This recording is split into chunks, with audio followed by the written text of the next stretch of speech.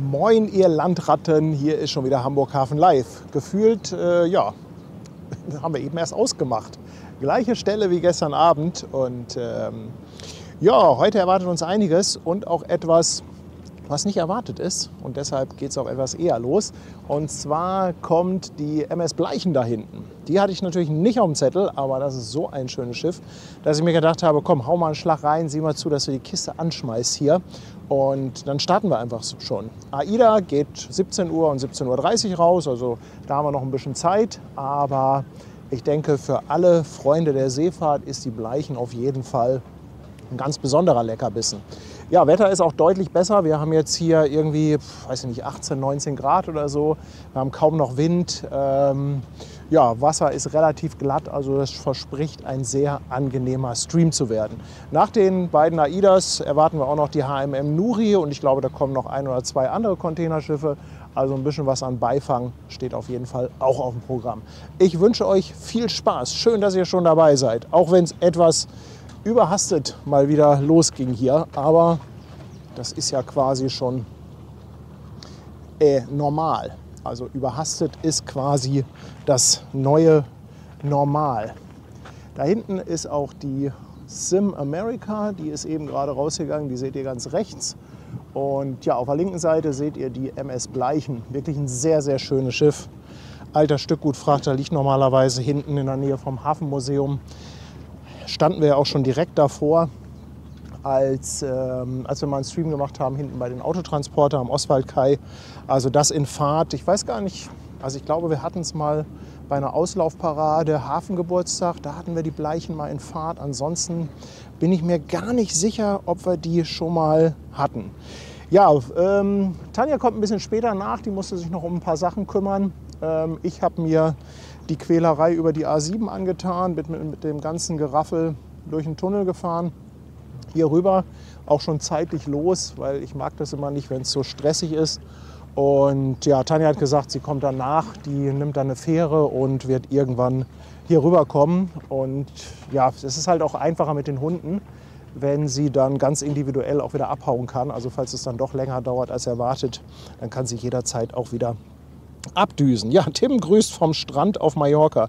Heute ist ausnahmsweise mal ein Tag, wo ich nicht neidisch bin auf dich, Tim. Aber natürlich wünsche ich dir einen schönen Urlaub.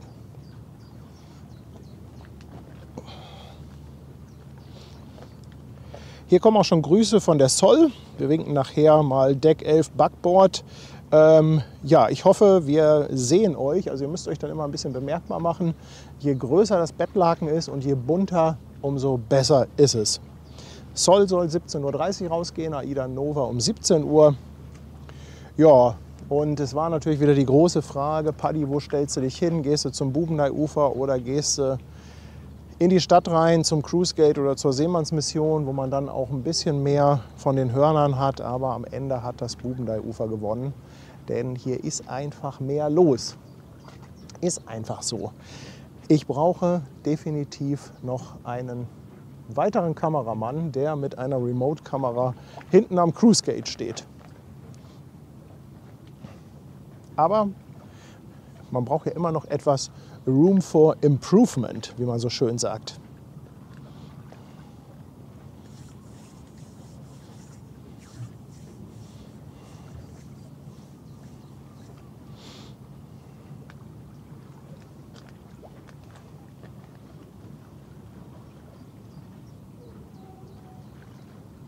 Ja, ich finde die Silhouette von der Bleichen schon sehr schön. Also dieser klassische Stückgutfrachteraufbau, das alleine ist schon toll im Vergleich zu modernen Containerschiffen.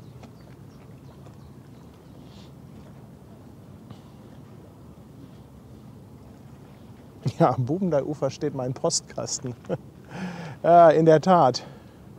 Ich fühle mich auch langsam schon dem Bubenei-Ufer verpflichtet. Irgendwie, weiß ich nicht, ist hier heute Nacht ein Mülleimer umgekippt oder so. Das konnte ich mir nicht mit angucken. Der ist brechend voll. Ich dachte mir, nee, also so kannst du dein Bubenei-Ufer nicht lassen. Muss ich eben erstmal Müll sammeln. So weit ist es schon.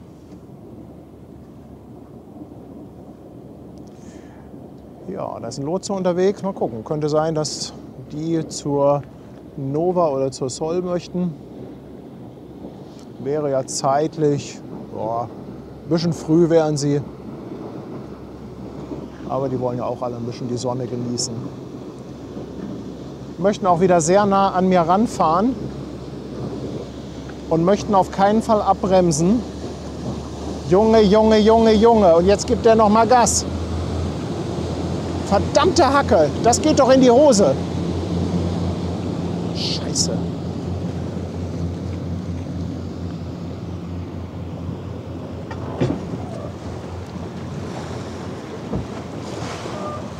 Ah, doch. Ui. Mann, dieser Nervenkitzel immer. Doch, ist gut gegangen. Wahrscheinlich liegt das daran, dass die Elbe generell etwas ruhiger ist und deshalb sich das vielleicht nicht so aufschaukeln kann. Ja, Stilger meint, ich wollte nicht neben den AIDA Ultras stehen. Ja, es ist halt auch wirklich voll da, ne? Also nichts gegen die Leute, die da halt immer so am Schreien sind, aber es ist generell natürlich sehr voll, wenn du da stehst, weil da halt auch sehr viele sind und verabschieden, ne? Also insofern ist es hier einfach für Streamen schon ein bisschen angenehmer.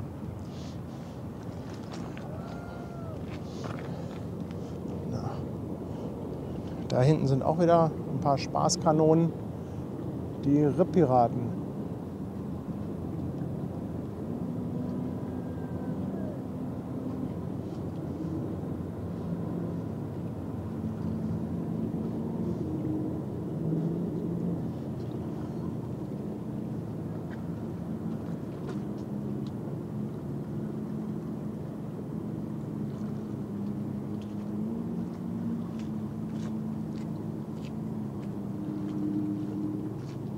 Ui, und da hinten liegen schon einige in der Sonne halbnackt.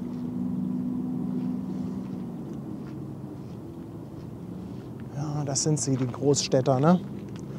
Kaum kommt da so ein bisschen die Sonne raus.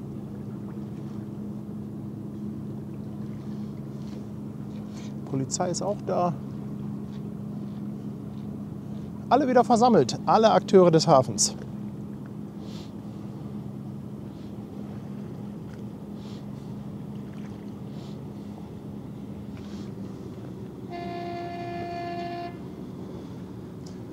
War das jetzt die WS 35?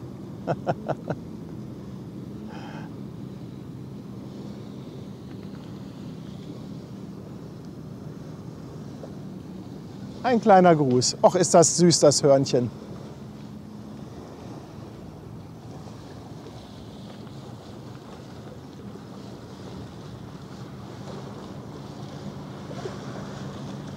Moin! Ach, die bremsen wenigstens ab, dann hupen sie und winken. Leute, das sind Manieren. Das sind Manieren auf dem Wasser. Ja, alle gut drauf, ne? Sonne kommt raus und schon überschlagen sich die Frühlingsgefühle.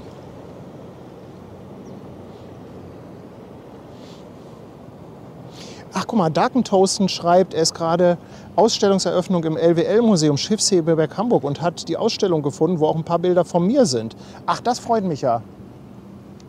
Das freut mich ja. Richtig cool. Ja, ich weiß gar nicht, wie viele Bilder von mir da gelandet sind in der Ausstellung. Keine Ahnung.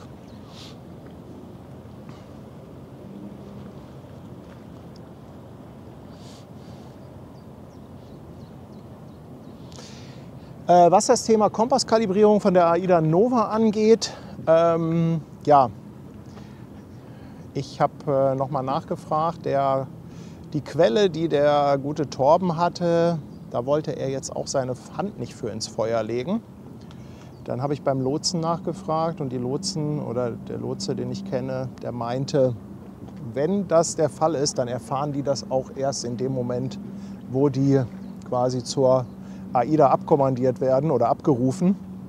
Und dann ist halt ein Kompensierer mit an Bord. Aber so vorab, sagt er, kann er das auch nicht sehen. Also das wird jetzt nicht irgendwie vorab großartig angemeldet. Von daher weiß ich nicht genau, ob da eine Kompasskalibrierung stattfindet. Ja, wenn, werden wir es trotzdem sehen von hier, natürlich etwas weiter weg. Aber Leute, guck mal, alleine dieser Anblick der Bleichen, das ist doch schon ein Grund, hier an diesem Standort zu stehen, oder?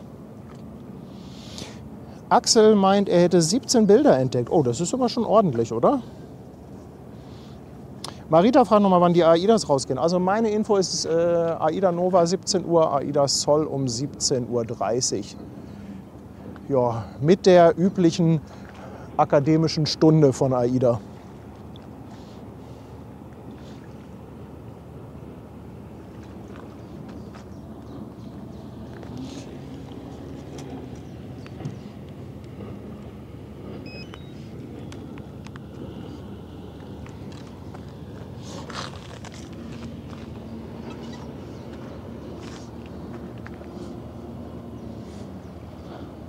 Da haben wir noch einen Fieder. Mal gucken, ob ich den Namen lesen kann. Expert ist das.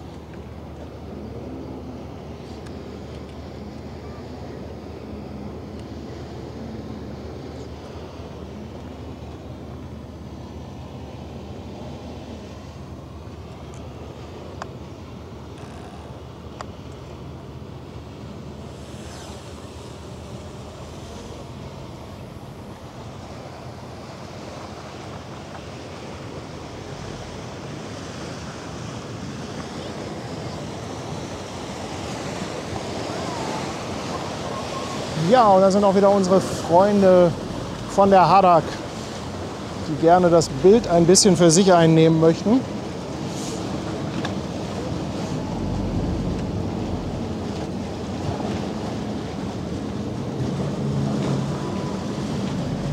Ist aber kein Problem. Wetter ist super, kaum Wind. Können wir auch die Drohne wieder einsetzen.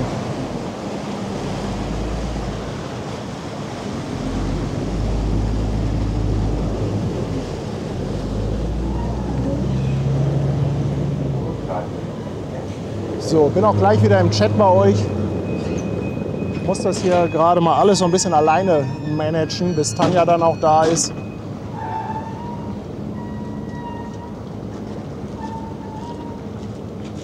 Hallo.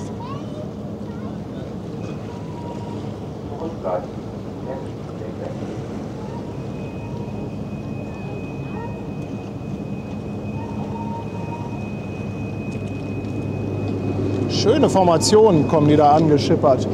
Was ist das denn? Dankeschön. Gucke ich mir gleich an. Ich bin gerade etwas abgelenkt.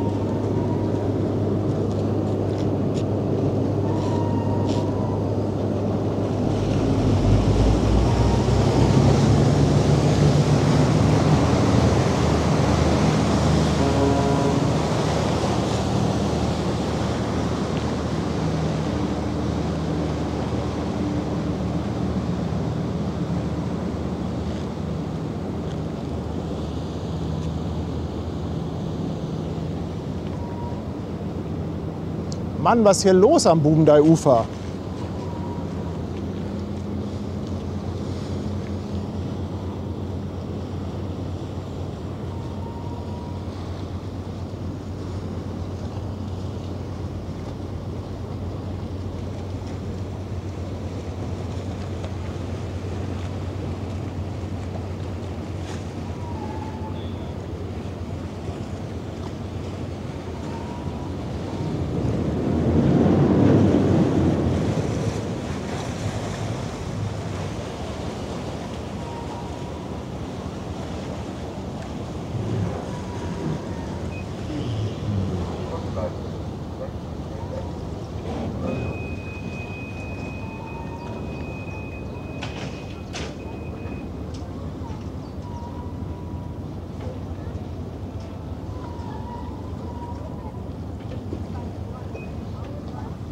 Was für ein schönes Schiff, die Bleichen, oder? Also ohne Streit.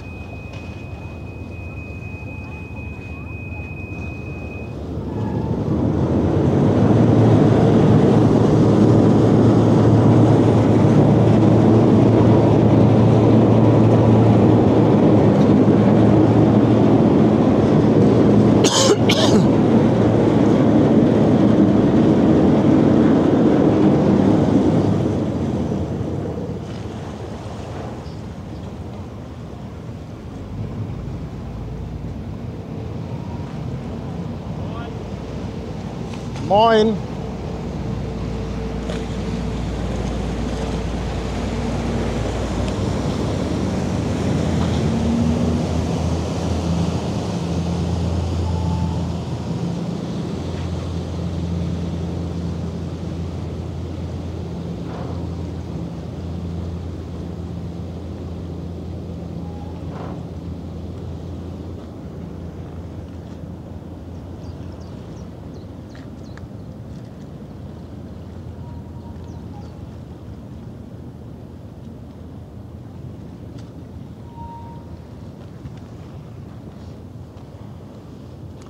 Also ich finde, das hat sich bildmäßig doch schon mal gelohnt, etwas früher zu starten. Ich wollte 16:30 Uhr loslegen. Guck mal, wären wir knapp zu spät gewesen. Gut, dass wir den WhatsApp-Alarm haben.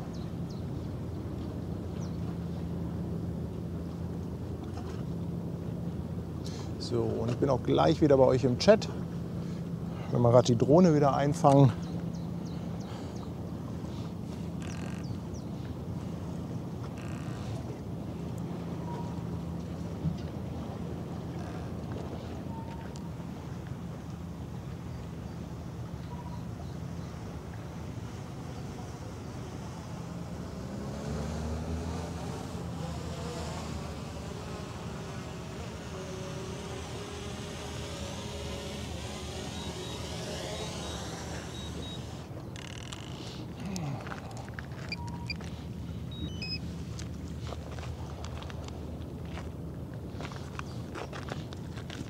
Okay.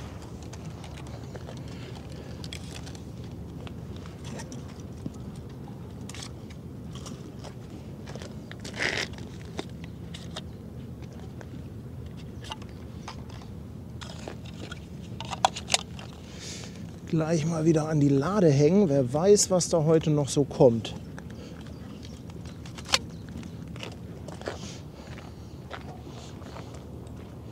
Schwester Hansen ist da, bei bestem Wetter. So, sorry, habe natürlich vergessen, die Kamera mitzuführen. Ihr Lieben, bitte entschuldigt. Okay, okay. So, jetzt schaue ich auch mal wieder ein bisschen in den Chat rein. Boah, sieht das cool aus. Also farblich mit der Sonne und allem drum und dran. Mann, oh Mann, oh Mann. Richtig, richtig cool. So, was ist denn hier schon wieder los? Der Friesenjunge ist mit einem Sub mit dabei auf Twitch. Dankeschön. Schwarzbart-Jürgen, auch mit dem Sub, aber schon im 8. Monat. Ohne Sven und Aber, auch 8 Monate dabei. Herzlichen Dank. Lady666, ebenfalls 8 Monate auf Twitch dabei. Mensch, danke ihr Lieben. Schwarzbart-Jürgen, hauen nochmal 100 Bits mit raus. Dann haben wir Dirk Kassel, 12 Monate auf dem Fischmarkt. Sagt, immer ein super Stream. Aber ich fand auch heute den Anfang schon nicht so schlecht. Also, ja. Stefan, 11 Monate, bald einjährig. Chris Startmann, Mann, 22 Monate. Hey Chris, danke, danke, danke. Der Bunny ist seit 5 Monaten dabei. Trommelkasperl im 7. Monat mit dem Prime Sub. Joachim Bettenhausen verschenkt eine Mitgliedschaft. Danke. Dann Olli, 2 Euro Superchat auf einen entspannten Nachmittag. Speedy 2986, ein Sub im 3. Monat, der Technikfreak Hamburg ebenfalls im 3. Monat und Butze 1904 mit einem Prime Sub jetzt neu an Bord. Ein ganz fettes Dankeschön, ihr Lieben.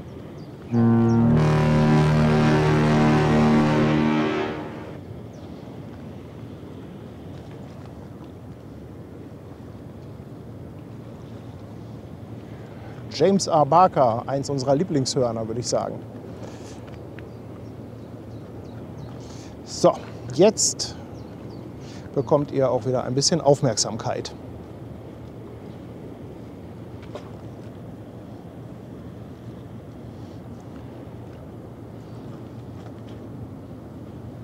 Jo, Chris, 2 Jahre bald. Wahnsinn, oder?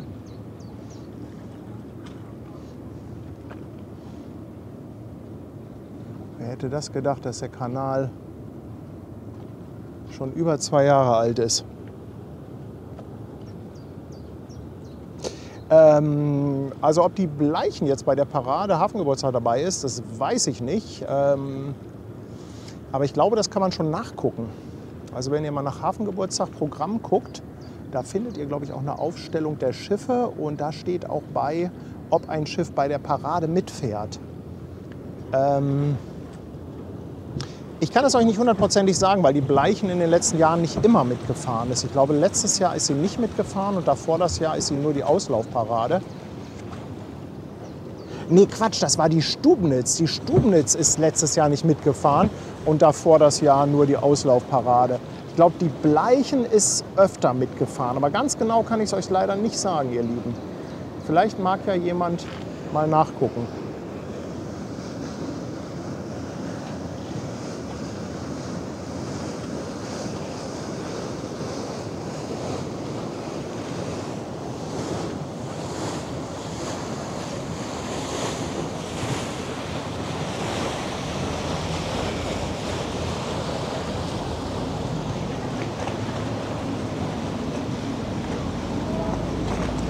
Auch schon wieder voll die Fähren. Ja, bei dem Wetter ist natürlich Halligalli.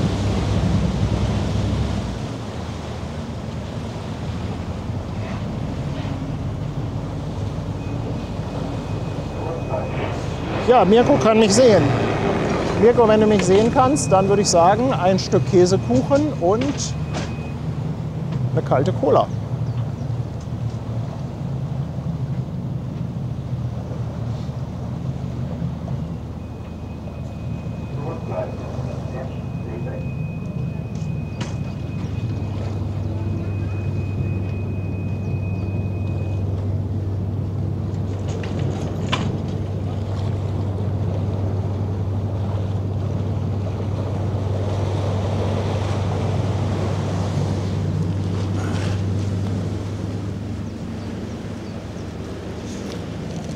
Aber das mit der Cola kann ich selber erledigen. Ich habe nämlich hier so eine eiskalte Limo.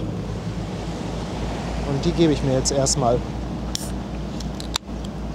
Ja, Paddy hat Wünsche. Wenn ihr wüsstet, was ich alles für Wünsche habe. Prost, ihr Lieben.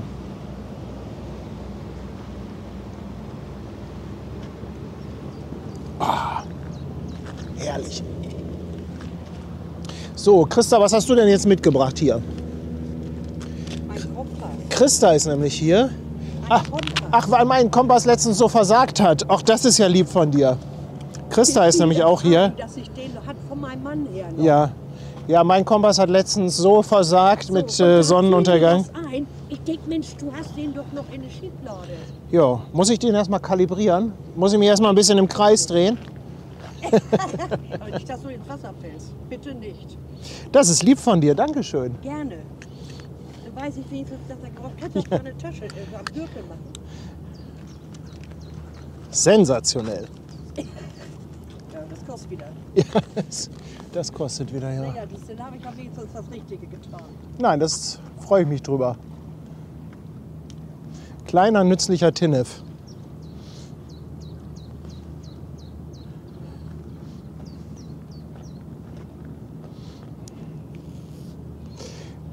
Ach, guck mal, der Michael hat nachgeschaut und meint, dass die Bleichen bei Ein- und Auslaufparade Hafengeburtstag mitfährt.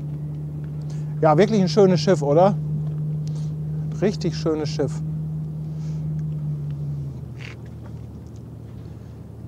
Ich sehe da vorne einen Fairplay-Schlepper. Vielleicht mag ja mal jemand von euch auf den Vesselfinder gucken. Kann das sein, dass der schon unterwegs ist zur HMM Nuri? Und guckt mal bitte, was am Elbstrand los ist. Leute, guckt mal dahinter am Elbstrand.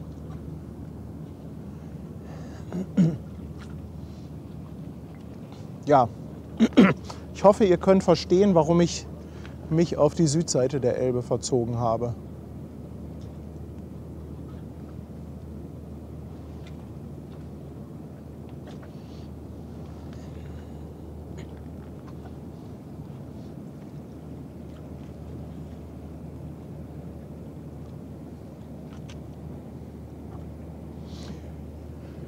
Ja, wenn die HMM Nuri jetzt in Wedel ist, ich glaube, die hat eine handliche Größe. Nee, nicht mehr ganz. Ich glaube, das ist 366 Meter, da ist sie nicht mehr ganz handlich. Aber dann könnte das sein, dass der Schlepper zur Nuri möchte. Und das könnte natürlich auch ein Grund dafür sein, dass vielleicht die beiden AIDAs ein bisschen später rausgehen. Wenn die Nuri dann hier noch rein und drehen möchte.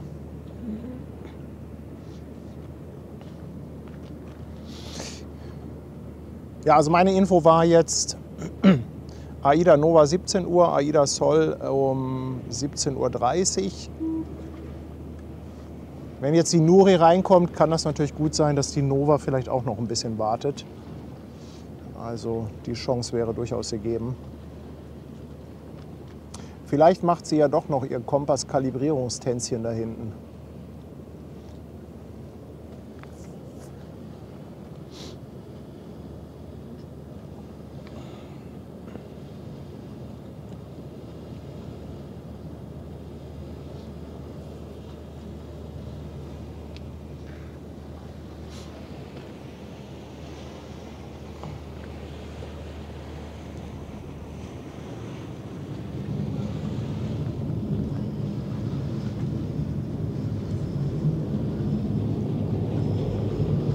Natalie meint jetzt, AIDA Sol 18 Uhr.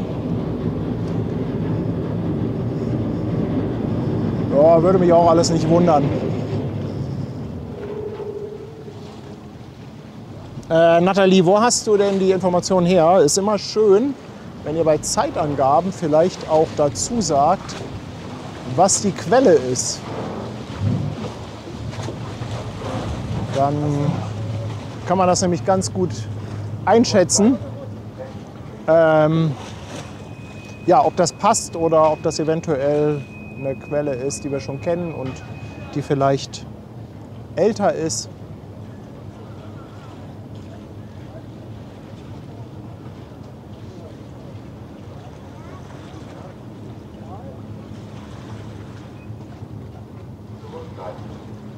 Aber ich sag mal, ob 17 Uhr oder 18 Uhr, das ist ja bei AIDA fast schon eins.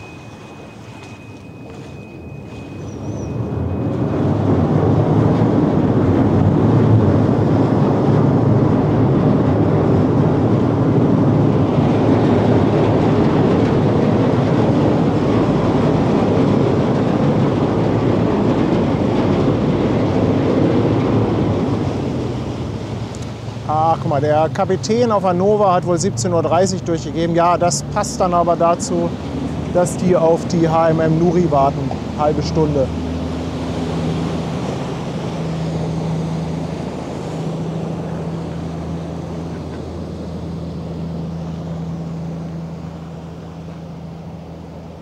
So, was schreibt ihr? Fairplay 96 ist schon dran an der Nuri. Ich glaube, ich sehe sie auch da hinten schon.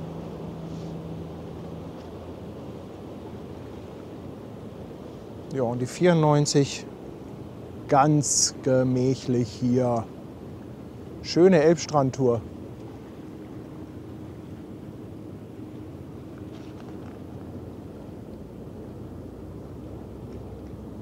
Da kommen noch weitere Containerschiffe, die Puerto Limón Express oder so ähnlich heißt sie. Die ist auch noch unterwegs und warte mal, wie heißt die? Wie heißt die andere? Warte mal, ihr habt es doch bestimmt hier irgendwo geschrieben, ne? Ute hatte geschrieben, ja, Puerto Limón. Ist da nicht noch eine? Ist da nicht noch irgendwas im Zulauf? Schrauber Niki ist auch im Chat. Mensch, dann ist der bestimmt auf der 96. Hinten an der HMM Nuri. Ja, danke für die Info. Ihr müsst mir immer so ein bisschen helfen. Also ihr wisst, ich bin alleine hier. Also mir gehen locker 60-70% Chat durch die Lappen. Das ist alles nicht böse gemeint, aber wenn du ja, hier alles alleine machst, was mir ja durchaus Spaß macht, kannst du nicht auf alles achten.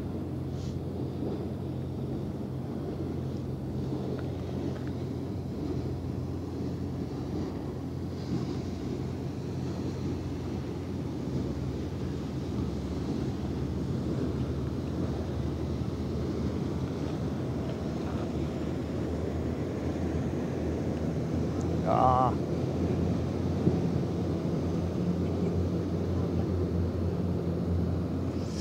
Ja, mal gucken, wie die Welle ausfällt. Die sieht jetzt auf den ersten Blick nicht ganz so schlimm aus.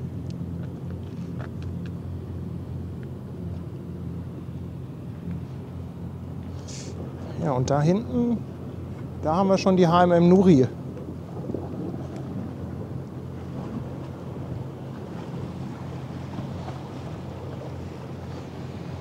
Ne, der war easy. Die sind hier schön langsam vorbeigefahren. Schrauber Niki ist auf der 94. Okay. Eigentlich gehört er doch auf die 96. Müssen die denn immer alles durcheinander werfen?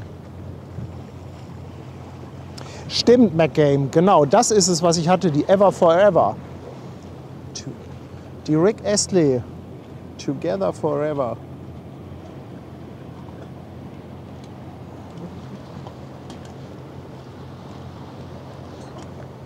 Auf jeden Fall dann mal schöne Grüße an die 94 und an Schrauber Niki.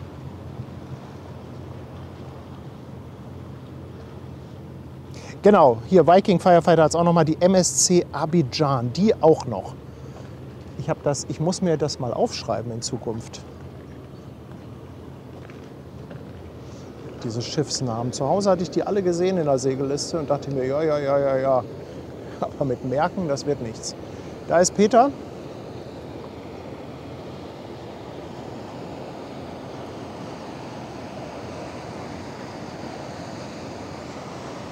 Und die Wolfgang Borchardt, nächste Fähre.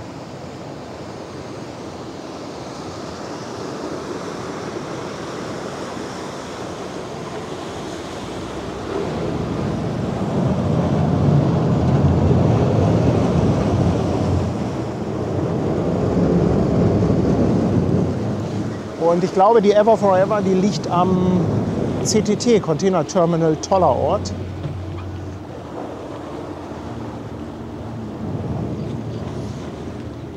Das heißt, ganz in der Nähe von der AIDA Nova.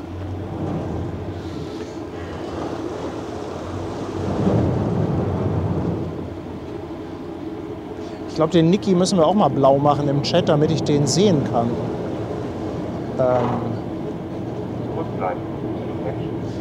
Schwester Hansen ist ja gerade da. Da ist er, Schrauber Niki. Schwester Hansen, vielleicht kannst du mir mal die URL, die Kanal-URL rauskopieren. Oder ich versuche das mal gerade selber. Dann machen wir den mal demnächst blau, dann fällt er besser auf im Chat.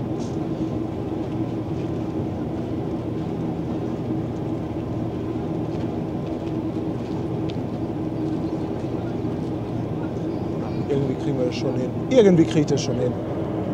Moin. Hi. Bitte? Sendung. Ja. Hast du gerade eine Hafen live? Ja. AIDA oder warum? Ja, nee, ist jede Menge los. Also da kommen Containerschiffe und Ich dachte AIDA. ich dachte Und irgendwas richtig Special, so wie sonst. nee, also richtig special ist das Meine nicht. Sicht sieht heute eher unspektakulär aus. Ach ja, Was das ist? du, aber die Sonne geht ja auch runter. Was hier noch jetzt? Ja, Sie hat auch auf das das mal. Ich habe immer geguckt, ja.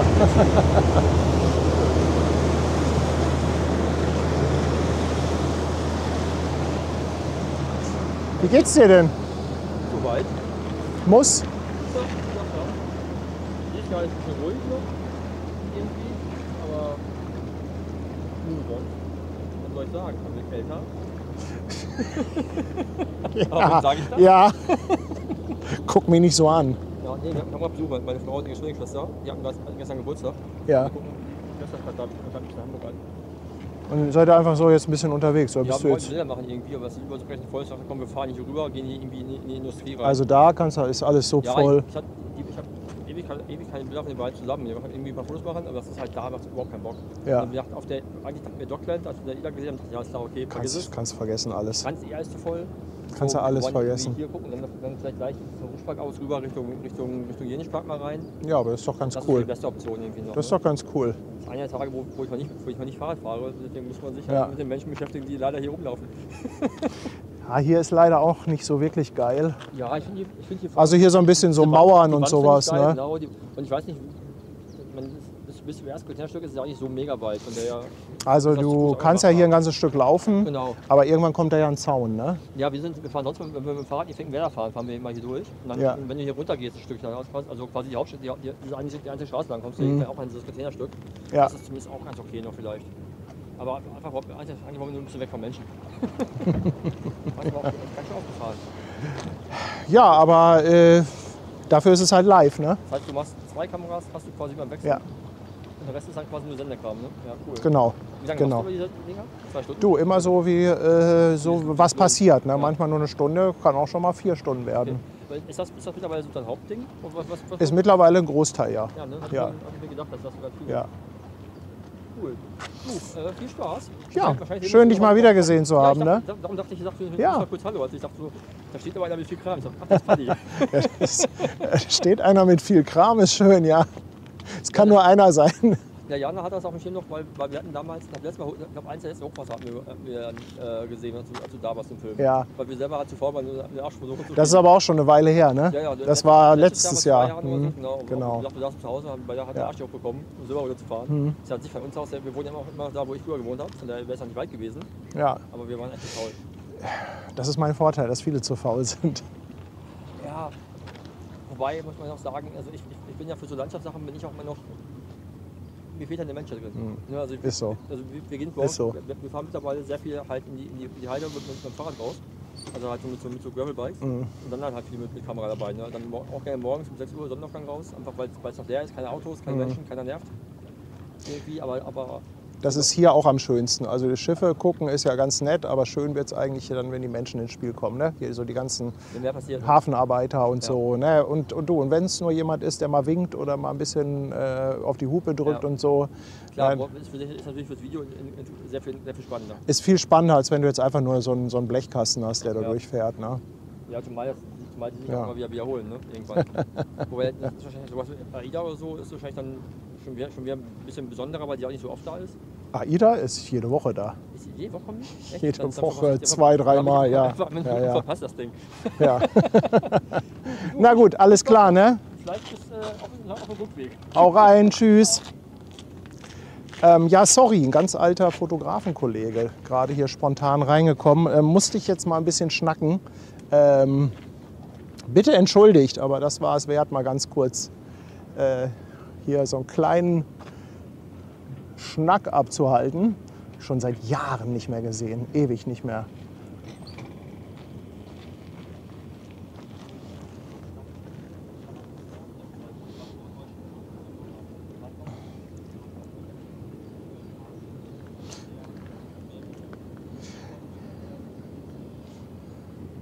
Ja, HMM Nuri, 366 Meter, geht zum CTB, Container Terminal Burchard-Kai.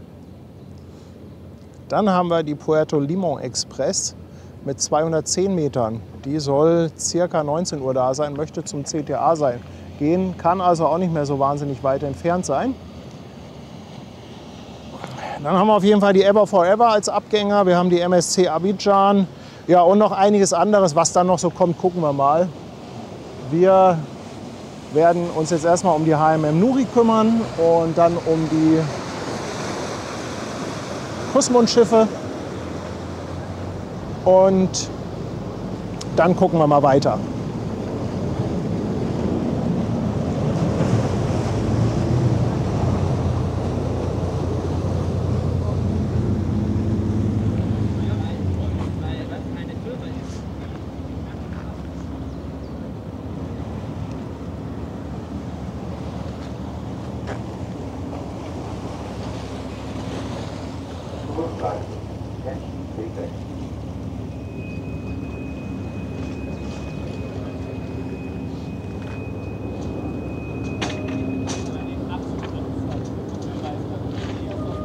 Ach, Kirsten ist auch da aus dem Krankenlager. Ja, Kirsten und Ben, hier hat es ein bisschen zerrissen. Ich glaube aber beide zumindest auf dem Weg der Besserung. Zumindest gab es von Ben schon mal wieder ein paar Lebenszeichen per WhatsApp. Und Kirsten scheint ja gerade im Chat zu sein. Also liebe Grüße an euch beide. Ich hoffe, ihr könnt schon wieder feste Nahrung zu euch nehmen.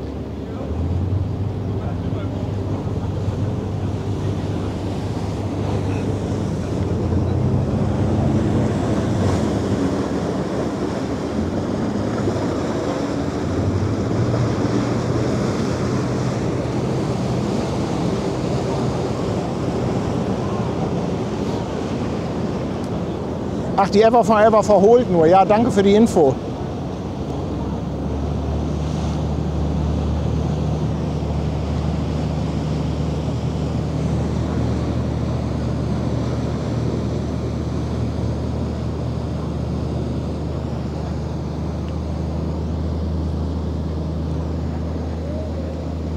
Da haben wir die Altona. Leute, was ist hier los mit Fähren? Hilfe, Hilfe, Hilfe.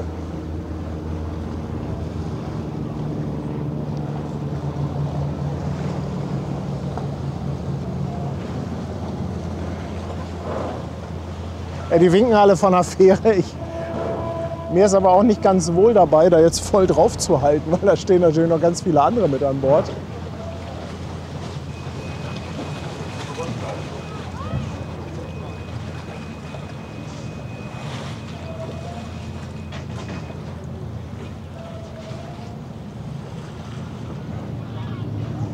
Ich glaube, nach der Fähre ist erstmal einen kleinen Moment Ruhe.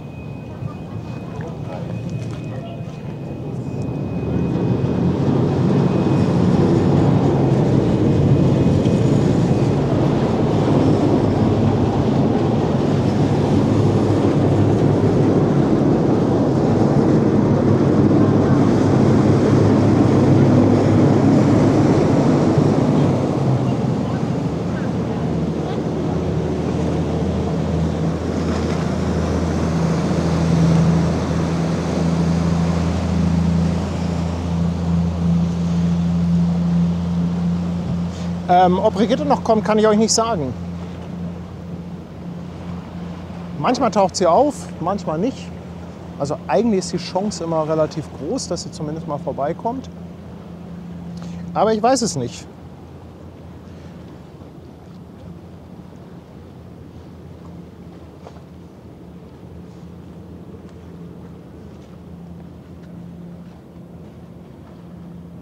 So, jetzt erstmal die HMM Nuri.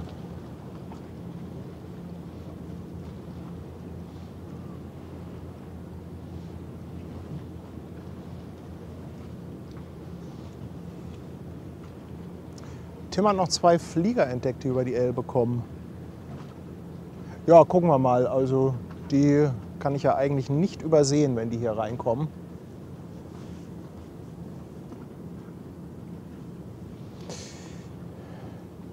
Also alle, die nachher auf der AIDA sind, die jetzt auch hier im Chat schreiben, Ramona lese ich gerade wieder,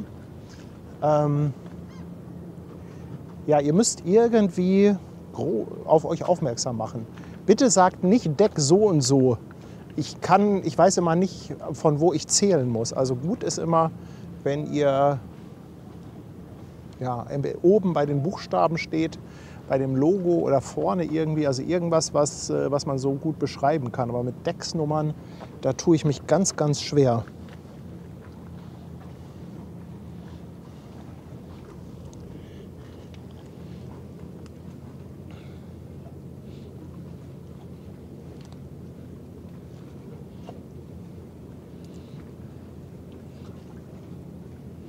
Mensch, ich weiß gar nicht, wo ich eben stehen geblieben bin.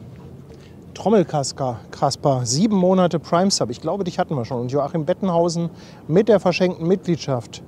Hatten wir, glaube ich, auch schon. Egal. Olli O, 2 Euro Superchat. Ach, guck mal hier, die hatten wir alle. Ich glaube, den Technikfreak Speedy hatten wir auch. Petra hatten wir auch. Aber Andreas aus OWL mit 20 Euro. Mensch, vielen Dank. 1 Jahr und 9 Tage Streams schauen bei Hamburg Hafen Live. Einfach nur schön. Liebe Grüße zurück. Der Logistiker ist da mit 5 Euro.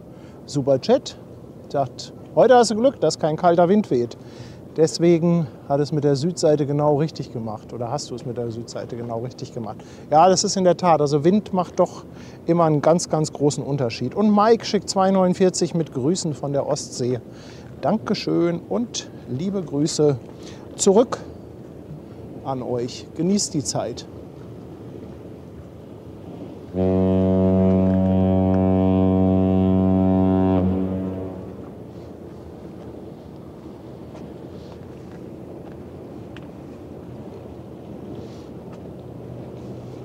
Hoffnung ist natürlich, dass wir nachher noch ein bisschen richtig schönes Pornolicht kriegen.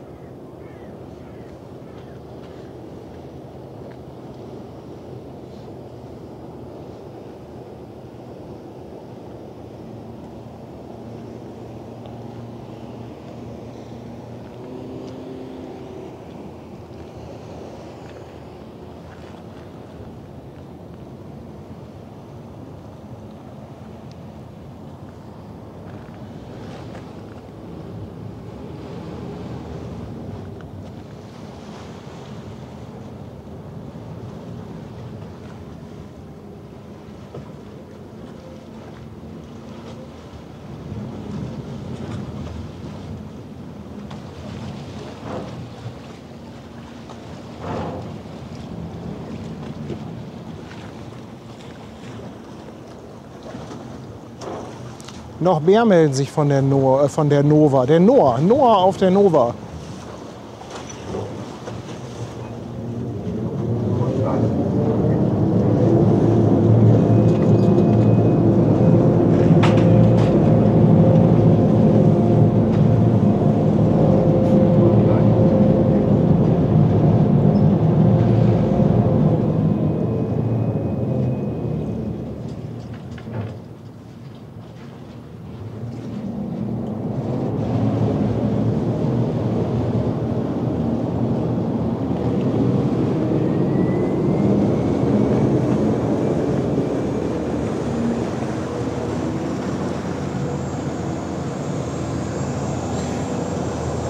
Ich hatte eigentlich damit gerechnet, dass die HMM Nuri nach den beiden AIDAs reinkommt. Aber jetzt doch etwas eher.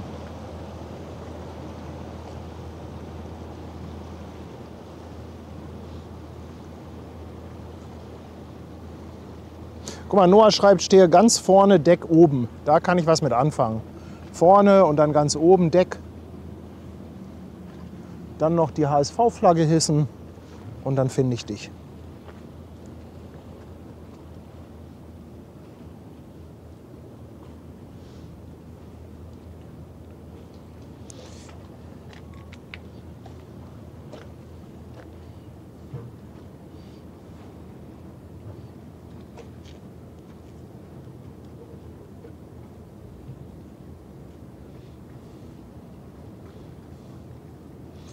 Also, jetzt ist gerade der Lotse an der Nuri. Wir haben hinten Fairplay 96, Fairplay 94 ist seitlich an der Springklüse dran. Peter ist vorne am Bug auf der Position 1. Wir haben 366 Meter Länge, 51 Meter Breite. Das Schiff wurde 2021 gebaut.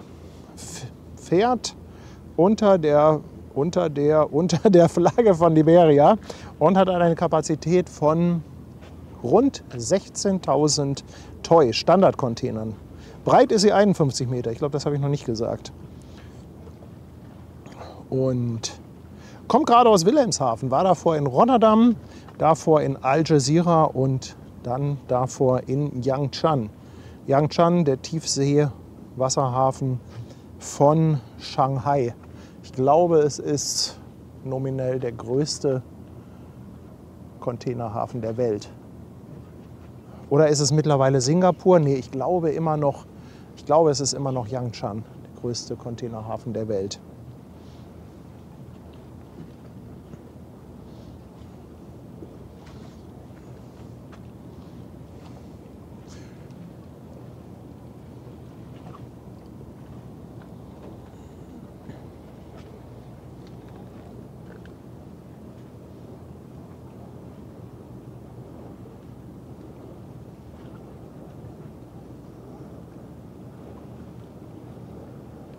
auch lässig.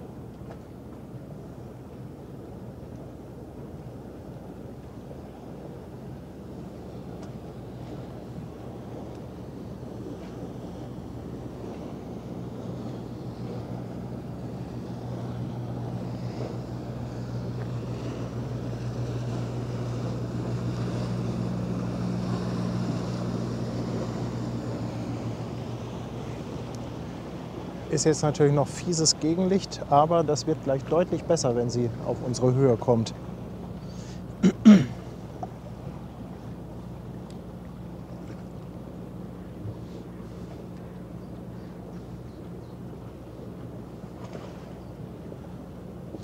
Dirk, Willi hatten wir dieses Jahr schon einmal im Stream oder sogar schon zweimal. Das ist aber eigentlich genau Willis Wetter heute. Jetzt kommen erstmal die Ripp-Piraten. Mal gucken, ob sie noch eine Pirouette hier vor der Kamera hinlegen. Und bitte Ripp mit P geschrieben. Mit B, nicht Ripp mit P. Also nicht Rest in Peace.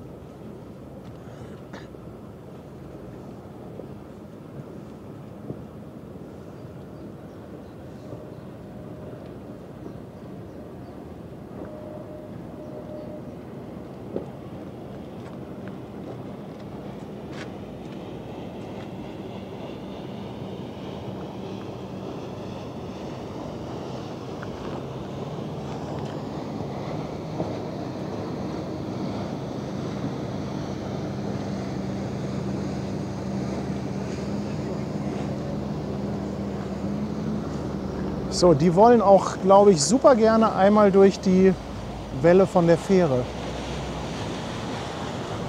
Oder machen sie da einen Bogen drum? Nein, die fahren natürlich voll rein.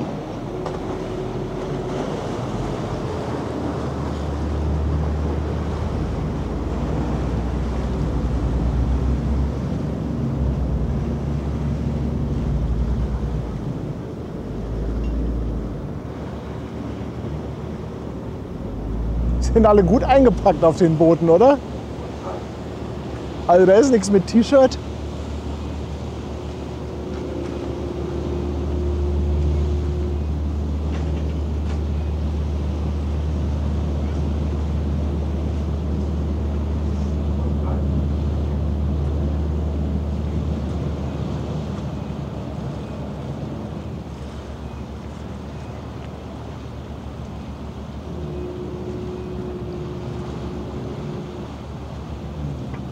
Die Louisiana Star ist aber auch flott, oder?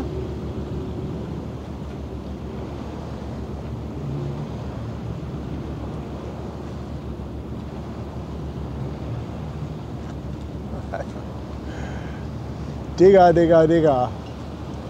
Was ist hier los auf dem Wasser? Die Ruhe des Winters ist vorbei.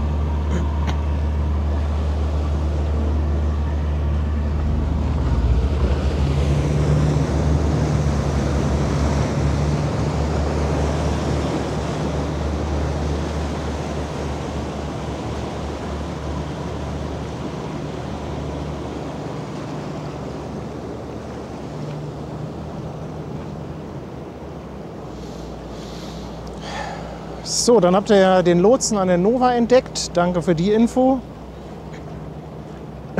Hast eine Winkerhand dabei?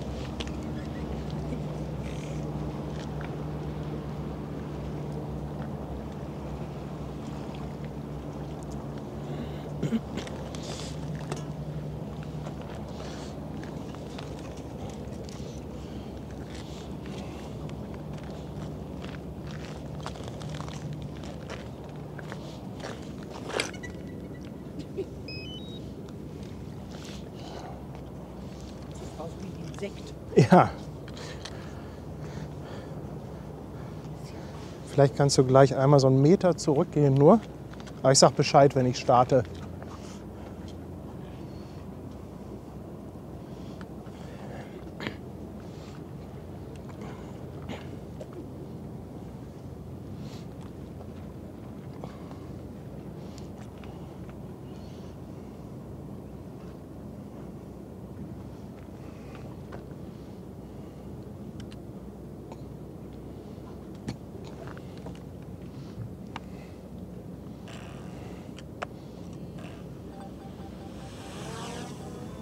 Waypoint updated.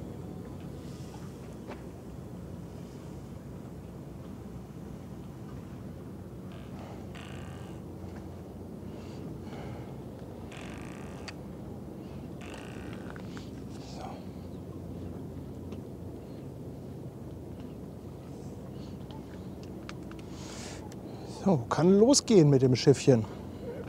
Ich wäre dann soweit. Habe auch das Anti-Fähren-System gestartet.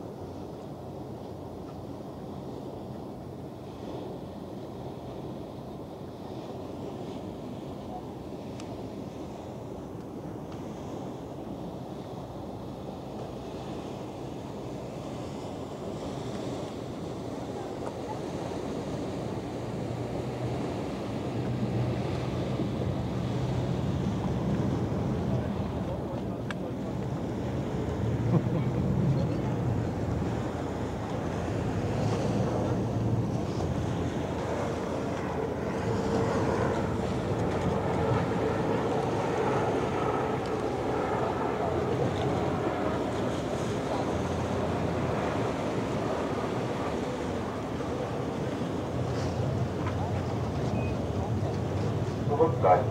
Attention, stay back.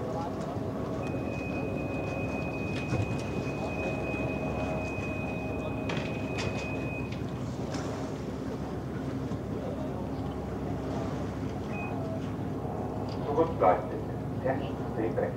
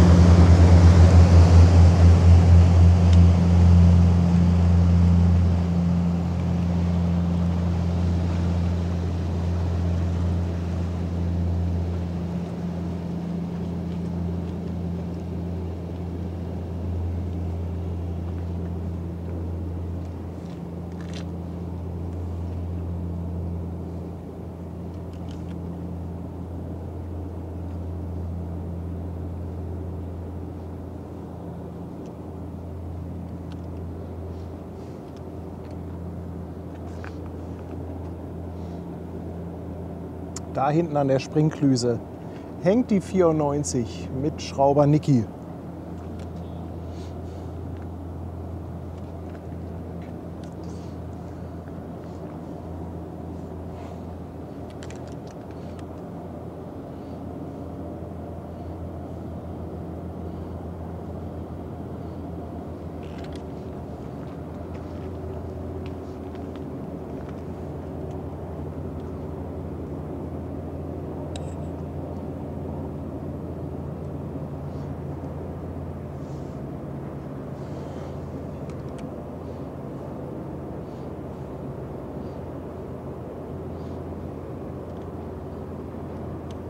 Huch.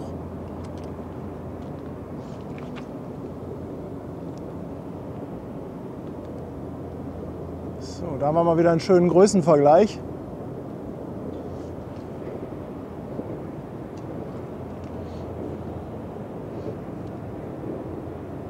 Huch, wo ist er hin? Ach, da.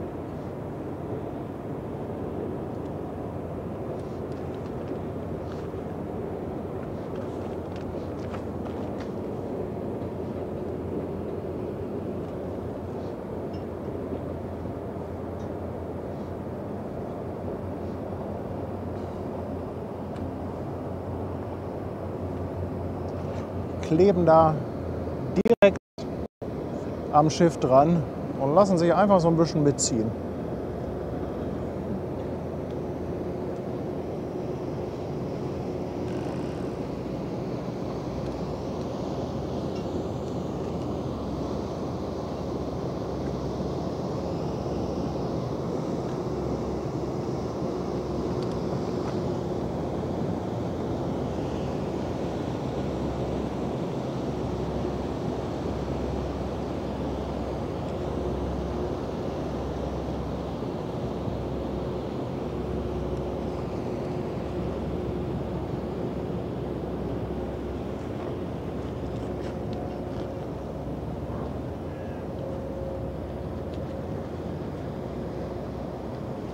Gewaltig, gewaltig das Bild.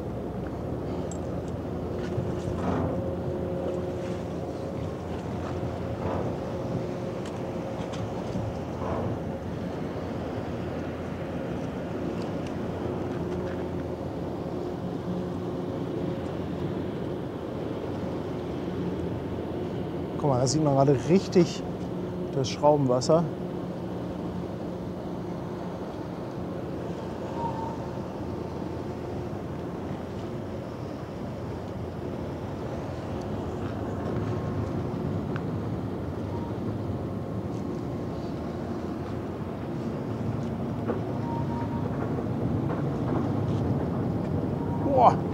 Oh.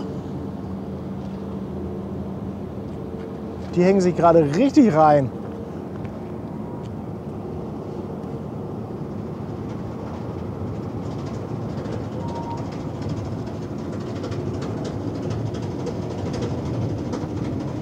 Was ist denn das jetzt für ein Geräusch?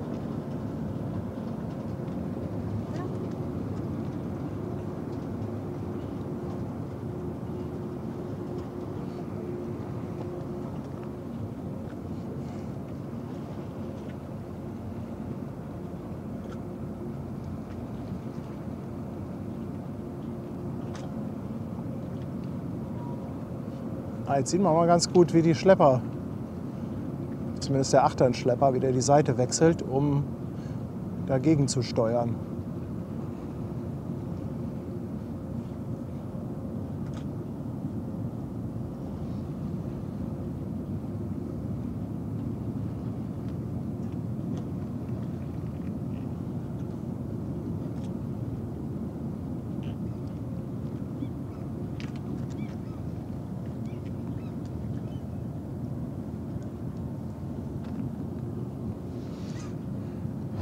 Immer wieder interessant anzusehen. Ja, alle, die das nicht kennen, die vielleicht das erste Mal hier sind, das Schiff wird jetzt positioniert vor der Einfahrt zum sogenannten Parkhafen. Das ist ja hier jetzt so rechts die Einfahrt. So wirklich gut sieht man es eigentlich nicht im Bild. Aber gleich, wenn das Schiff dreht, wird man sehr gut sehen, wo es hin will. Es möchte also da rechts, wo die Containerbrücken oben sind, da seht ihr im Hintergrund auch eine Evergreen liegen. Und direkt davor möchte die HMM Nurin. Da liegt auch noch irgendwas Kleines. Ich schätze mal, das muss auch noch weg. Und jetzt wird das Schiff in Position gebracht. Dabei muss natürlich die Strömung berechnet werden. Also ist Flut, ist Ebbe. Und man versucht halt, die Strömung für die Drehung mit zu benutzen. Dementsprechend wird das Schiff dann immer mal ein bisschen weiter vorne oder ein bisschen weiter hinten positioniert. So, ich werde mal kurz die Drohne einfangen. Jetzt haben wir ja super freien Blick hier.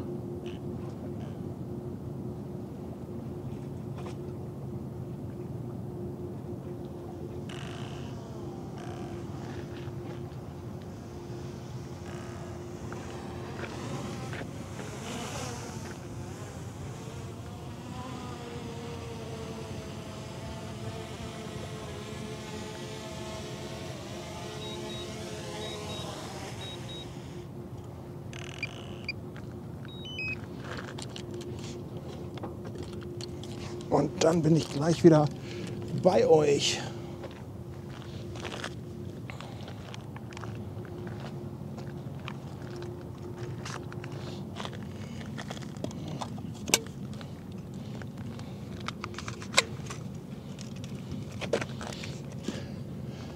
So, ihr Lieben, ich hoffe, die Bilder haben euch gefallen. Ich bin wieder etwas im Chat dabei. Ich muss mich natürlich mal ein klein wenig konzentrieren, wenn ich mit der Drohne fliege. Annette Wasner hat eine Mitgliedschaft verschenkt. Annette, schön, dass du wieder dabei bist. Ich danke dir. Die ganze Bande aus Wasserburg, Anja und Danny, schicken 2 €. Danke an euch. Thomas, jetzt Mitglied auf dem Fischmarkt. Herzlich willkommen. Matze, 5 € Superchat. Fragt Paddy, hast du Tanja schon eine Mittelfreigabe für eine, oder habe ich schon eine Mittelfreigabe für eine neue Drohne bekommen? Ja, ich kann ja immer sagen, Tanja, das ist eine wichtige Geschäftsinvestition zur Sicherung unseres Überlebens. Das sind immer so meine Argumentationsketten dabei. Erhard schickt 2 € Superchat für den trockenen Hals von Schwester Hansen. Chase Bushuisen, 2 € Superchat und sagt danke für die wunderschönen Bilder. Dann haben wir noch Ole mit 10 € Superchat. Und er sagt, wir haben euch am 15.03. von der Zoll auch zugewunken. Wir waren auf der Backbordseite. Und am 29.03. haben wir Brigitte mit Fahrrad und Leuchtweste begrüßt. Ja, eine Frau mit Fahrrad und Leuchtweste, das kann in der Tat die liebe Brigitte sein. Und der Stereograph ist jetzt auch mit an Bord bei Twitch, lässt ein Prime-Sub da. Danke, ihr Lieben.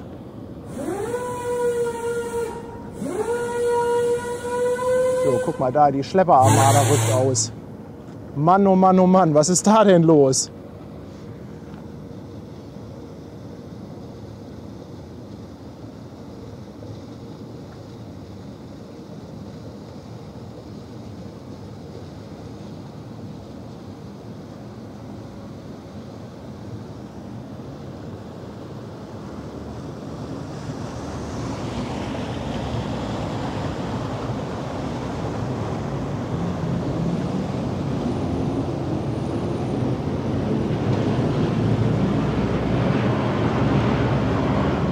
Ich glaube, Puerto Limón Express war das nächste Containerschiff. Kann das sein?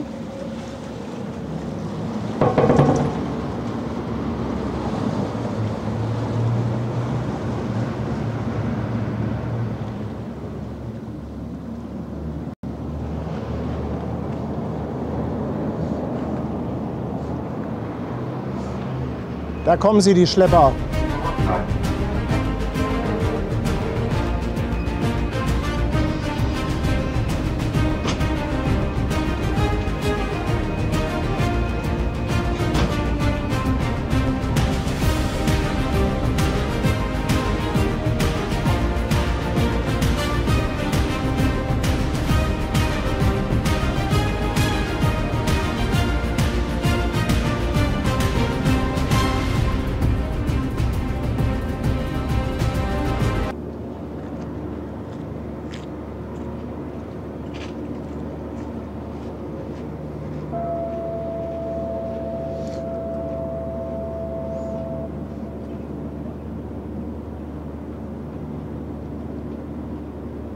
Junge, Junge, was ist da los?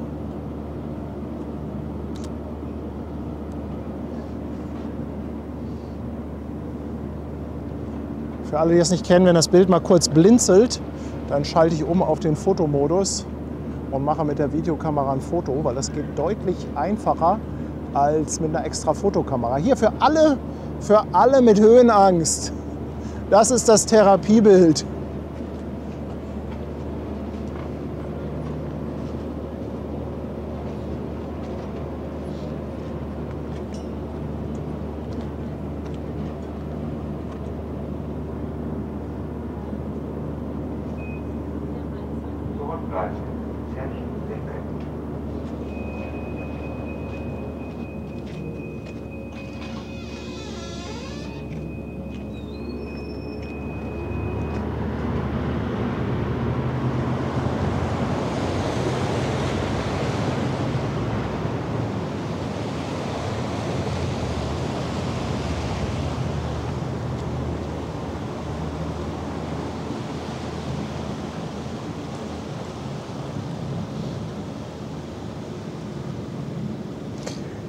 Ja, ich kann mir vorstellen, dass dem einen oder anderen da dann schon so ein bisschen anders wird, wenn er diese Gangway sieht.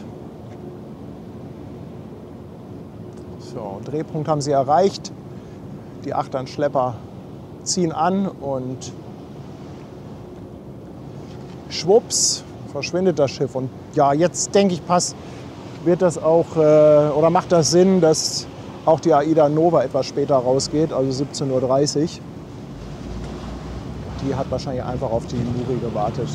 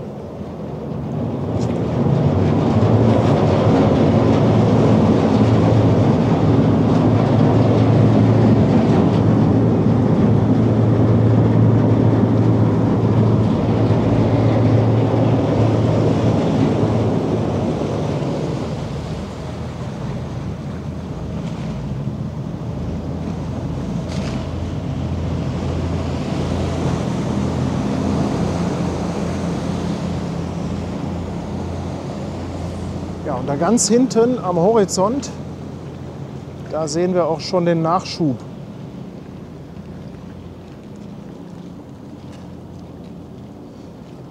Im Hintergrund haben wir die MSC. Ist das im Vordergrund die Puerto Limón Express? Könnte sein, oder?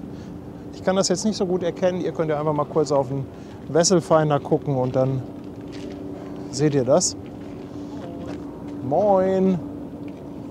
Und hier ist gerade der Entenmarsch der Schlepper.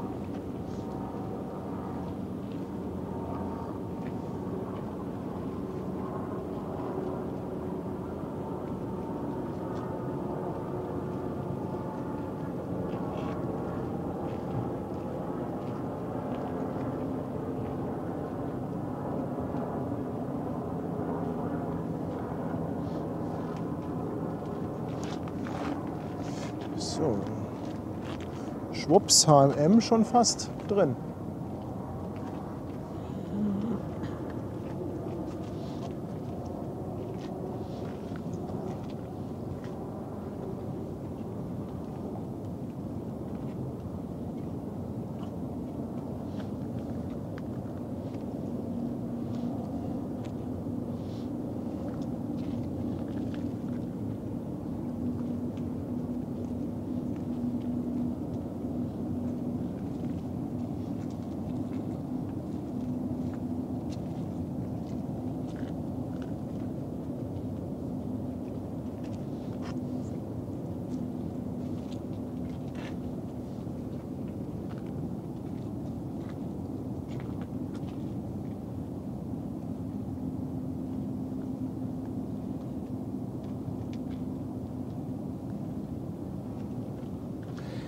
Immer wieder faszinierend.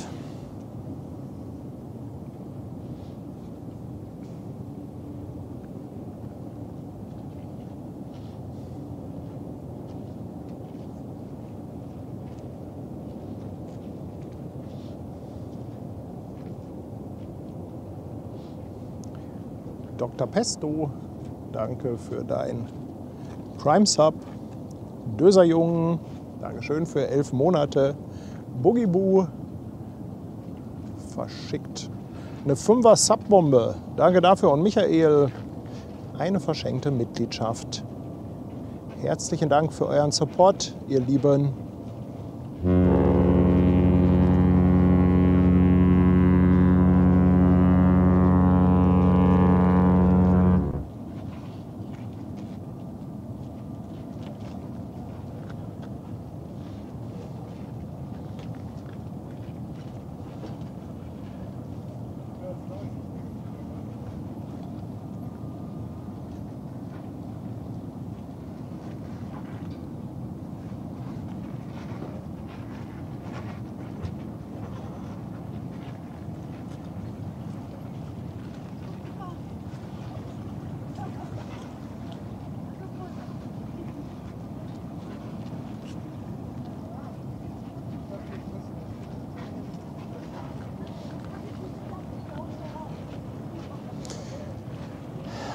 Die Schlepper, also zumindest beim Fairplay 95, 96 weiß ich, haben so rund 6700 PS.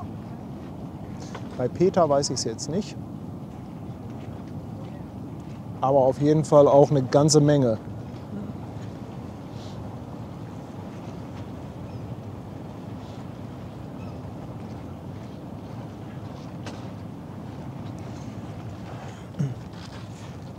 Die beiden Aufkommer, die beiden Containerschiffe sind, glaube ich, nicht ganz so groß.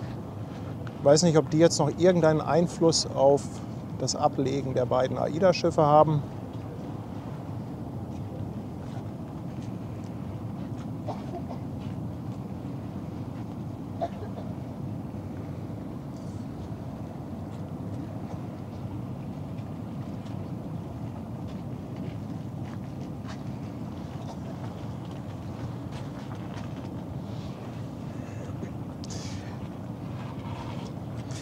Die stärkste Leistung von einem Schlepper in Hamburg und international, möchte der Clickbait-Hater wissen. Schöner Name.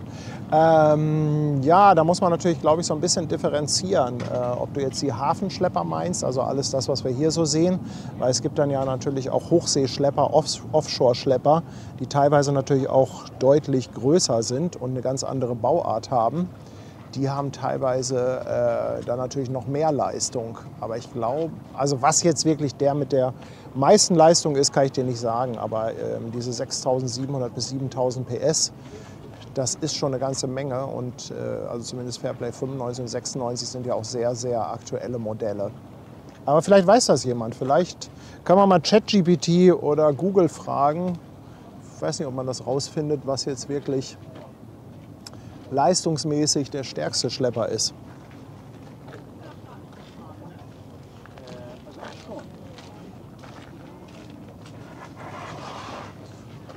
Das ist ja mal ein Bild. Oh.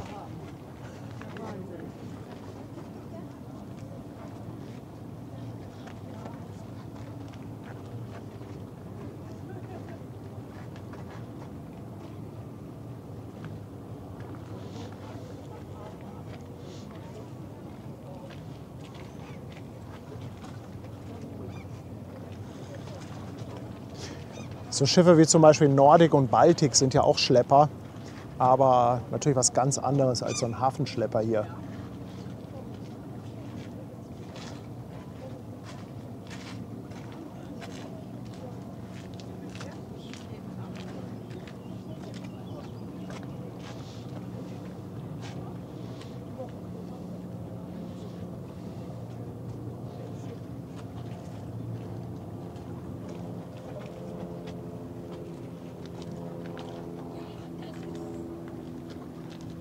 Wenn ich hier ganz kurz stehe? Nein, wenn Sie sich nicht direkt mit dem Kopf vor die Linse stellen, ist das gar kein Problem.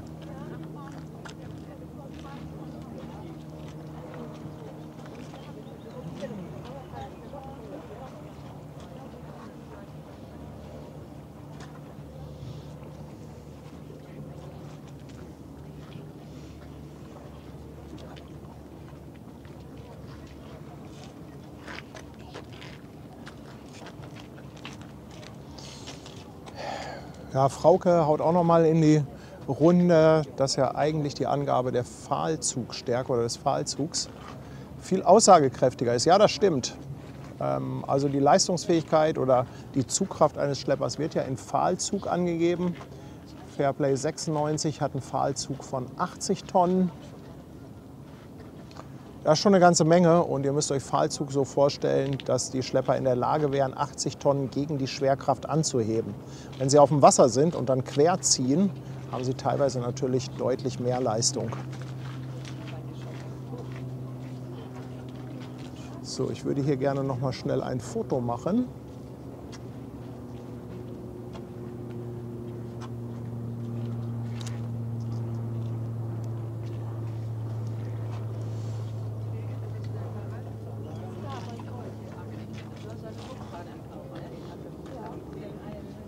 Dackelmann sieht seinen Container. Hast du genau darauf geachtet, auf die Kennung? Container haben ja alle eindeutige Markierungen oder eindeutige Kennungen, also quasi so eine ID. Und bei Hapag-Lloyd ist es mittlerweile so, dass sogar jeder Container einen GPS-Tracker hat. Also da kannst du als Kunde wirklich deinen Container verfolgen.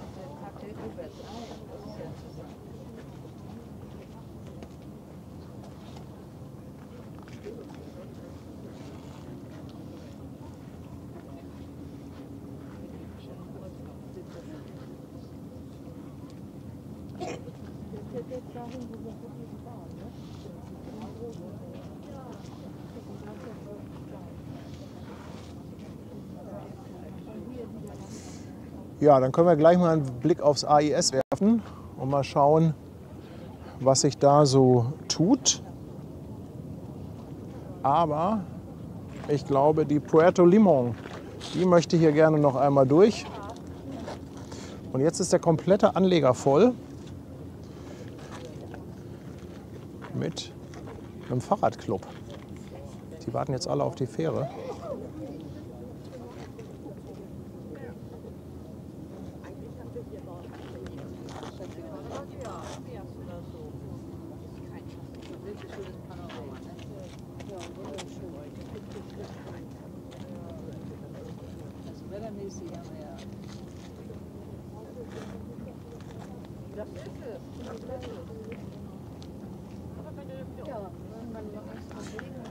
Ich mag ja diese Schiffsform mit eigenen Ladekranen.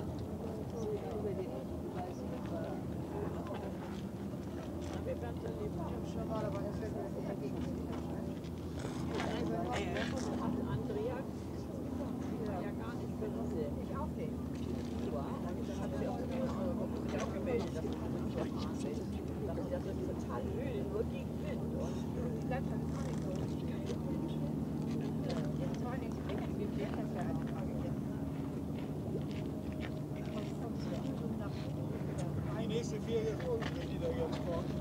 Aber wir können es ja dann die Zeit und dann nur verzweigen, dass wir gleich Geschichtsgefühl da sind.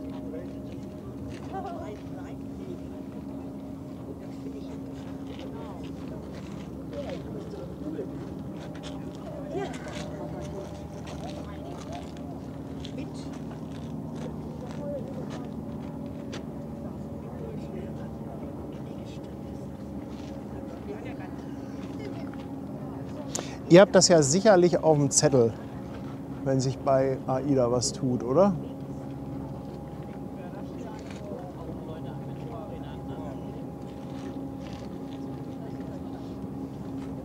Oh, Gretsche hat mal gegoogelt und meint, der stärkste Hafenschlepper der Welt wäre die Island Victory mit 477 Tonnen Pfahlzug.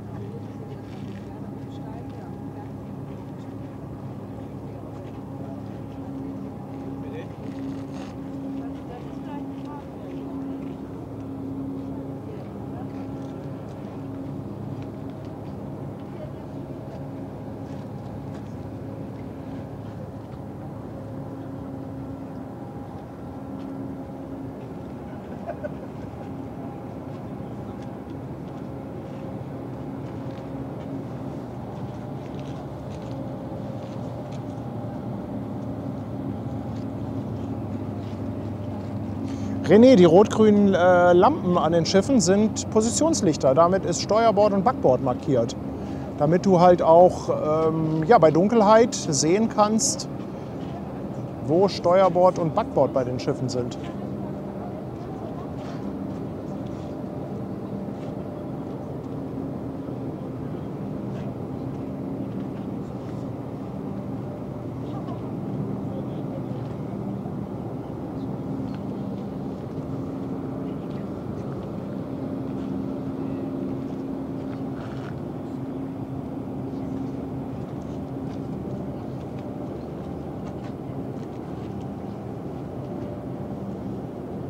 Da werden schon Leinen klar gemacht. Die legen schon die Wurfleinen parat.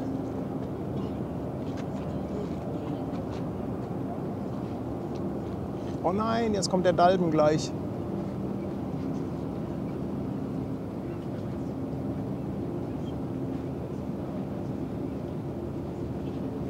Jetzt hat er's.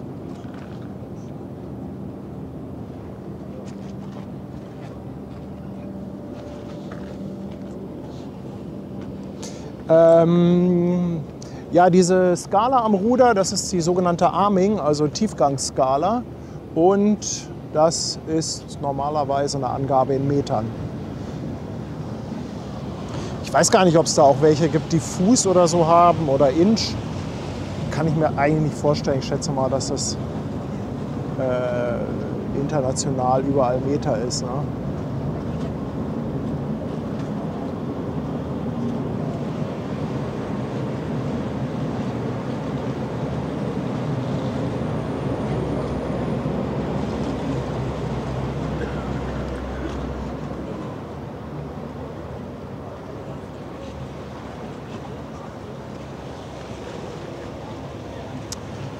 Min Froh ist gleich unterwegs mit der Finkenwerder zu mir. Oh, dann fährt sie ja das erste Mal mit der neuen Fähre. Endlich Verstärkung. Tanja will sich wieder nur die AIDAs angucken. Hier ist die Frage, ob zu Schwester Hansens Hochzeit auch ein Stream kommt. Also, ich sag mal so, wenn es eine Hochzeit von Schwester Hansen gibt, dann werde ich das streamen. Aber die Wahrscheinlichkeit würde ich jetzt mal nicht so riesig einschätzen.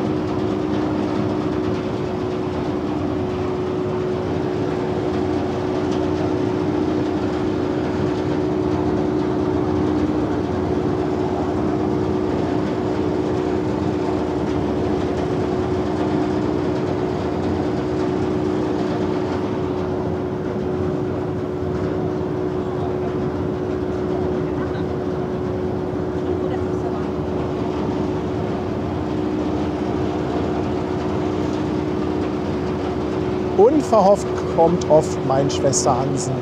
Ja, das ist so. Aber ich habe ja schon versprochen, dass ich dann die Hochzeitsfotos mache.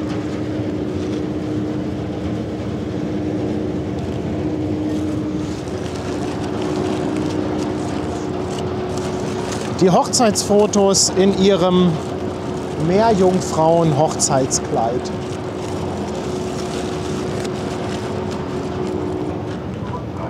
Oh, und ich glaube, ich sehe die Finkenwerder da.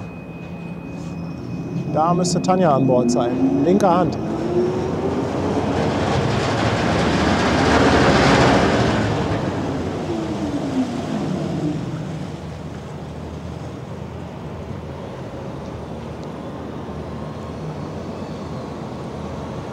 Also vielleicht warten die AIDAs doch noch ein bisschen den Traffic ab. Oder tut sich da schon was?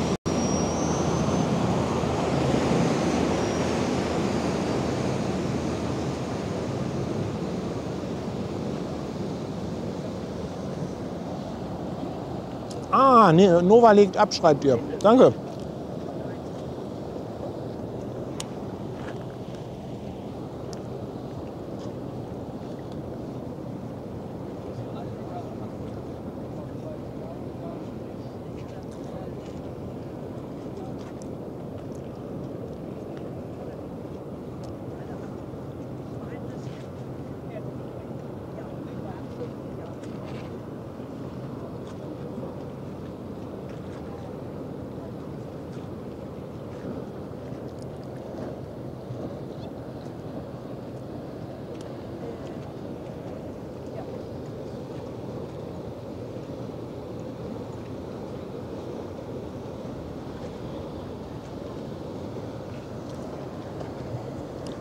Ich ziehe mir mal gerade eine schöne Laugenstange rein.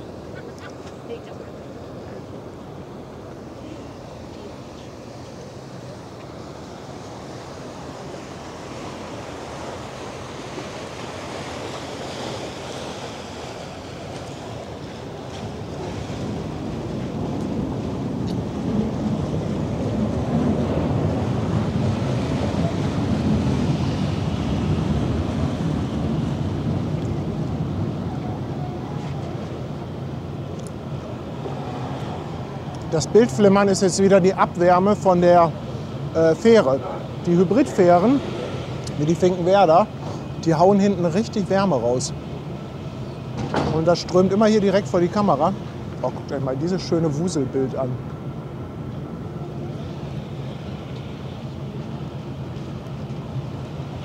Das kann ich leider nicht ändern mit dem Flimmern. Hallöchen. Hallo! Na, schmeckt's? Ja, ja. Ja. Da bin ich. Sag mir erstmal da hinten mal Moinsen. Sag erstmal da Moinsen, genau. Schönes Wimmelbild. Hänschen, tschüss, schönen Abend. Nee, das ist überhaupt nicht knapp. Könnt ihr mal auf dem Wesselfinder gucken. Also, es gibt einen sogenannten Kompressionseffekt in der Fotografie und Videografie. Wenn man Objektive benutzt, die sehr stark ranzoomen, dann wird das Bild, man spricht von Komprimierung. Also das Bild wird komprimiert zusammengedrückt. Und deshalb sieht das jetzt aus, als ob die Ida der Puerto Limón hinten reinfährt.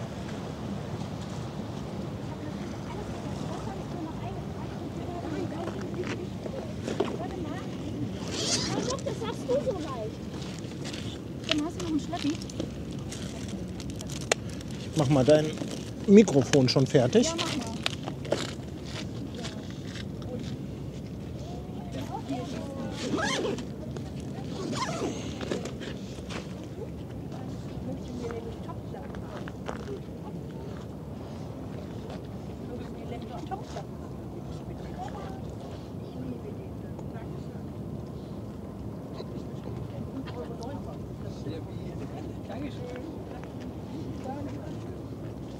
Darf ich die denn wieder lassen?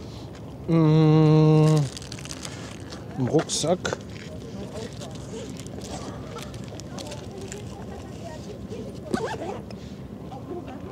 So, von hinten kommt auch schon die MSC, also es geht hier Schlag auf Schlag.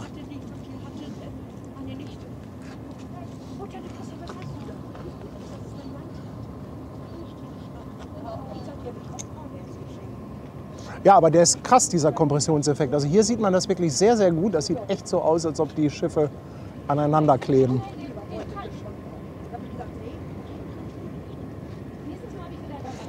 Und beim Weitwinkel ist es halt dann genau entgegengesetzt. Ein Weitwinkel zieht alles auseinander und lässt alles groß erscheinen.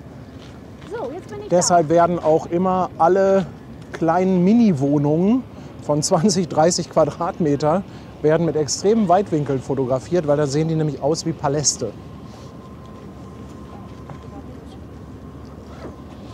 Möchtest du mal ein Mikro haben? Ja.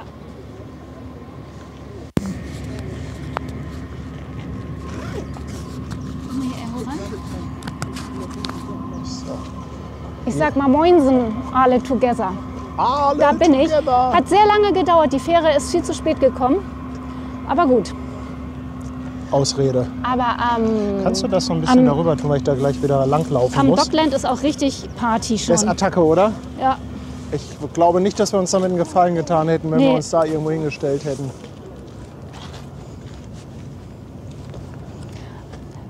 Zu dieser Wohnung fotografieren habe ich auch noch eine gute Geschichte. Ne? Weißt du noch einmal, als wir auf Sylt waren mit der Wohnung?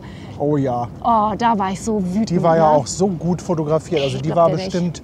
bestimmt mit so einem 12 mm fotografiert. Ja, aber weißt du was, es war ja, du hast gedacht, die hat 2 Stockwerke, also normal Erdgeschoss und noch eine Treppe hoch. Nee, die haben das so fotografiert, die Treppe ging runter. Also hattest du den Keller noch ausgebaut. War richtig schön eingerichtet, aber ich mit meiner Spinnphobie muss ja nicht in den Keller, ne? Nee. Ja, da kommt jetzt erstmal die MSC. Das heißt, schön, dass du da bist. Dann kann ich ja jetzt auch ein bisschen entspannt hier wieder mit dem Dröhnchen fliegen. Ja, ich komme. Warte.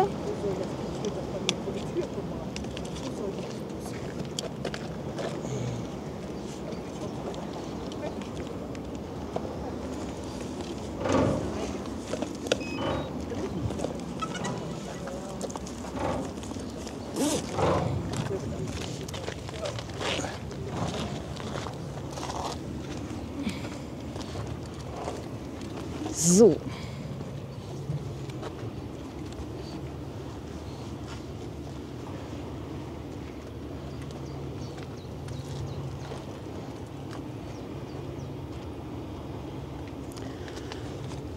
So, jetzt bin ich gleich richtig einsatzbereit.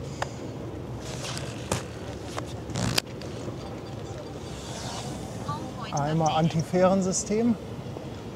Luft bringen.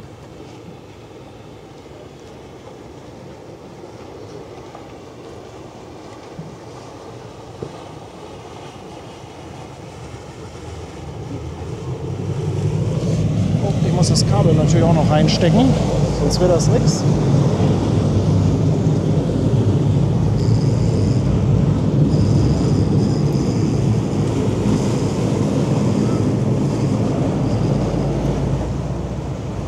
Ganz schön viel Sonne hier noch. Ja, Hätte ich jetzt auch nicht gedacht.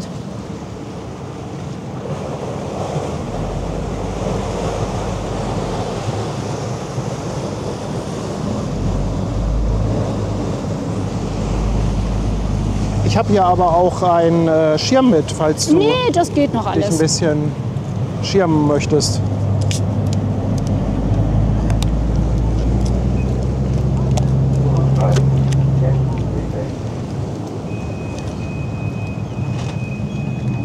Ich brauchte nur mal schnell einen Schluck Wasser hier von dir. Soll ich mal die Kamera machen? Ja, du kannst hier die Hauptkamera ein bisschen machen.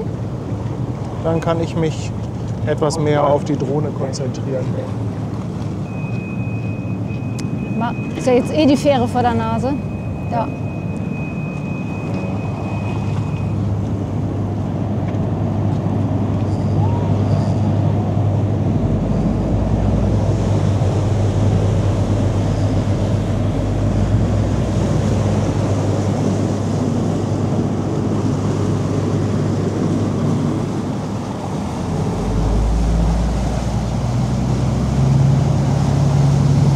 Kannst du mal ein bisschen am Rädchen drehen? Danke, ja. Mein Arm ist nicht so lang, ich komme da gar Soll ich nicht den an. Hebel runter machen? Nein, nein, nein.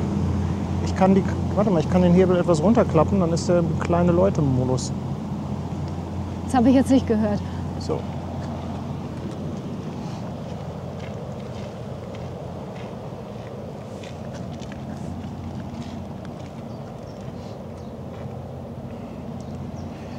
Ja, hier ist nochmal die Info. Vielen Dank.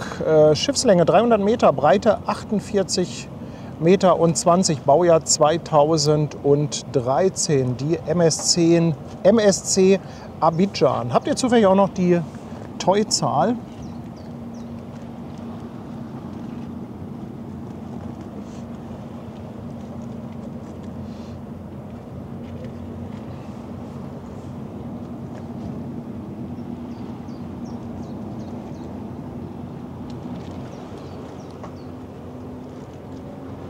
Kann ich bei dir drauf? Ja.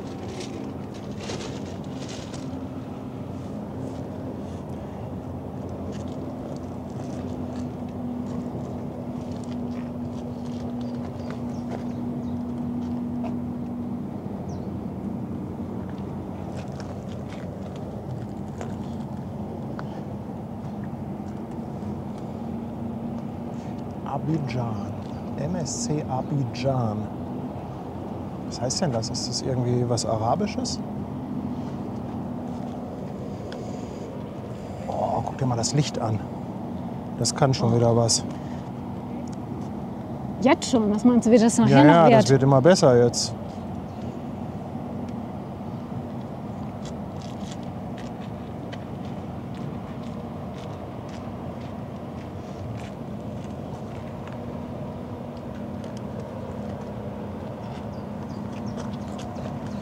Ach, gerade stand da noch jemand. Ah ja, doch, da wird irgendwie eine Leine klar gemacht.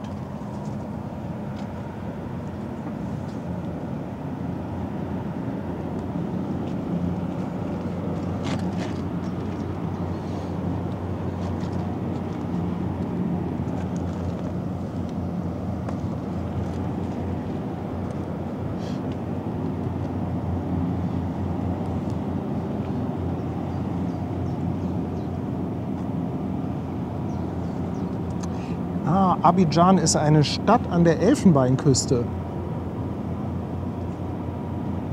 Am Golf von Guinea.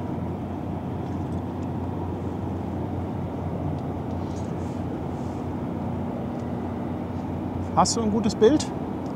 Ich denke ja.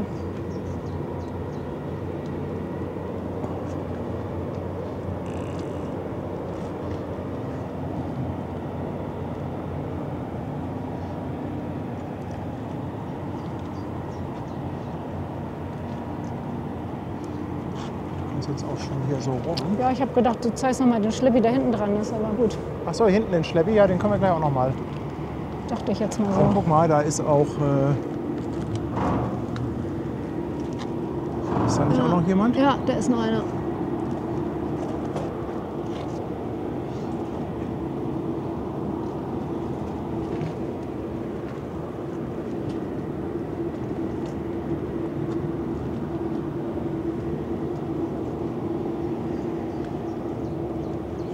Oh, da hinten kommt auch die Nova übrigens.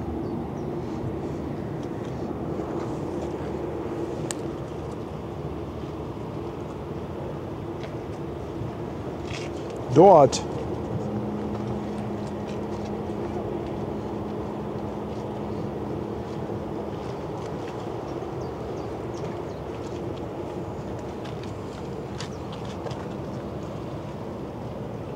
Jetzt geht's wieder Schlag auf Schlag.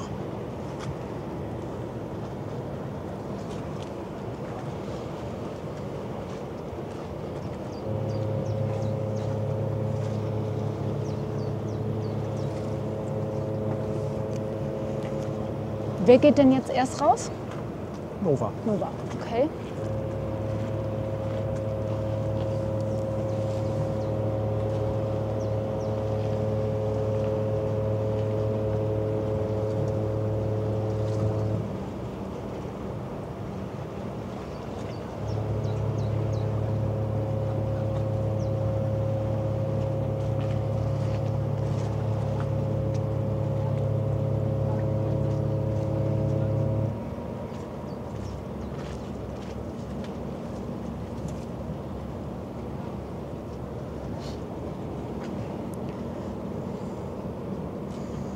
Soll ich noch mal ein bisschen die Kamera machen? Dann kannst du drüber. Kannst du ja, ich wollte gleich noch mal schnell den Akku wechseln. Ja.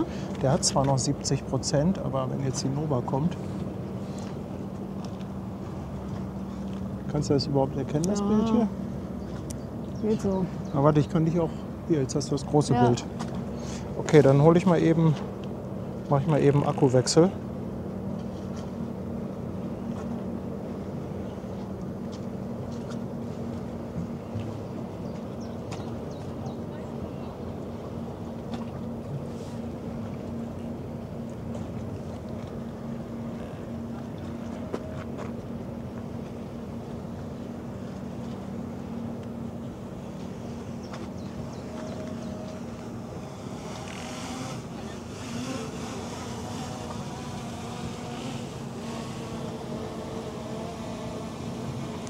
Ach, Remo ist da auch da. Moin, Schön. Remo.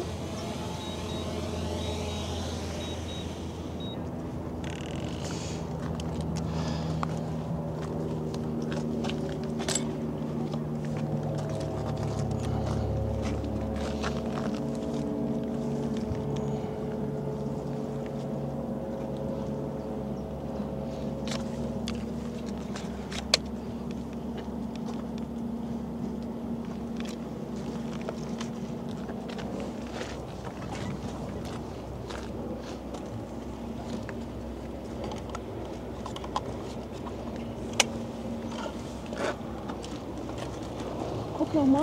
Ist doch gut noch so im Bild. Oder musst du da noch mal Ja, ein bisschen, nee, ist alles gut. Weil passiert ja nicht Aber viel. jetzt wird es ganz schön, weil jetzt natürlich von links gleich die MSC kommt.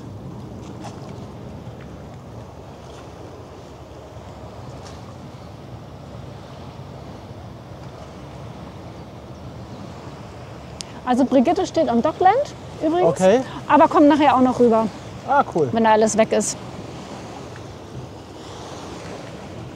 Ach, und Dennis ist auch da. Hallöchen. Moin Wir Dennis. schicken mal ein bisschen was rüber zu dir, ne? Wenn das okay ist. Ja. Boah, guck mal jetzt das Bild. Jetzt mit der MSC. Oh ja. Das wird richtig gut.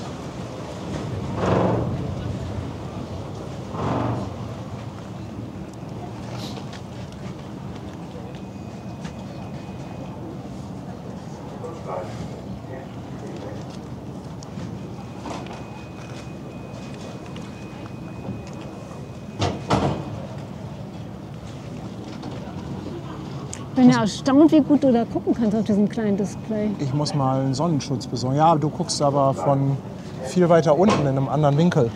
Aber auf dem Display sind auch überall deine dicken Finger drauf. Die Finger, ja, die sieht man jetzt natürlich bei dem Licht besonders gut. Da Ne? würde sich jeder Kriminaltechniker gerade richtig drüber freuen. Ach, das stimmt. Das stimmt. Herrlich.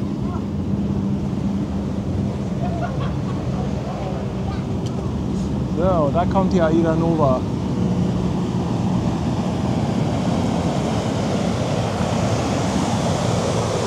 So, Vorsicht einmal hier. Vorsicht einmal. Kannst du einmal ein kleines bisschen zurückgehen? Danke.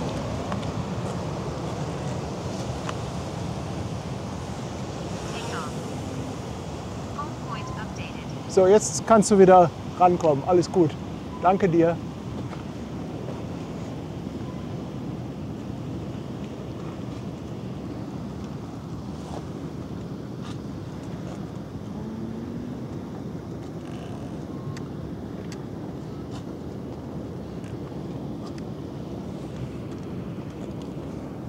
Gerade weg.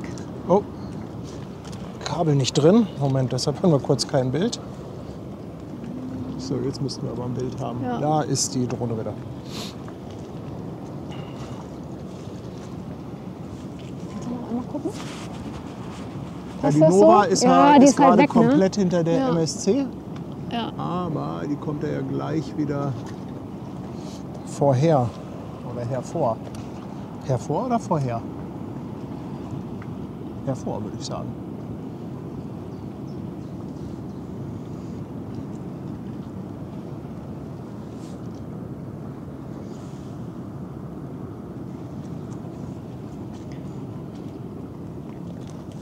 Aber es ist auch besser, wenn Schwester Hansen Kamera macht, weil die hat deine Größe ungefähr. Die ist besser eingestellt.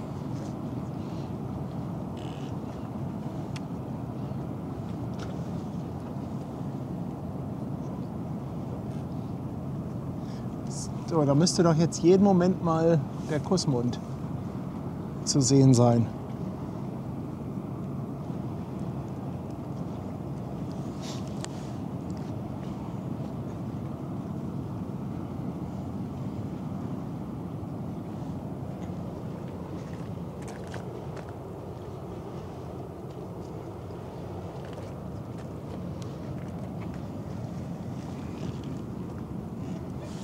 Haben die noch mal geankert auf der Elbe?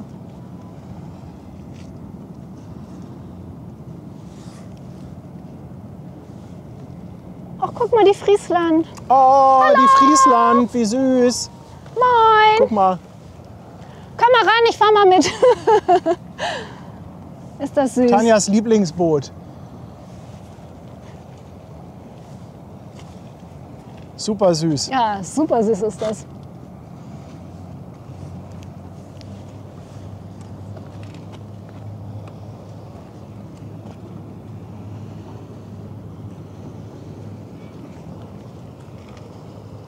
Da kommt sie. Ich sehe langsam was von El Nova.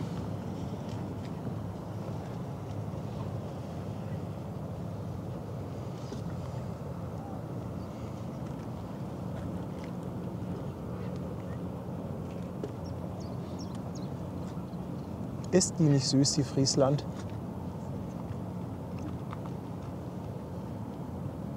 Vorhin war auch schon so ein ganz süßer kleiner Kutter, als ich aufgebaut habe. Der hätte dir auch gefallen. Ja? Ja. So ein alter?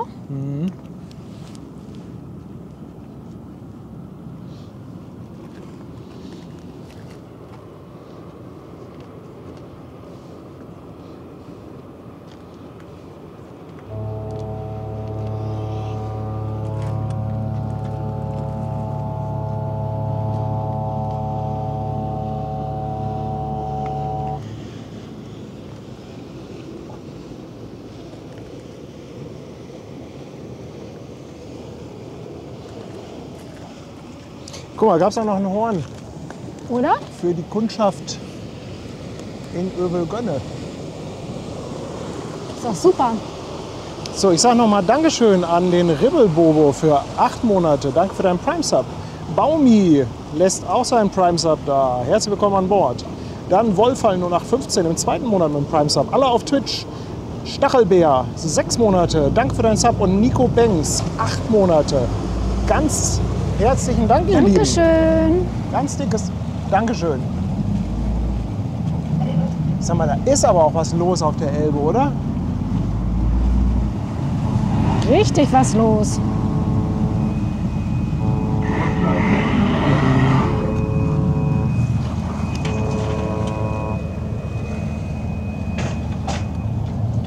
Was war das denn? Da wollte wohl einer was. Hörte sich aber... Ist leider etwas von der Fähre übertönt worden.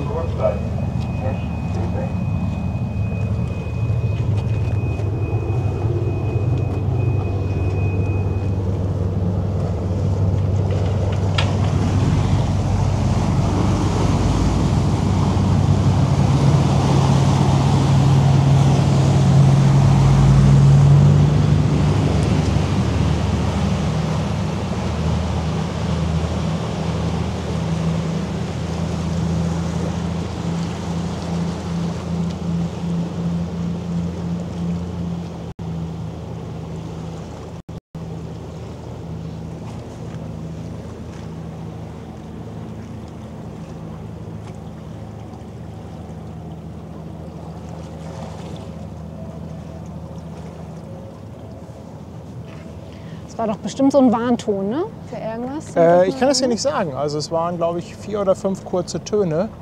Könnte sein, dass das auch was zu bedeuten hat. Und Also die nicht nur zu Friesland groß war. hat nichts gemacht. Die ist ganz brav hier rechts und wartet.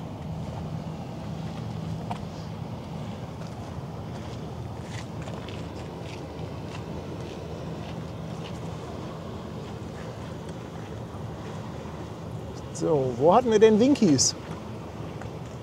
Oben an Deck, habe ich in Erinnerung.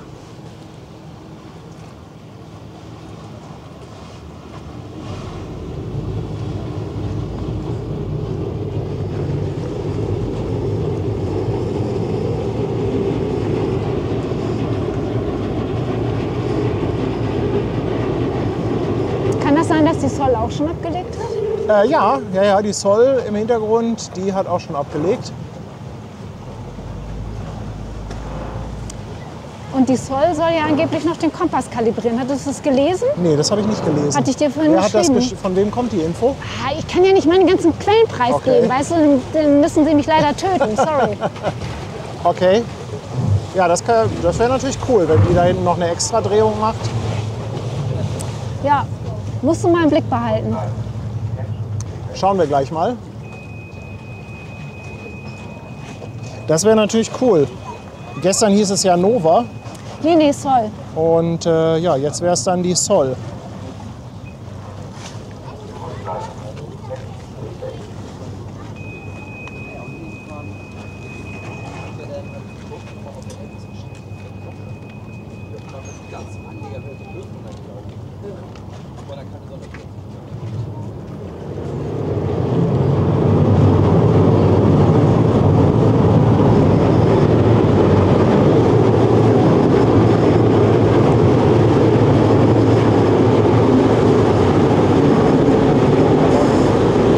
Mal schauen, ob die Sol einen schönen 360 macht.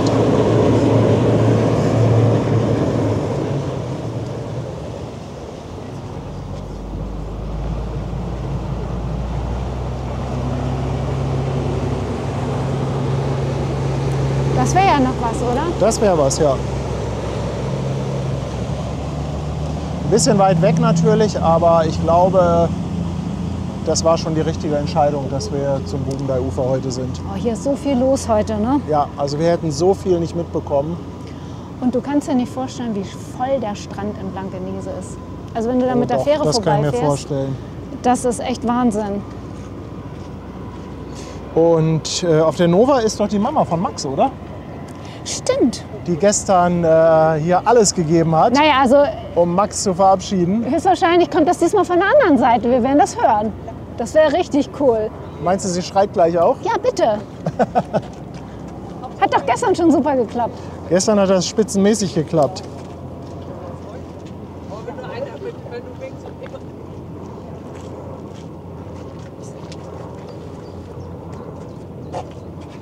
Hier, beim A. Beim A steht jemand? Ja, da gehen wir gleich drauf, wenn Sie also... Ist das die Mama von Max zufällig? Das weiß ich nicht. Das Wir weiß gucken. ich nicht. Wir müssen jetzt erstmal warten, bis sie hier hinterm Dalben vor ist. Und dann kann ich wieder mit der großen Kamera Oh drauf nein, gehen. Christa hat eine Winkelhand, herrlich. Mit Nagellack, super.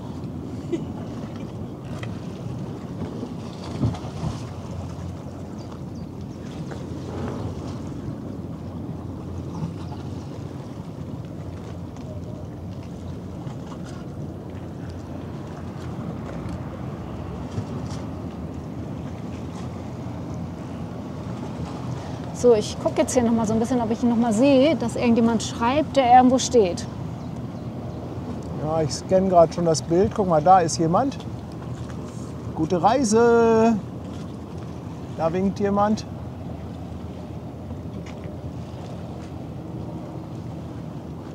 Genau, und beim A müssen wir nachher auch noch mal gucken.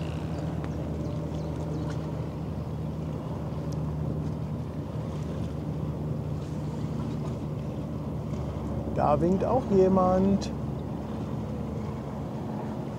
Gute Reise.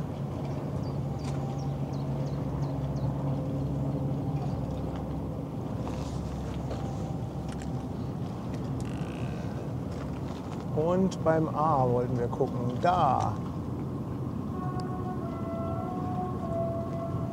Ein winkendes A. Da winkt jemand. Ja. Das Jetzt ist winken doch, alle. Ist das nicht die Mutter von Max? Ist das die Mama von Max? Ja, ich glaube ja.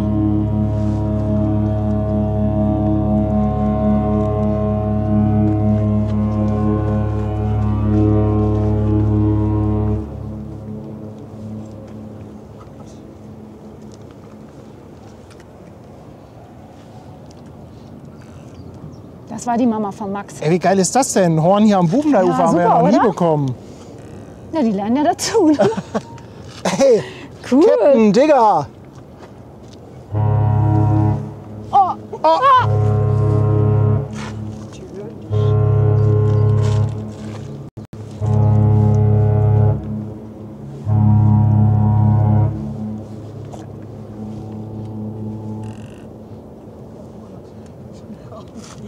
Es spricht mit mir. was hat's gesagt? Wie geil ist das denn? Kann jemand Morsezeichen? Aber wie cool ist das denn bitte? Sensationell hoch 10. Also die Stoll macht übrigens da hinten tatsächlich irgendwelche Spirenzken, weil die scheinen sich da zu positionieren. Da kommt auch noch was Kleines in Grün.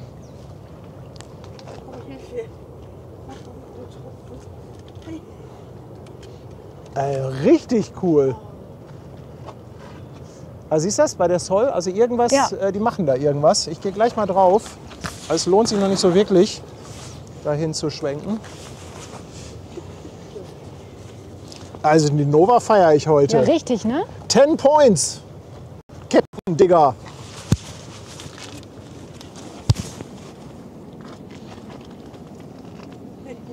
Eskalation 84.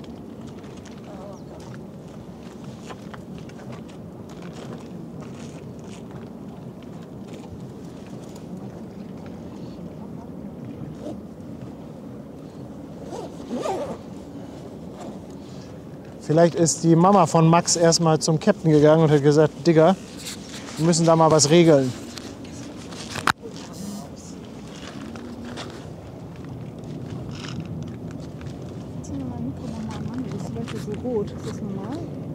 Ja, dann irgendwas hast du gedrückt dann. Ich habe nichts gedrückt. Das ist nur abgemacht. So. Danke.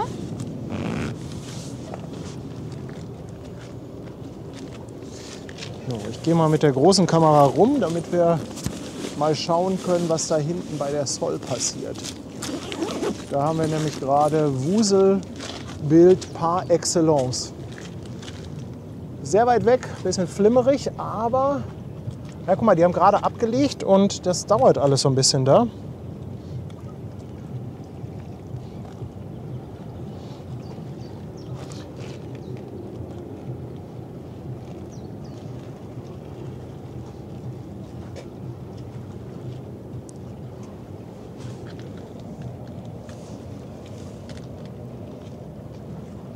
Vielleicht kalibrieren die tatsächlich ihren Kompass.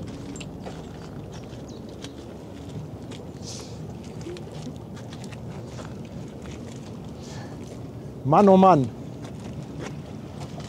Was ist das wieder für ein Stream heute? Kann ich gut schlafen. Kann ich gut schlafen da. Na, das ist ja Glück.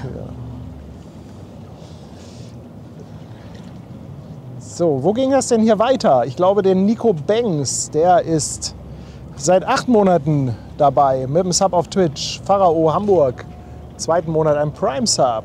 Rainer macht das Jahr voll. Schickt Grüße aus Langenhagen. Leon verschenkt eine Mitgliedschaft. T. Kerber ist jetzt auch seit 13 Monaten dabei. Und unser Sattelschlepper Andi, 5 Schweizer Franken, schreibt sensationell hoch 10, das wird teuer. Aber lohnt sich auch. Auf jeden Fall. Herzlichen Dank, ihr Lieben. Dankeschön. Ich spare mir jetzt mal das Horn für das Dankeschön. Ich glaube, das war eben... Horn genug. sagst Das du. war Horn genug, oder?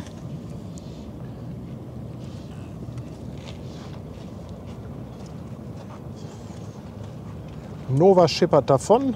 Ach, das kann ich ja gleich noch ganz in Ruhe wieder den Akku wechseln. Durftest du eigentlich auch schon mal an Bord von irgendeinem Containerschiff auch mal das Horn bedienen eigentlich? Das hatte ich mich letztens schon gefragt. Nee. Habe ich aber auch ehrlich gesagt noch nie gefragt oder mich getraut zu fragen. So, da macht jetzt die AIDA Sol ihre Drehung. Also wie gesagt, wenn sie komplett durchdreht, dann kalibrieren die den Kompass.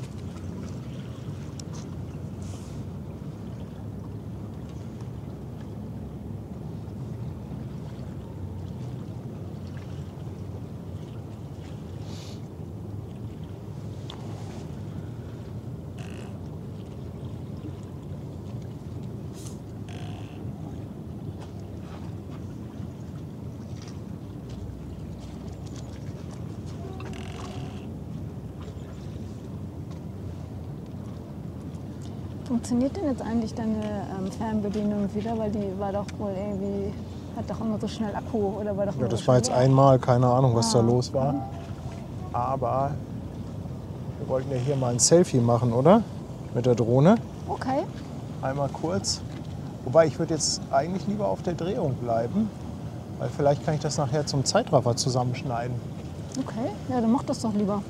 Die Leute wissen doch, wie wir aussehen. Genau. Und so Machen schön wir. sind wir ja nun auch nicht. Ne? Drohnen-Selfie ein anderen Mal. Ja. Oder können wir doch auch später mal. Ach nee, du holst sie runter, ne? Können wir später. Ich starte sie ja noch mal mit der Sol. Erstmal kurz einfangen.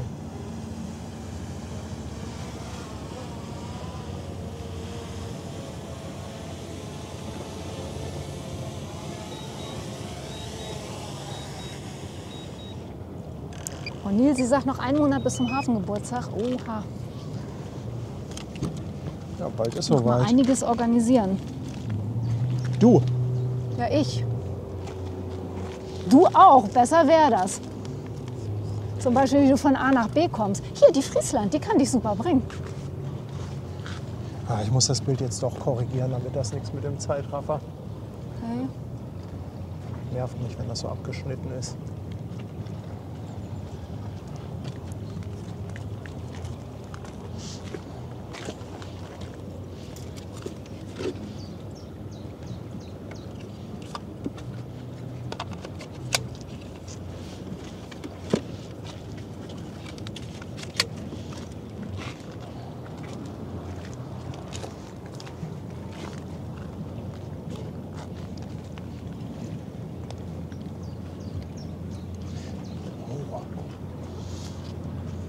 Ich habe noch mal den Link vom Gin Hotel mal reingepostet. Ah, okay. Also, wer am Hafengeburtstag noch nichts vorhat und die Ein- und Auslaufparade schauen möchte, da haben wir eine gute Location.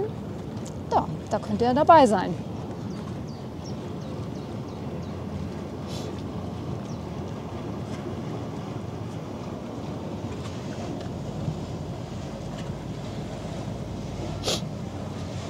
Ingo fragt, ob du bis Bergen kommst auf deiner Kreuzfahrt. Weißt du gar nicht, ne? Weiß ich gar nicht. Da seht ihr das mal wieder, er hat keinen Plan. Keine Ahnung. Er steigt ein und fährt einfach. Also die Kreuzfahrt ist die am 12.06. mit der AIDA Prima. Das lässt sich bestimmt herausfinden, aber ich glaube, Bergen steht nicht auf dem Zettel. Hallo!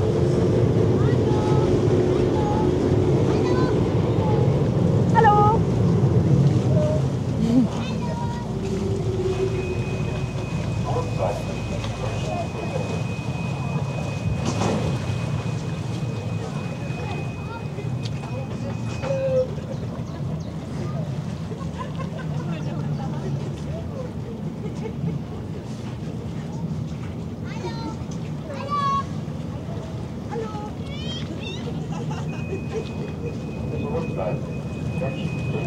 Ja, das ist so ein bisschen der Nachteil am Sommer. Das Bild flimmert.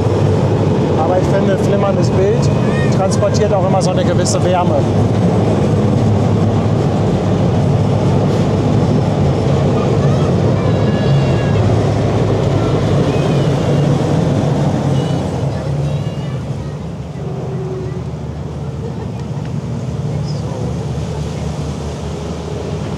Jetzt gucken wir mal, ob sie den Kreis voll macht. Ob sie weiterdreht.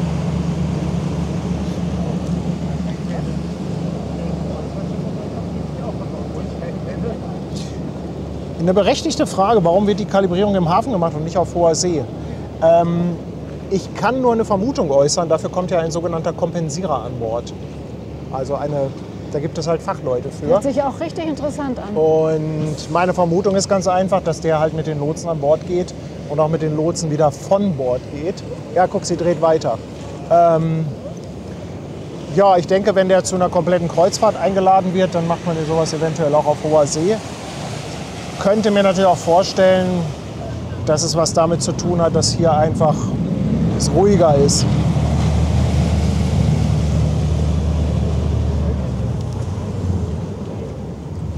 Ja, die beiden Schlepper da im Vordergrund, die sind immer noch an der MSC dran. Da kommt auch noch ein Fieder, so Ja. wie es aussieht. Aber wir gucken uns gerade den Zoll-Kalibrierungstanz an.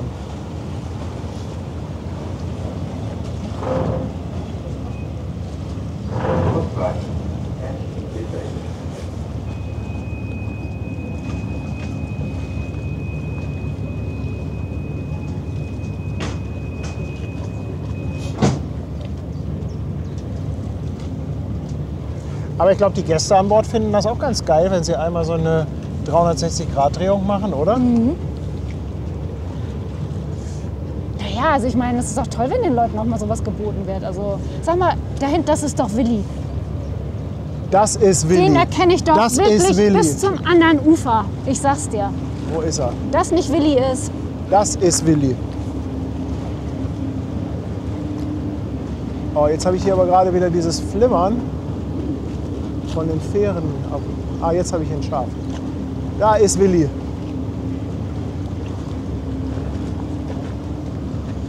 Auch selten, dass man mal seine Musik nicht hört, oder?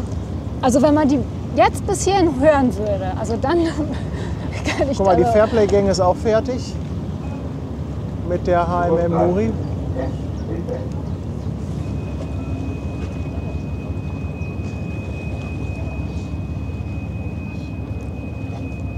Uwe fragt, wer dich denn beim Auslaufen mit der AIDA filmt. Ja, du dich selbst, ne? Ja, da filme ich von Bord dann.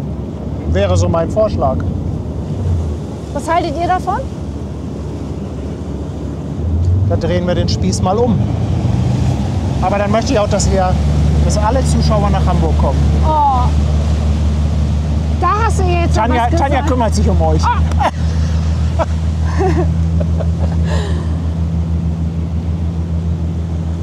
Da hast du wieder was losgetreten. Schön, dass du dann auf dem Schiff bist.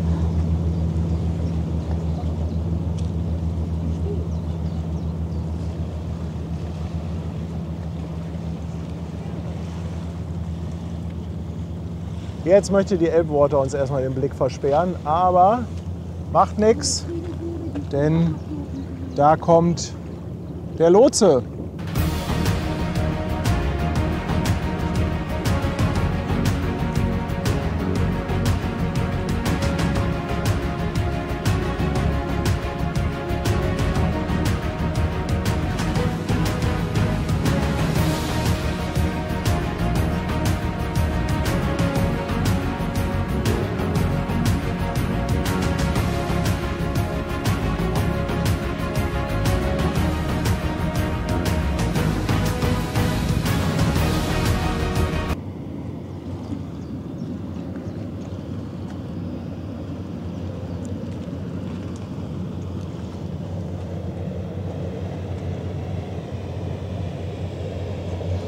Okay, am Fade-Out arbeiten wir noch.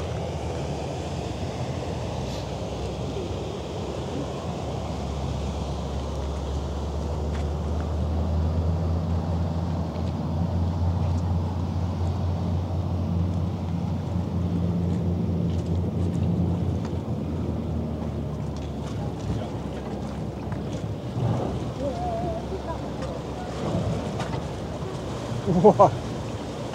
Das ist die berühmt-berüchtigte Lotsenwelle. Ja. Ist auch unglaublich, was so ein kleines Brötchen für eine Welle macht. Ja. Aber es ist immer so, die Kleinen machen Ja. am meisten Radau. Guck Ist dir wie die bei den kleinen Hunden. Hunde an. Guck Kleine mal, Hunde, große Welle. da kommt noch ein Schiffchen, noch ein Fieder. Was ist denn hier los heute?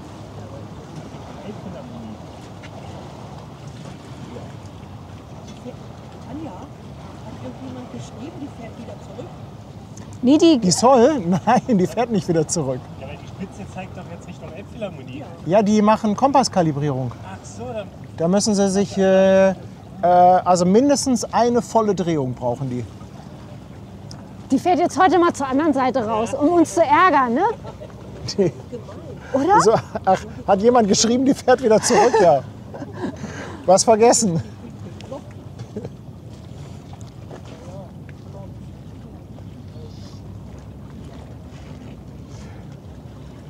Ordentlich Feeder-Action. Ja, ob noch Großschiffe kommen, ich glaube, große Containerschiffe sind wir weitestgehend durch. Was wir, glaube ich, noch hätten, vielleicht noch ein Abgänger.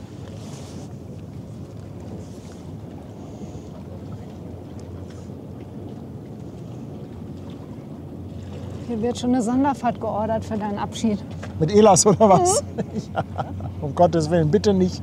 Bitte nicht. Ich mag sowas nicht.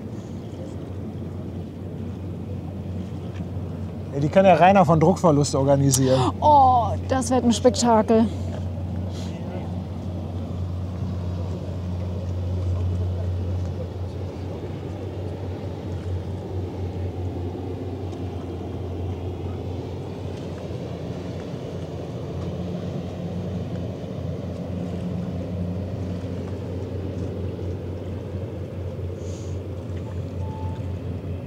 Also ich glaube, die Gäste an Bord feiern das jetzt, oder? Ja klar. Ich meine, das ist eine kleine Hafenrundfahrt, entschuldige mal. Einmal die kleine Oh Hafenrundfahrt. nee, Obelix, echt nicht. Er schreibt, Schokopudding fertig, kann abkühlen. Das Geilste daran ist immer die Haut. Obelix, ey, sorry. Bin ich voll nicht bei dir. Aber die Haut auf dem Schokoladenpudding, boah. Finde ich ganz ekelig. Auf was für Ideen ihr immer kommt. Das ist ein Schiffskanal hier. Ja, aber das triggert mich. Das triggert mich einfach. Ich finde Haut auf dem Schokoladenpudding finde ich ganz ekelig.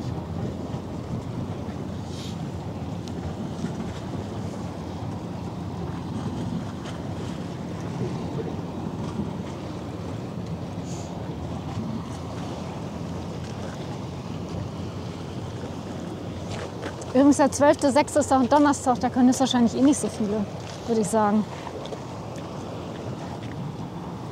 War doch ein Donnerstag, ne? Irgendwie mitten in der Woche. Also Beate möchte aber auch absolut nicht, dass wir uns die Aida Sol bei der Drehung angucken. Nee. Frechheit.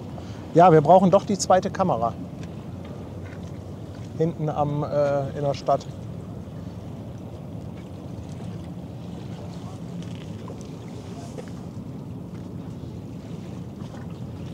Oh nee, gibt noch mehr Leute, die die Haut vom Schokopudding mögen.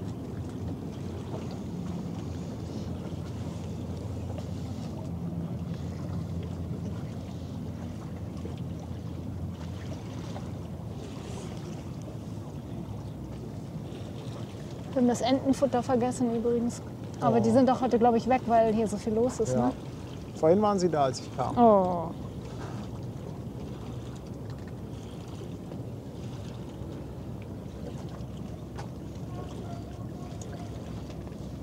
Oh, Katrin hat sich schon für den 12.06. freigenommen. Also wäre Party.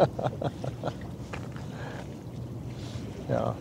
Geht weg, ihr mit eurer Haut auf dem Schokopudding, ey. Ja, jetzt hast du wieder was gesagt, wo Ja, die Leute genau wissen, wo Das sie dich ist mitkriegen genauso wie Brokkoli, ey. Die Bäume des Teufels. Sam van Nemesis hat 10 Euro Superchat dagelassen. können. Dankeschön. Sagt, Mensch, Paddy, für den ganzen Trubel heute brauchst du ja schon fast eine größere Linse für die Kamera, um alles drauf zu bekommen. Nicht, dass die jetzige Platzangst bekommt. Also ich finde es auf jeden Fall eine gute Idee, neues Equipment anzuschaffen, aber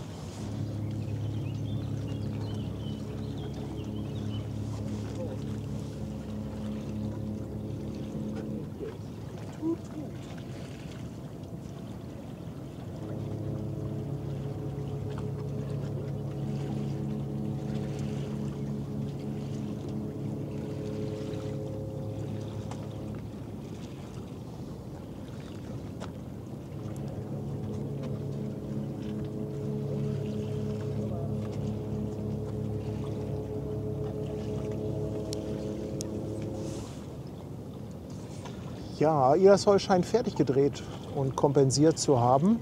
Bisschen leise hier das Horn. Mal gucken, ob die auch so gut drauf sind wie die Nova. Wo war ich denn stehen geblieben? Ja, es ist auf jeden Fall eine gute Idee, neues Equipment anzuschaffen. Aber das nächste ist erstmal eine andere Drohne, die auch ein Zoom-Objektiv hat. Das ist so die nächste Anschaffung. Chase Boshuisen. Chase Boshuisen. Eine verschenkte Mitgliedschaft. Dankeschön. Und Mirko schickt 2,50 € Wellenzuschlag an den Ponton. Danke. Thomas, die Fotodiele.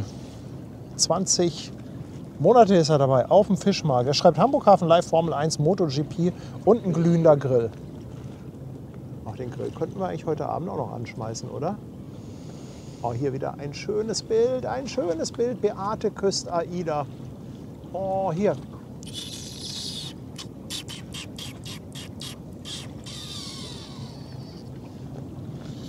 Und der Screamers ist seit 19 Monaten dabei.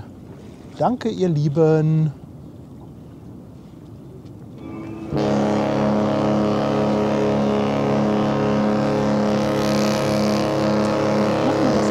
Nova-Horn gewünscht, dann haben wir es heute aber richtig dicke mit den Nova-Hörnern, oder?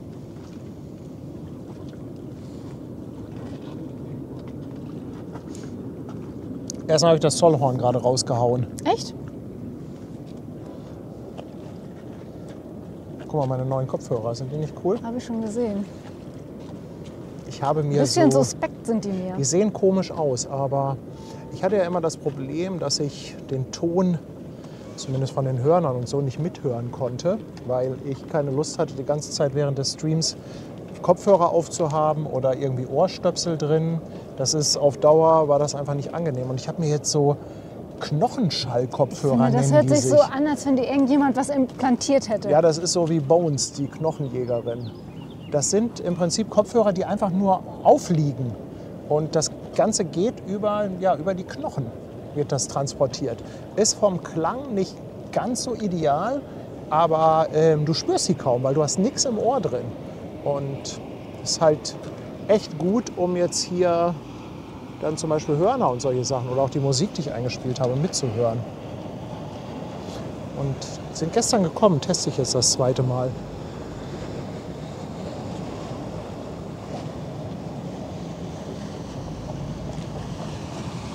Ja, da kommt die Aida Sol und da ist noch ein Fieder. Richtig Fieder-Action. Sag mal, geht auch mal ein Fieder hier wieder raus oder parken die alle nur um? Nee.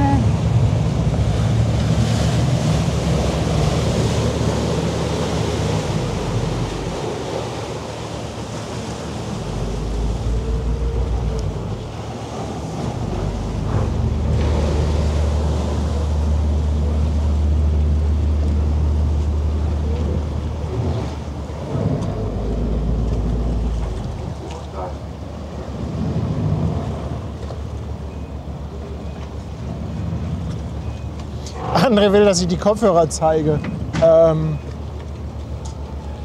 wir nachher weil die so sonst dämlich machen. aussehen. Also sie sehen echt ein bisschen komisch aus. Als ob ich irgendwie so ein Borg-Implantat hätte. Können wir nachher mal machen bei der Verabschiedung.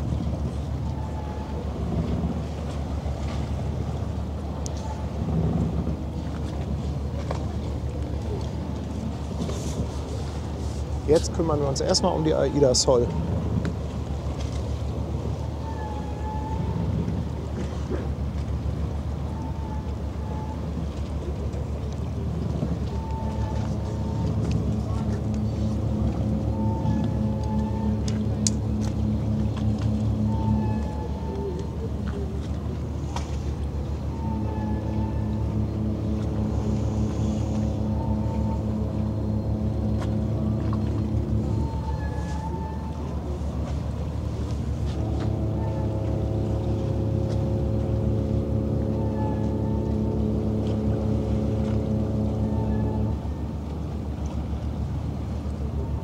Da hat sie Hier nochmal ist 3 echt rausgehauen. was Mensch, los, drückt mal du. die Daumen. Das wäre echt, also das wäre echt das S-Wort wert, wenn sie hier nochmal einen raushaut. Also die Nova hat heute den Vogel abgeschossen. Absolut. Dem Captain schreibe ich nachher erstmal eine Dankes-E-Mail. Kann mal jemand die E-Mail von dem Kapitän rausfinden, von der Aida Nova? Brigitte hat die bestimmt. Natürlich. Brigitte weiß, wer das ist. Eine Danke-Petition. Könnt ihr die dann alle unterschreiben? Vielleicht war das ja auch gar nicht für dich, das wäre dann richtig peinlich. Ach, guck mal hier. Denkt er auch, was will denn der Typ von mir? Dragon schreibt, die Tunadal kommt gleich noch aus dem Parkhafen.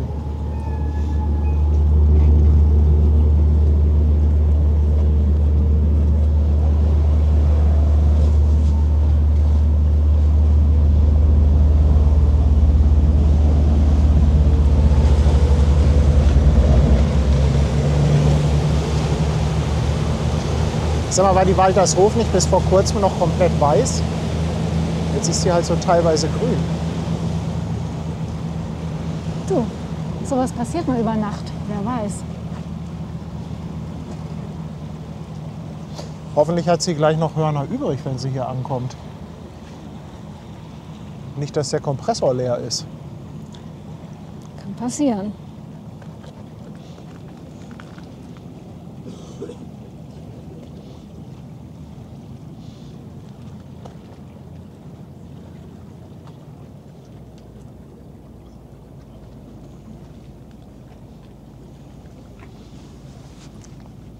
Wenn die Sol weg ist, kommt dann noch irgendwie was? So, ja. Ja, müssen wir gleich mal schauen. Ja, ne? Also wir gucken jetzt mal die Sol und dann, dann machen wir mal Lagecheckung.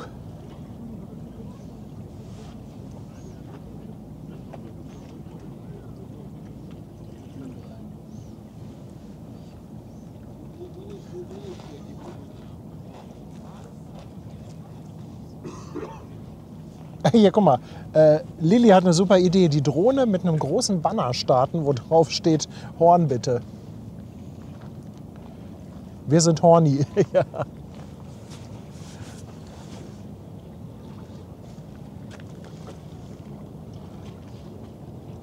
Wie groß muss ein Transparent sein, damit der Kapitän auf der Brücke das lesen kann? Ich fürchte, das muss schon ganz schön groß sein. Ich glaube auch, dass der auch was anderes zu tun hat. Meinst du nicht, wenn der hier rausfährt auf der Elbe? Meinst du? Bestimmt.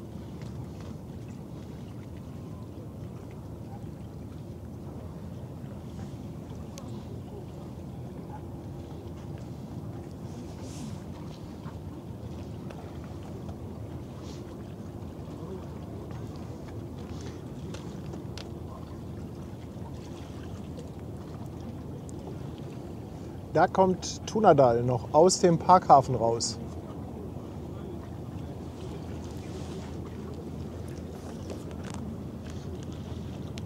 Ja, und auch wenn das Typhon nicht für mich war, lasst mir doch die Illusion. Es passte einfach zeitlich ideal. Also in meiner kleinen Welt war das für mich, finde ich.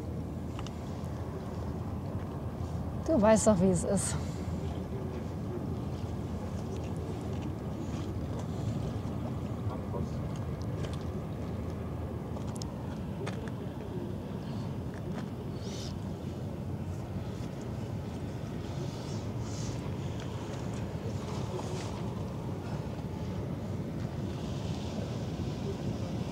Wird aber langsam auch frisch, ne? Ist hier gar nicht kalt? Findest du? Nee, überhaupt nicht.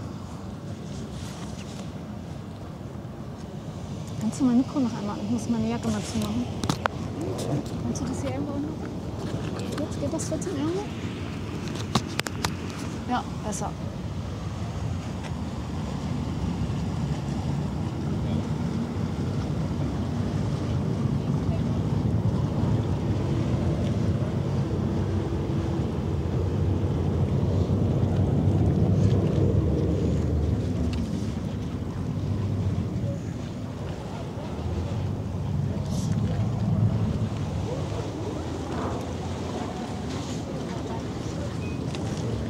Soll ich erstmal warten, bis die Fähre weg ist? Ja, ja, ich warte, bis die Fähre weg ist, aber ich will die schon mal anmachen.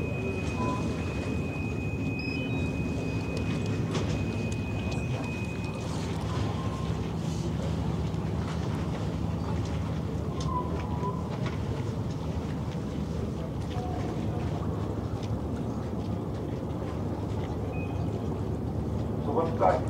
Attention, stay back.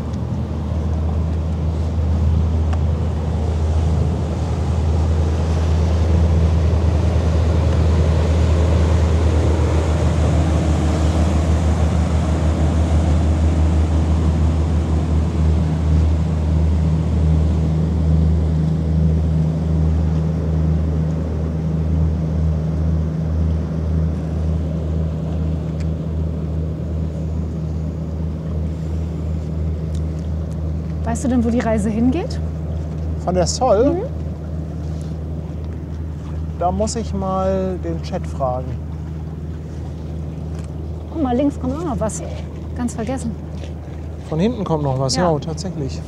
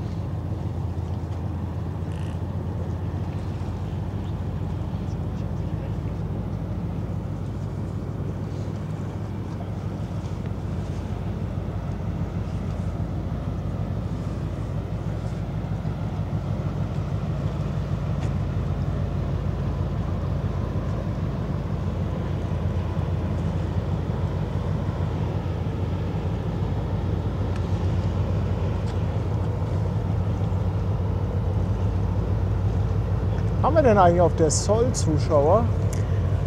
Weil es irgendwie die ganze Zeit eben nur auf Nova. Nach Schottland geht sie, Newcastle, UK. Danke euch.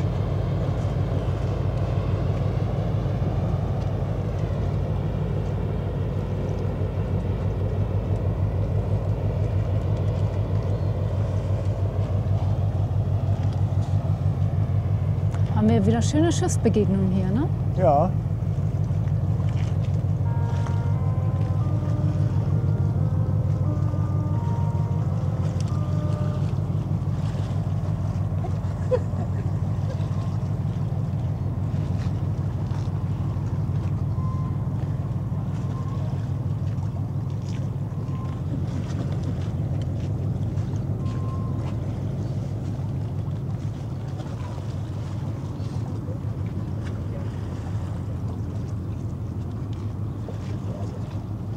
Es wäre doch schön, wenn alle Schiffe sich begrüßen würden, ne?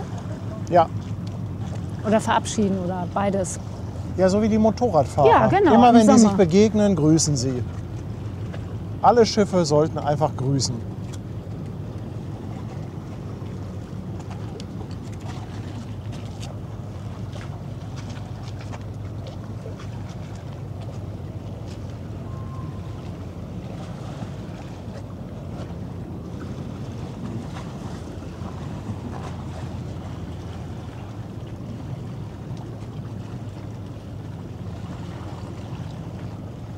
Niemand auf der Sol, der winkt?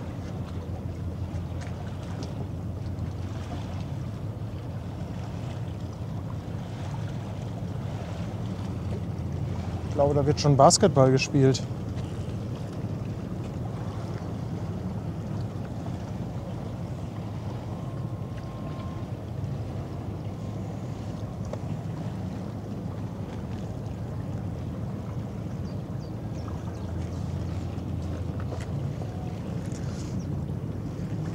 So.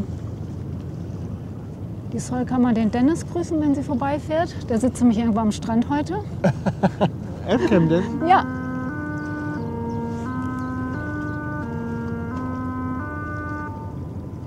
Ich glaube, das ist die Abicht im Ja, Hintergrund. das ist der kleine Dampfer dahinter. Die machen AIDA-Party.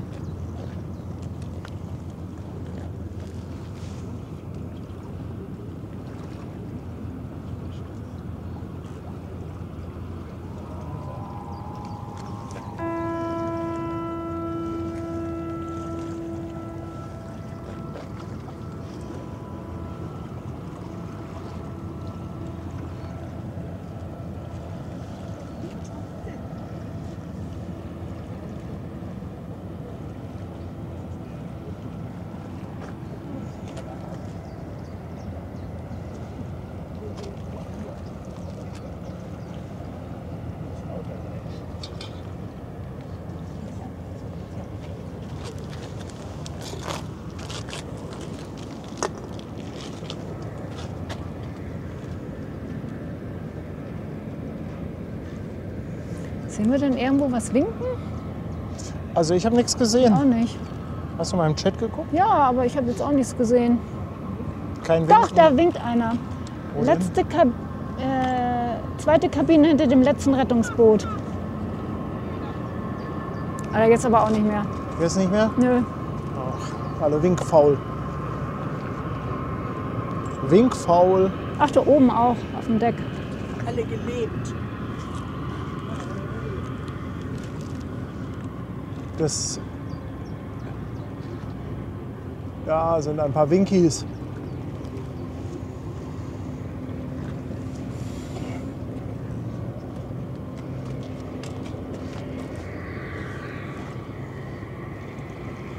Schöne Furche zieht der Lotse Ja. um das Boot, oder? Ja.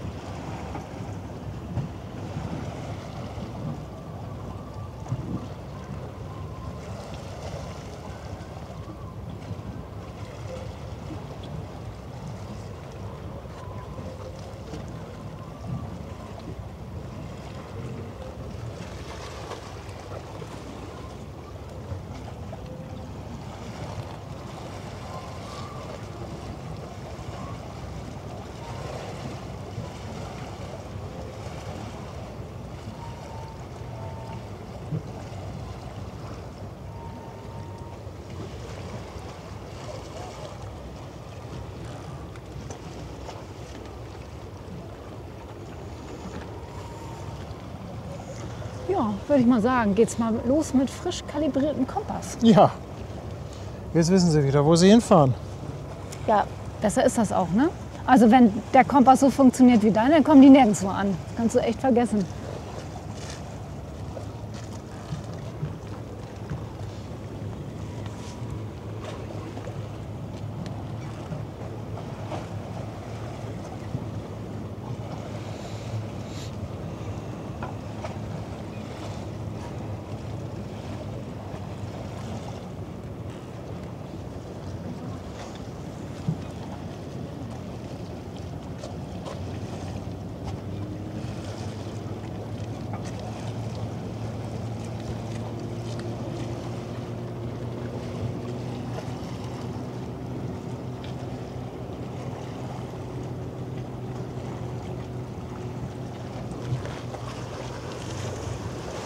So, wollen wir einmal kurz die Drohne wiederholen.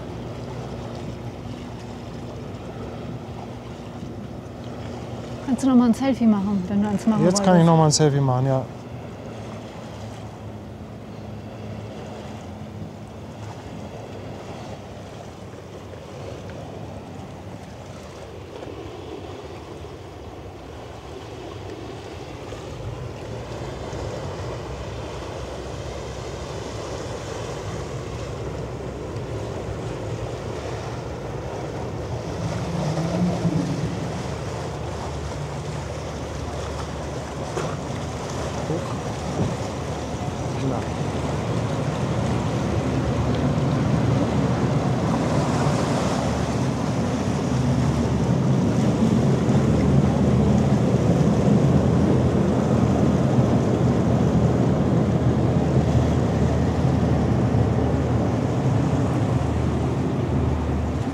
Warten wir einmal, bis die Fähre weg ist.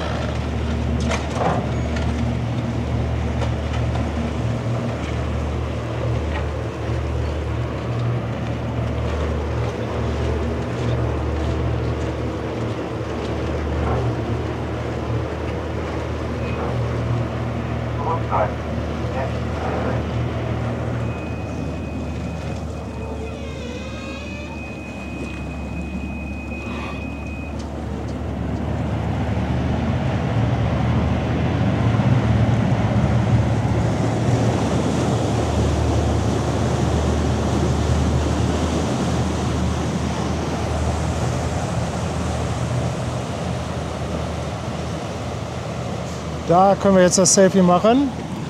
Da müsste sie sein, da ist sie. Guck mal hier.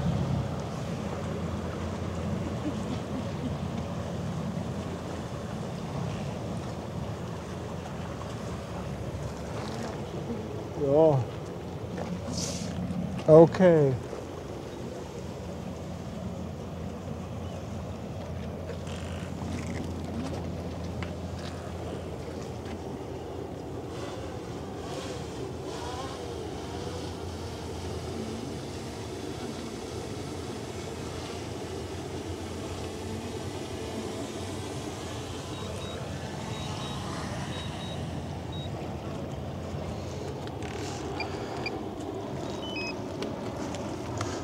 So, jetzt können wir gleich mal schauen, wie es weitergeht.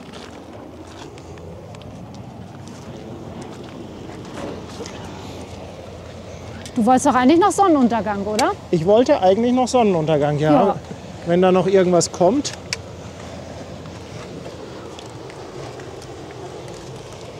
Hallo.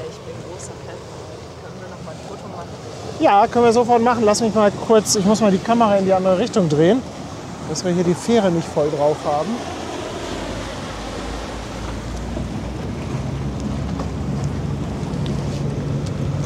Soll das mal jemand machen, das Foto? Ja, ne? Du willst auch mit drauf, ne? Siehst du? So. So, Foto? Ja, los. Wie ist das vom Licht besser? Ja, am besten hier mit dem Licht, ne? Willst du in die Mitte? Komm mal in die Mitte. Komm.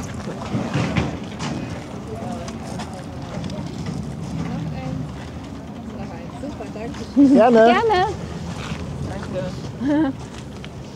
Haben wir noch Schlüsselanhänger? Ja, bestimmt. Bisschen ist doch noch was. Ich habe Willst hier du einen noch was. Schlüsselanhänger haben? Weißt du einen Schlüsselanhänger? Such dir mal einen aus. Möwe. Ja, ich nehme die Möwe. Die ist super. Ja. Dankeschön. Gerne.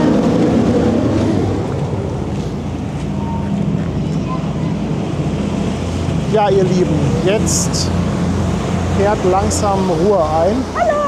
Na, da seid ihr ja. Möchtest du auch einen Schlüsselanhänger? Ja?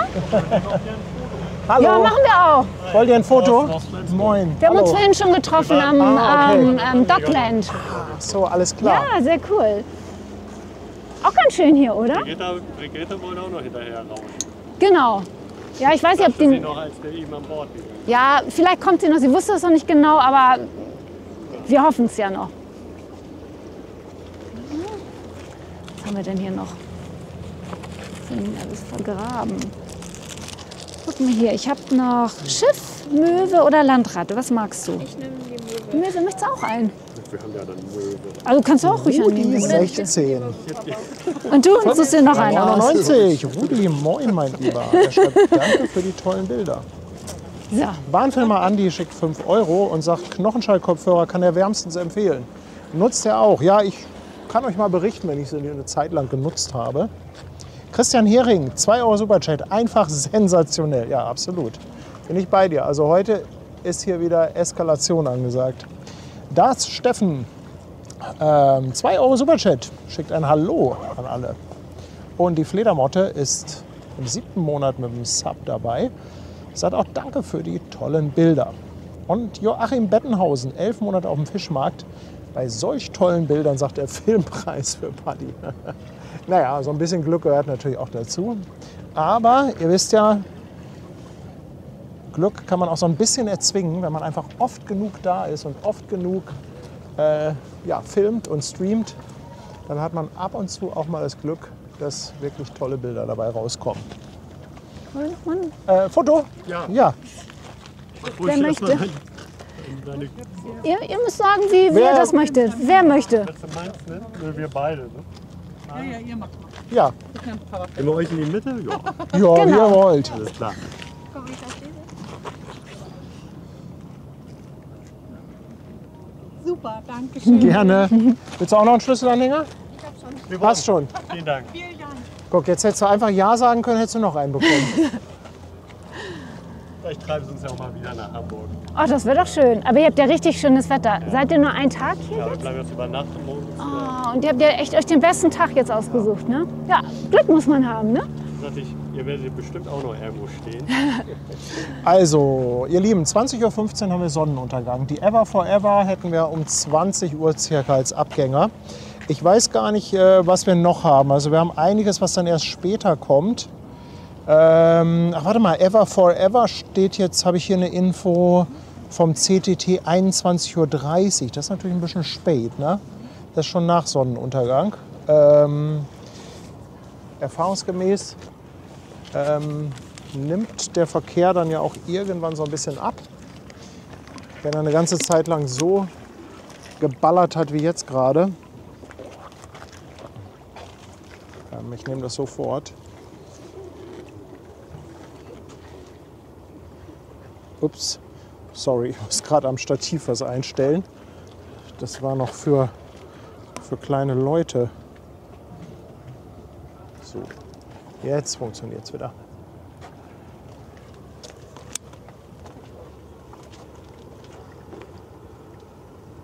Ja, was ist denn deine Planung? Naja, ich bin ja unabhängig. Ich kann machen, was ich will. Bin ja mit eigenem Auto sozusagen. Also, Nee, also ich bleib noch. es sieht nicht so aus, als ob jetzt wahnsinnig viel passiert bis zum Sonnenuntergang. Aber Sonnenuntergang könnte man doch eigentlich mal mitnehmen noch, oder? Ich meine, bei dem Wetter jetzt, das Wetter soll nächste Woche wieder nicht so gut werden. Also du musst das entscheiden. Morgen soll es schon schlechter werden.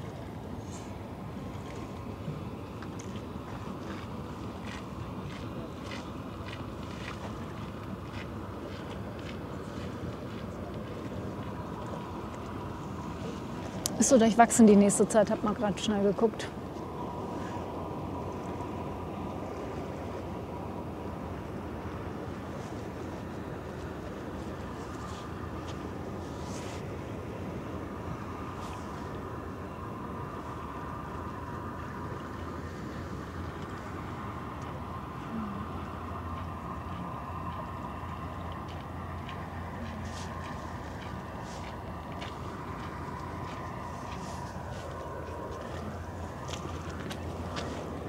Wann ist Sonnenuntergang? 20:15 Uhr, glaube ich.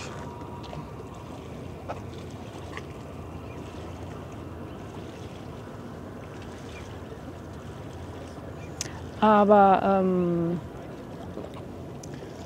das gute Licht kommt ja auch schon ein bisschen vorher, ne?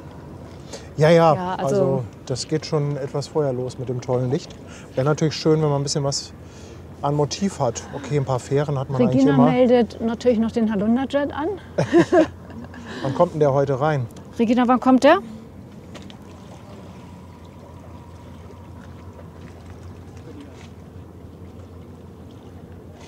Der kommt ja eigentlich immer so 20, 30 circa. Wobei, hängt vom Tag immer ab. War das nicht so, dass der am Wochenende auch in Cuxhaven hält? Ach nee, Brunsbüttel Brunsbüttel ist Zusatzstopp. Ne? Cuxhaven hält der, glaube ich, immer.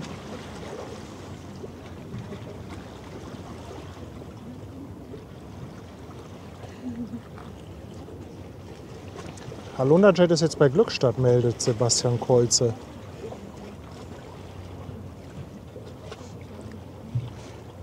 Wir machen gleich mal Folgendes. Ich werde gleich einfach selber mal den Wesselfinder aufmachen. Und dann können wir da ja mal zusammen drauf schauen.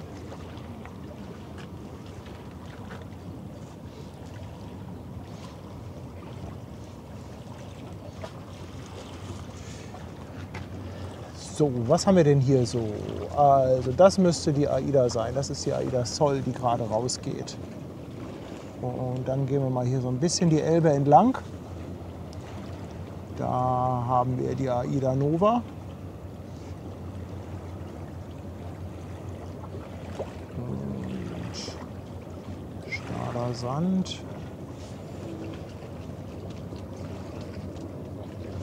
Da haben wir die Maersk Coelho.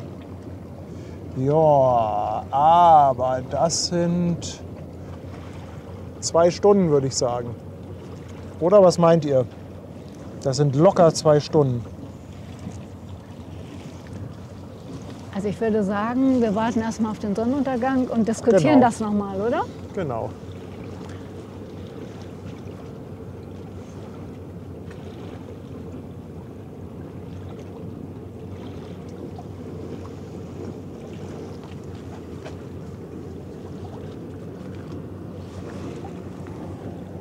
Da hinten kommt auch schon wieder was Blaues. Also ist ja nicht, dass hier nichts passiert.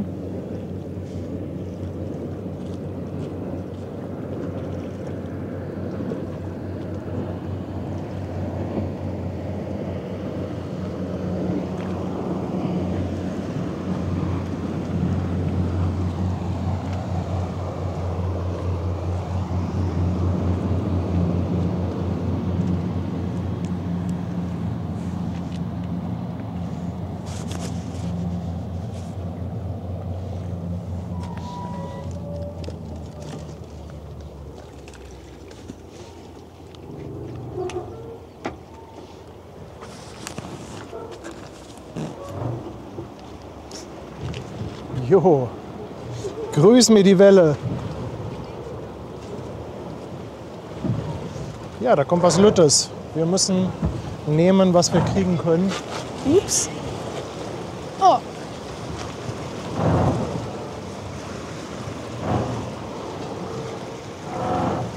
Haf Westlandia. Hat einen eigenen Bagger an Bord. ach cool. Naja, wenn du zwischendurch mal irgendwie eine Baustelle findest, dann hast du gleich das Gerät dabei.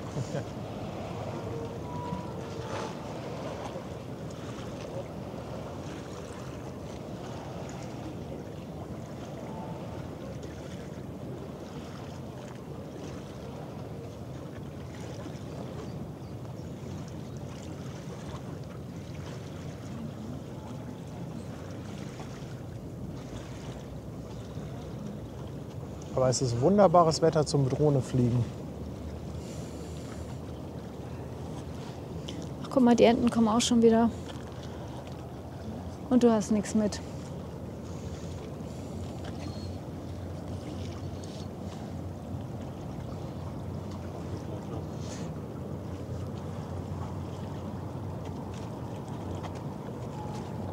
Auf jeden Fall haben wir hier jede Menge Fähren und Lotsenboote. Ist doch was. Ja.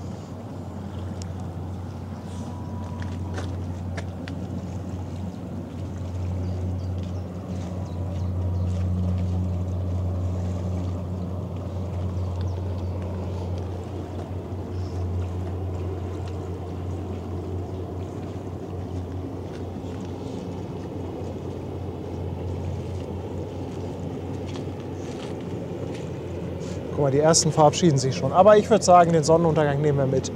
Oder morgen soll schon wieder schlechteres Wetter werden. Ja, Auch wenn jetzt nicht mehr hier so die Wahnsinnsspannung zu erwarten ist, was Schiffe angeht, könnte es sein, dass es lichtmäßig noch mal ein bisschen eskaliert. Guck mal, die hieß früher Bekau. Oder Bekau. Haben Sie es nicht ordentlich übergestrichen? Ah, geht ihr? Ja. Tschüss. Vielen Dank. Tschüss. Kommt gleich die Fähre? Oder Fähre kommt, ne? Okay. Ja, tschüss. Schönen Aufenthalt noch, ne? Tschüss.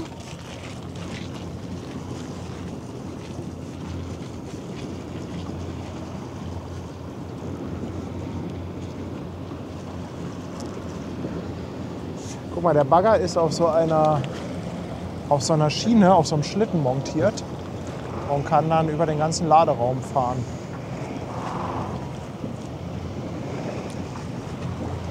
Das ist ja schlau gemacht, würde ich sagen. Da war ein Fuchs am Werk. Absolut.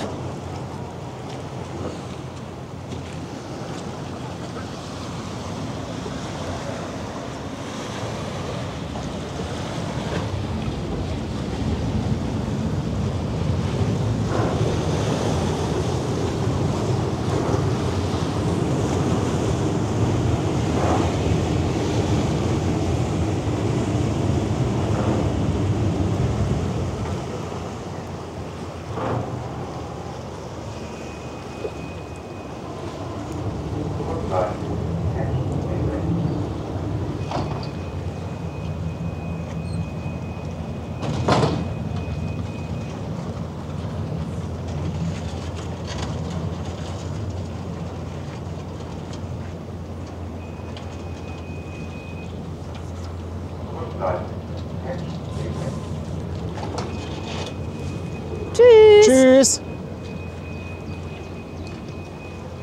Mach weiter so. Machen wir. Ja.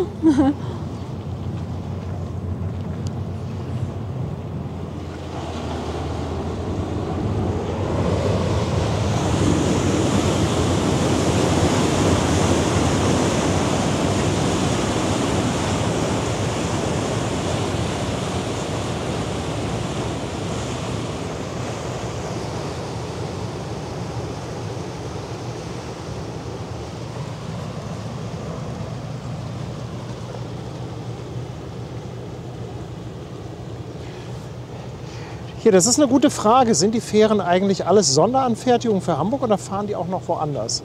Das ist tatsächlich eine gute Frage. Das Die stimmt. kann ich nicht beantworten.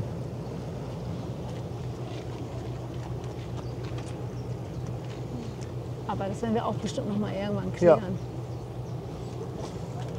Wurde auch noch nie gefragt, ne? Nee.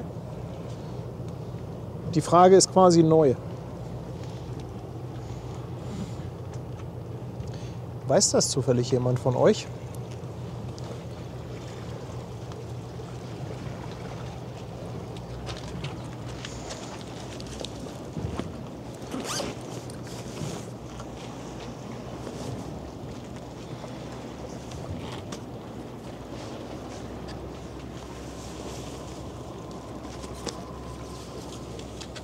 Ja, im Hintergrund die Sol. Kannst du mir noch mal das Mikro abmachen? Das ist irgendwas.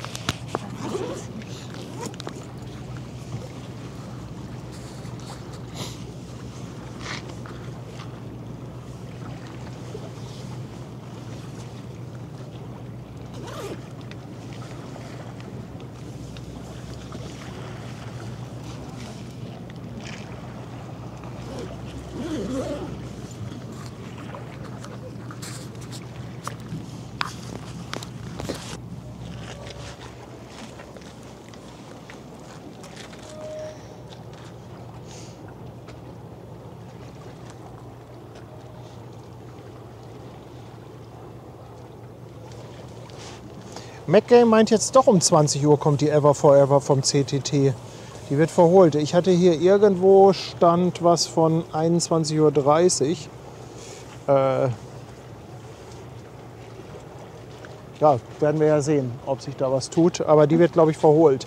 Im Zweifel Die geht fährt sie nicht hier raus. vorbei. Nee, die geht nicht raus.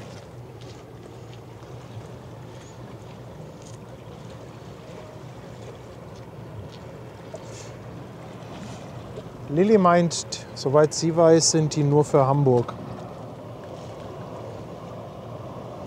Ja, sind auch sehr, sehr charakteristisch.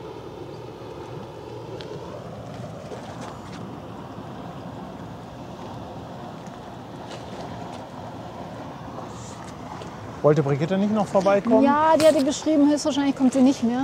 Die ist ja schon heute Morgen zum Einlauf hier gewesen. Der Kann das sein, dass die heute Morgen schon irgendwie Feuerwehr abgebrannt hat?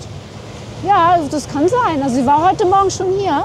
Und das ist natürlich echt ein langer Tag, ne? Und war sie die ganze Zeit im Hafen? Ja, Krass. Das ist krass. kann man sich doch super aufhalten hier, oder? Da geht gerade eine Containerbrücke runter an der MSC. Aber die ist, glaube ich, vor der Brücke. Da werden wir nichts sehen vom Laden.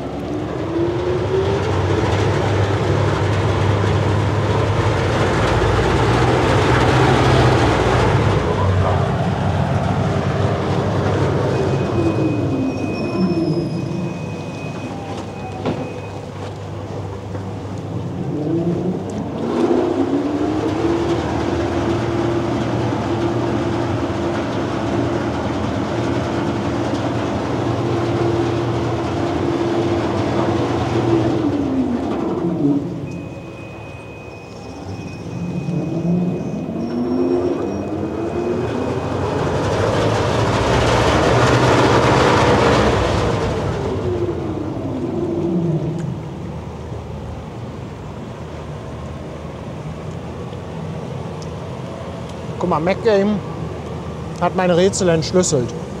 20 Uhr war Abgang beim CTT und 21:30 Uhr war Ankunft beim CTB. Daher die zwei Zeiten, die ich irgendwie im Kopf hatte. Okay.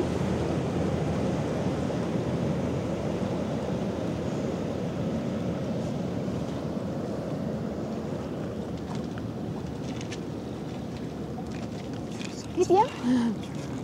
Tschüss. Nimmt ihr die Tschüss, ihr Fähre oder Lieben. müsst ihr... Ach, ihr steht seid mit dem oben. Auto. Alles klar. Tschüss. Tschüss. Tschüss.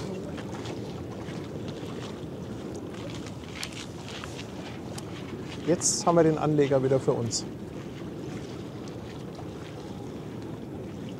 War aber Schön auch wieder ruhig, was ne? los hier. Richtig was los. Richtig Attacke. Den genießen wir mal. Das schöne Licht, was gleich kommt, ne? Ach, guck mal, hier haben wir es nochmal. Zack McCracken schreibt, die Hamburger Fähren sind keine reinen Einzelstücke, sondern basieren auf bewährten Schiffsbautechniken und Komponenten, werden jedoch speziell für die Anforderungen der Hadak konzipiert und gebaut. Könnte sie als maßgeschneiderte Serienprodukte bezeichnen. Und Chrissy hat nochmal Wikipedia-Zitat rausgesucht.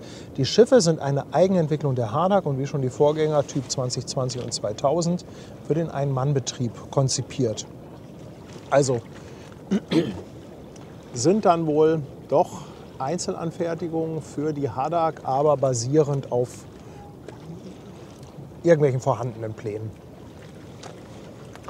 Ob man hier am Anleger auch sitzen kann. Ja, hier ist quasi so ein Bushaltestellenhäuschen und oben am Anleger sind sogar Bänke. Also man kann es sich hier richtig lauschig machen. Guck mal, der Halunderjet wird für innen 30 bis 40 Minuten angekündigt. Das könnte natürlich lichtmäßig auch noch mal ganz lecker werden. Das stimmt. Ja, also Bubendei-Ufer jetzt bei dem Wetter, Sonnenuntergang, Leute, das ist der absolute Knaller.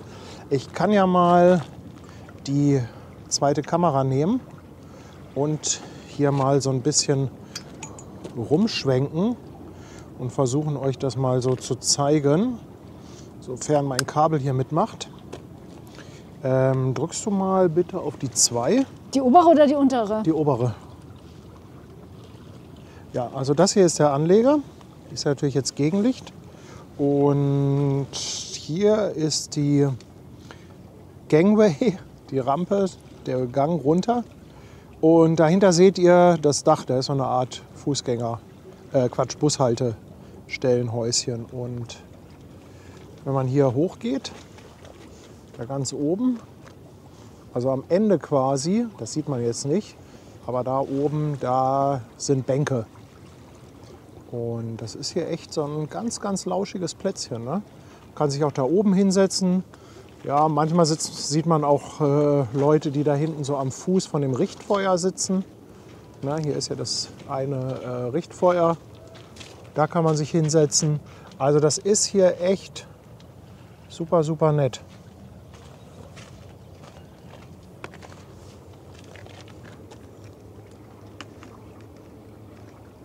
Wenn man sich irgendwie ein kleines Picknick mitnimmt.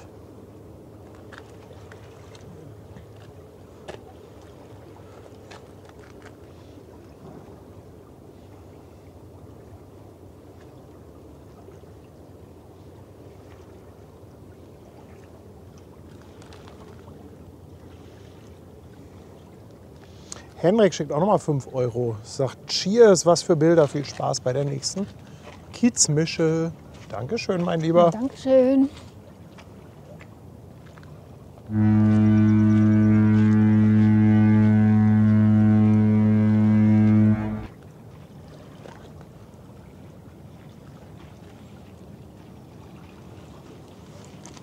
Gut, dann warten wir jetzt einfach gemeinsam. Also das ist eigentlich dann die ideale Zeit, um sich noch mal einen Snack zu machen, um mal aufs Klo zu gehen, bevor das dann mit dem Sonnenuntergang richtig losgeht. Ja, vielleicht kommt ja doch noch irgendwas.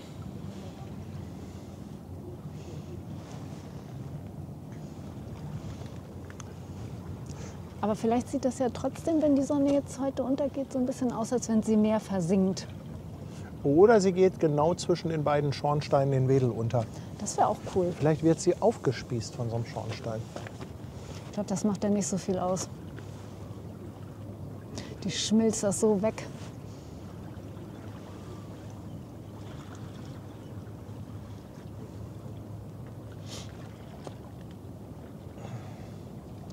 DJ Dietze schreibt, Superstream mit Drohne, Gruß aus dem Sauerland, Kartenspiel ist bestellt. Ja, das Kartenspiel ist toll, oder? Das ist super. Also das liebe ich auch. Was haben eigentlich meine Eltern dazu gesagt? Ja, die fanden das natürlich mega. Diese alten Kartenklopper. Meine Eltern sind ja so alte Kanasterklopper. Und die fanden das Kartenspiel richtig toll.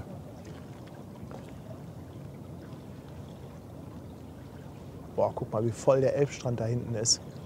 Da ist die Strandperle. Das war vorhin da schon so voll, als ich mit der Fähre da lang gefahren bin. Wahnsinn. Also da möchtest du jetzt auch echt nicht sitzen.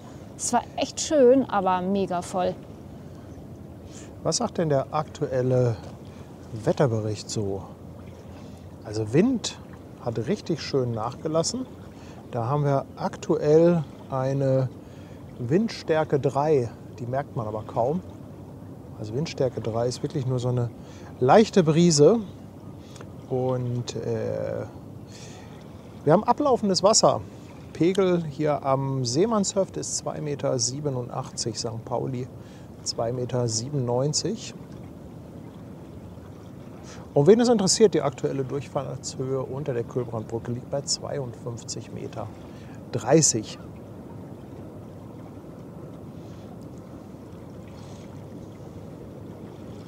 Und Strömung 1,21 Meter pro Sekunde aktuell. Also Strömung ist richtig Attacke. Sieht man kaum, das merkt man immer hier zum Beispiel so an den Dalben.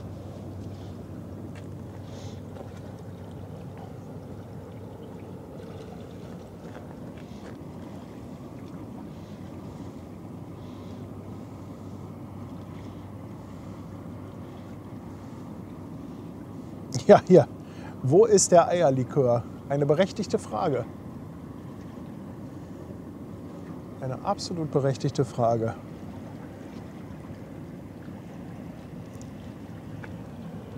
Er muss ja nur noch fahren. Also ich glaube, Eierlikör darf man auch nicht unterschätzen. Wir haben ja letztes Jahr mit den Mädels eine Eierlikör-Selbstmach-Session gehabt. Ja, da habt ihr auch irgendwie 5 verschiedene Rezepte ausprobiert. Oh, die waren alle gut, oder? Wobei der eine ganz komische Farbe hatte. Ja. Ja. Guck mal, Thomas ist da.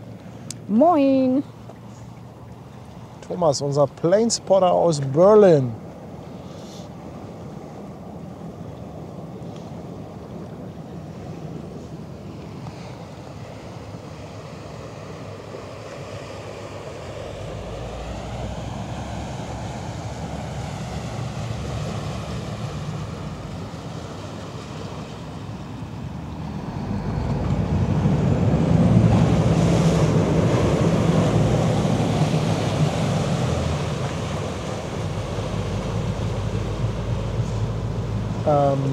Ja, wann muss ein Kompass kalibriert werden, möchte Vera wissen.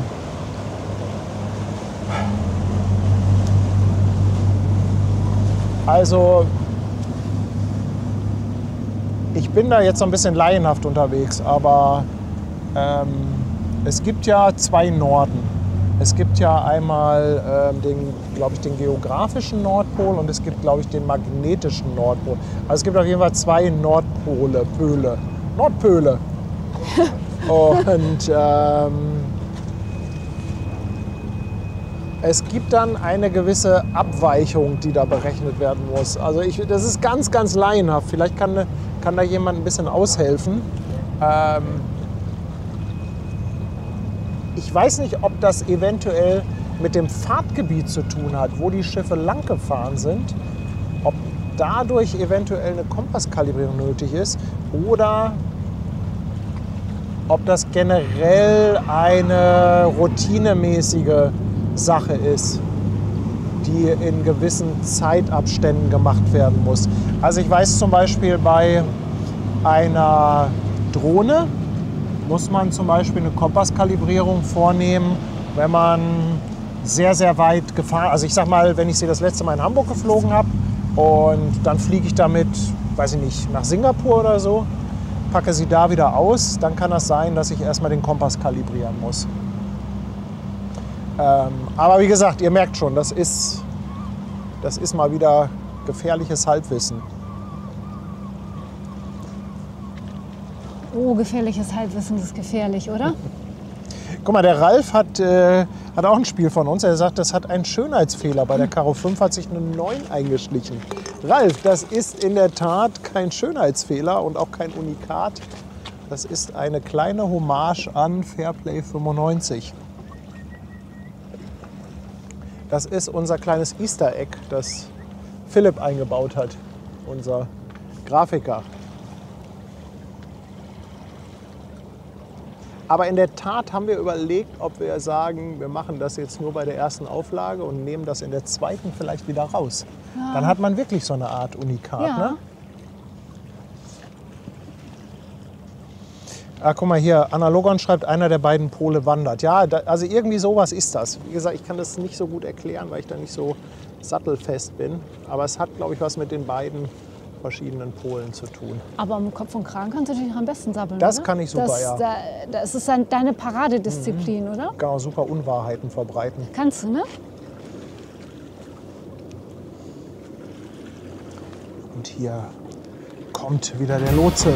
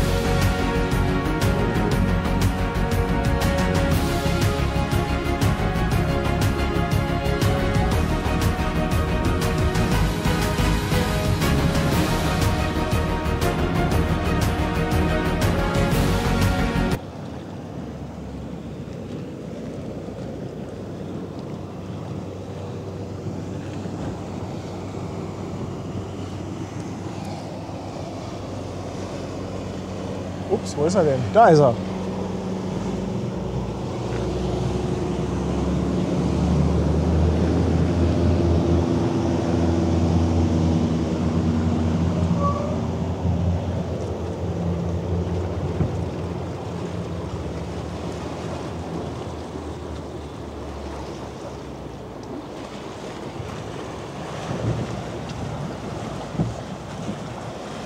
Aber vielleicht überlegt sich ja Philipp für die zweite Auflage irgendwie was anderes Verrücktes.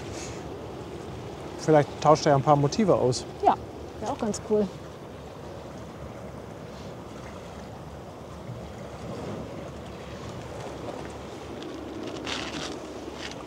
Na, Christa hat aber auch Durchhaltevermögen hier, ne?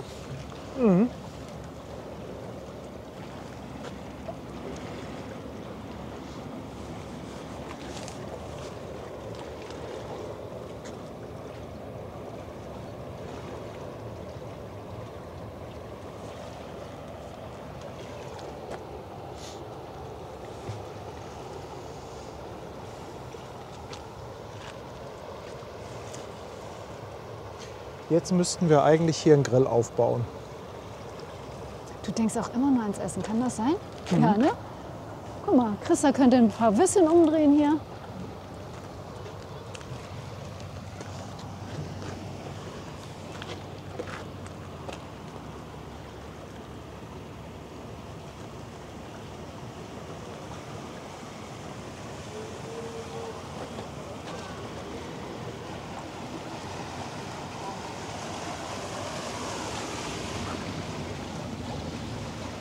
Guck mal, wie schön die Ausleger von den Containerbrücken stehen.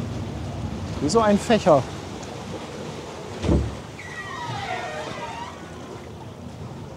Mit der bin ich doch vorhin gekommen, oder? Ja. Mit der Fähre.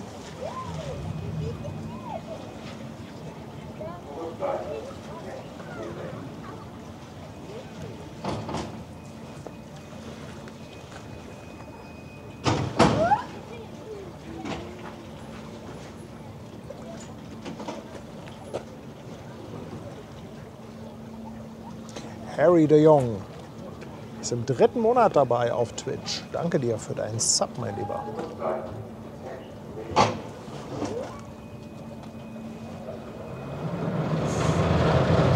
Arndt, also extra ein Skatspiel wollten wir eigentlich nicht machen. Wir haben gesagt, wir machen das große Blatt Romy Canaster Bridge. Und da muss man sich das da im Prinzip raussortieren. Und ich kann keins von den dreien. Also ja, ich will das jetzt nicht komplett ausschließen. Wenn Philipp mal irgendwann so einen grafischen Flash hat und sich wieder austoben will, kann das auch sein, dass er nochmal ein Skatspiel macht. Aber erstmal haben wir gesagt, wir machen das große Blatt. Da muss man sich die da einmal raussuchen.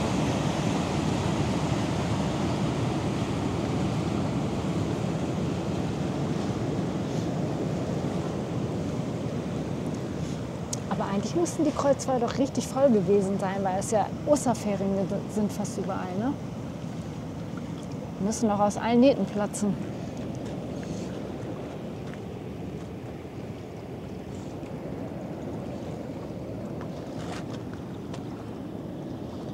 Guck mal, hier kommt der Vorschlag für ein Schachbrett. Wobei, das hätte, glaube ich, was. Lauter so süße Figuren, weißt du? So eine Möwe, ein Schlepper als Figur, die Landratte als Königin.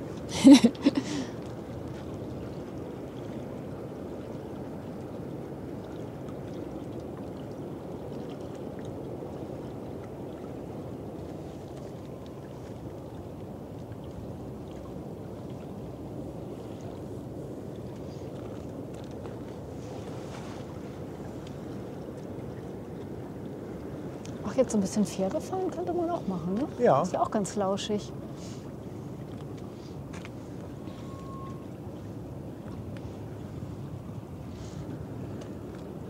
Ja, dann hätten wir irgendwann den Halunderjet, richtig?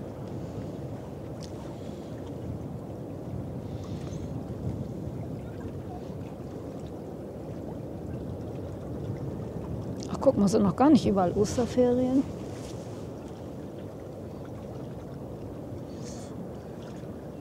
Ach, guck mal, da ist der Halunderjet auch.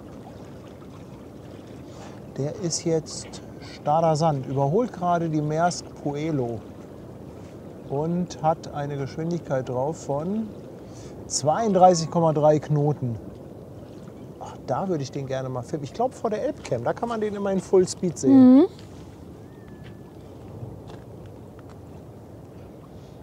Boah, 32 Knoten, das ist echt Das ist echt schon eine Bank. Aber wir können ja mal gucken, ob sich an der Ever Forever was tut. Die ist ja hier unten. Also da kommt gerade von oben ein Schlepper VB Prompt. Sag mal, kann das sein, dass seit kurzer Zeit erst die Schlepper grün sind bei Wesselfinder? Waren die nicht vorher auch blau? Waren die schon immer grün? Naja, auf jeden Fall kommt da VB Prompt. Kann natürlich sein, dass der zur Ever Forever fährt. Ever Forever. Für mich ist das Rick Astley. Ja, oder? Together Forever. Ja, irgendwie habe ich auch immer irgendwas im Kopf. Ever Forever.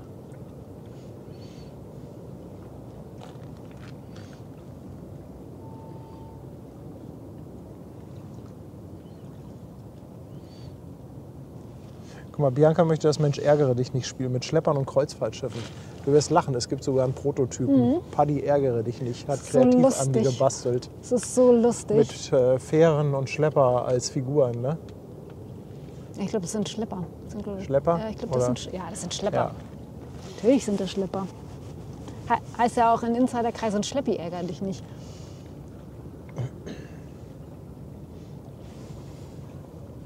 Habe ich auch extra ein paar schöne Hamburg-Würfel für gekauft. Können wir heute Abend noch mal eine Runde spielen eigentlich? Paddy ärgere dich nicht?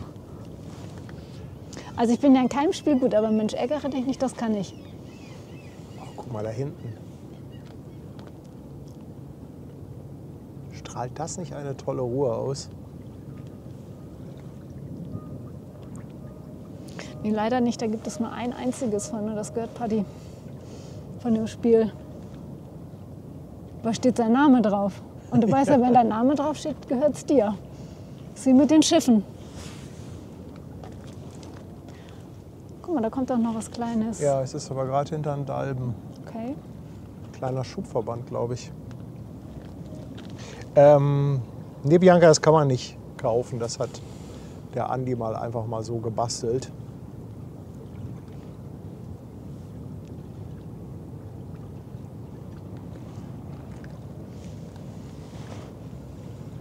Ich glaube, das war auch nichts für Serienproduktion.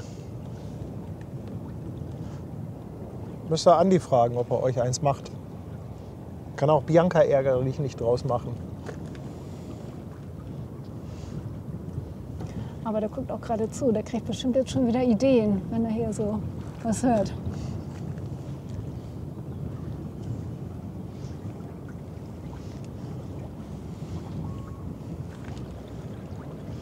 Guck mal, eine Schrottschute.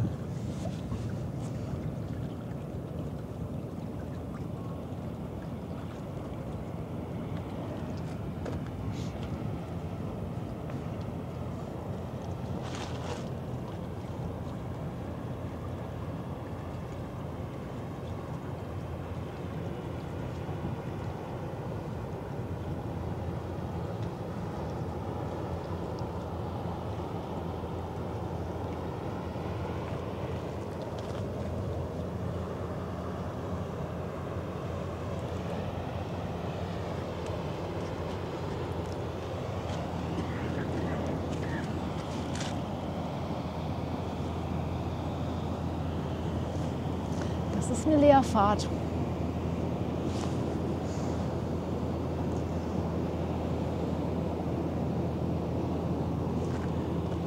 Ich glaube, das machen die Fährenfahrer auch am liebsten, Leerfahrt. Leerfahrt, ja. Auf jeden Fall am Wochenende. Das kann gut sein. Aber es ist auch kein bekanntes Gesicht hier heute dabei, ne? Oder die haben sich nicht geoutet. Doch, kann wenn die natürlich auch sein. erfahren, dann sagen die schon Bescheid.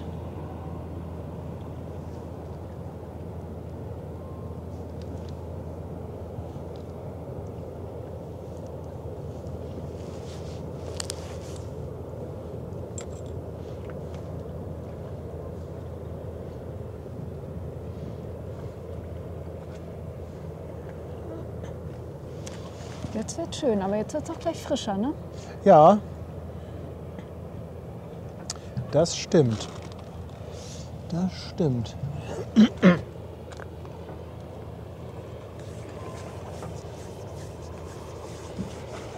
Guck Guck mal, der Logistiker schickt 5 € und sagt, welch eine Leistung, ein Stream während der Fahrzeit im ICE von Hamburg nach Duisburg.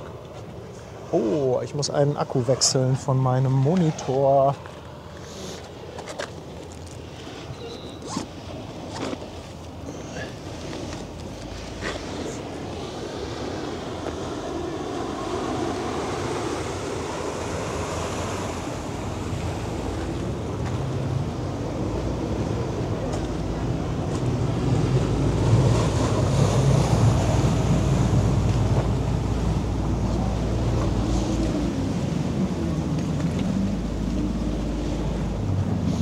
Die Mikros müssten doch auch bald. Ah, wohl, geht noch. Das geht noch. Notfall. Menschen Seebeck.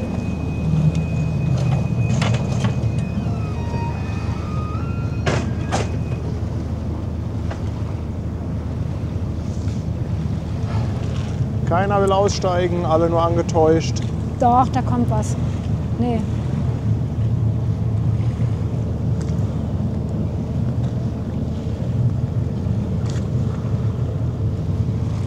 Guck mal, bei der Elfi, wie die Fenster glitzern, ne? Ja, Sieht aus wie Diamanten. mal versuchen, ob wir das irgendwie eingefangen bekommen. Oh, das sieht richtig schön aus. Das ist immer schwer, solche Effekte.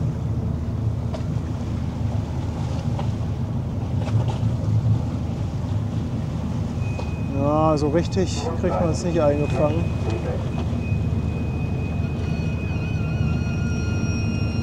Also fürs Auge sieht das so aus, als ob das so ein bisschen am Blinken ist.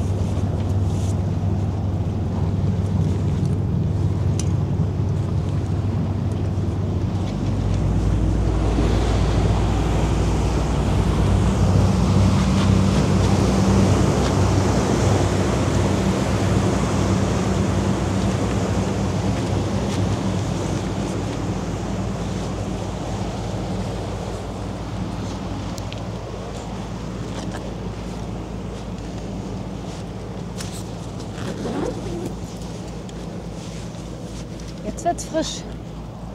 Ja, wenn die Sonne langsam weggeht.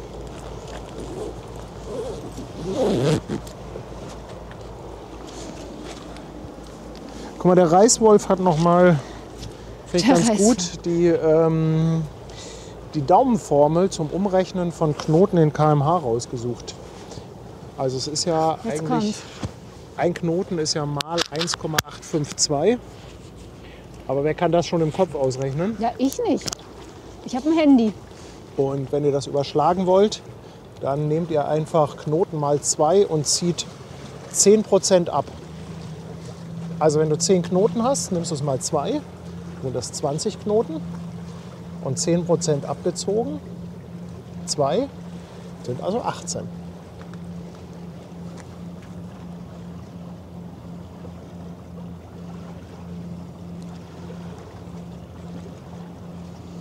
Aber wozu sollte man das umrechnen? Ich überlege mir gerade einen Anwendungsfall. Ja, zum Beispiel, wenn du wissen willst, wie schnell der Halunderjet in km/h fährt, um eine Vergleichsgröße zu haben. Unter km/h können sich die meisten was vorstellen. Unter Knoten, denke ich, es ist für viele nicht greifbar.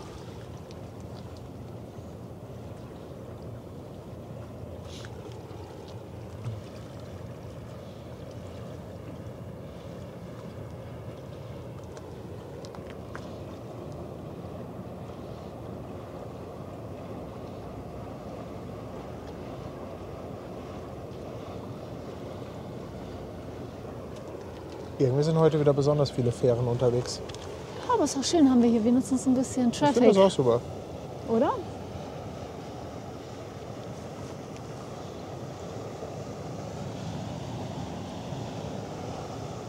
Ich muss gleich nochmal einen anderen Akku checken.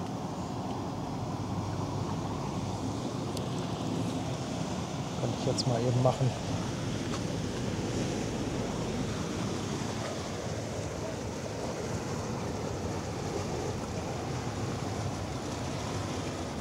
Ich drehe euch mal zur Elfi. Und gucken mal, was die Akkus so treiben.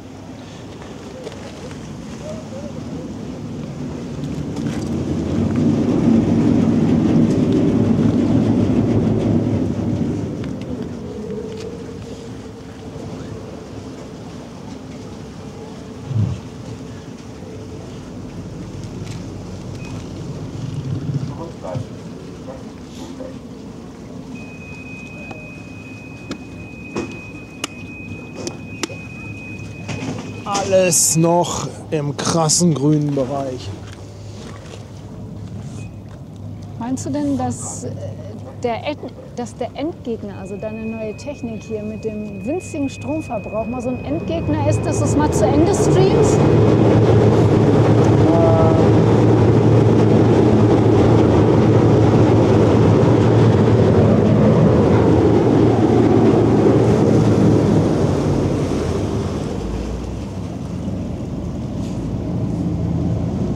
Du meinst, ob ich es hinkriege, dass die mal leer sind, die? Genau.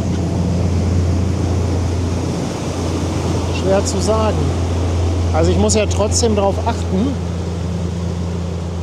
Ich muss ja trotzdem teilweise was umstecken.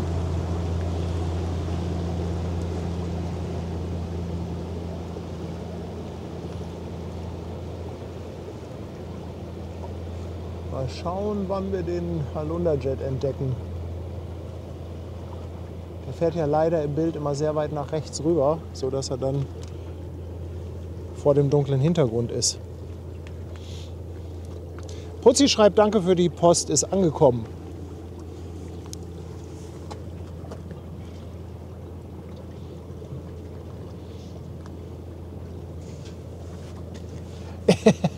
Herr Reiswolf fragt, warum du bei seinem Namen lachst. Ja, weil ich es lustig finde. Ja. Reiswolf stelle ich mir immer vor. Es gibt doch diese Lastwagen, also die sind so umgebaut und die holen wirklich die... Diese Akten-LKWs. Genau, genau, und die vernichten ja die Akten wirklich vor Ort. Und da steht auch mal ganz dick Reiswolf drauf, das ist nicht mal so witzig. Die halten den irgendwo vor den Büros, ja, und machen das gleich vor Ort platt.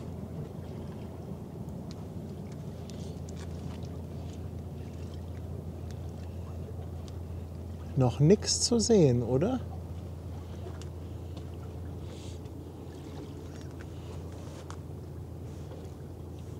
Soll in Wedel sein.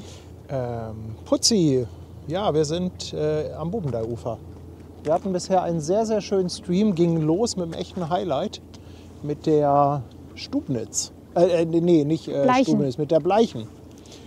Und dann hatten wir eine ganze Menge Aufkommer. Wir hatten echt die HMM Nuri, die war klasse, tolles Licht. 2 AIDAs. Die AIDA Nova hat hier richtig rumgehornt. Also die hat ordentlich Attacke gemacht. AIDA Sol hat noch den Kompass kalibriert, hat sich ein paar Mal um sich selbst gedreht und jede Menge Beifang. Puerto Limo Express, dann die MSC. Und jetzt warten wir noch auf den Sonnenuntergang und den Halunderjet.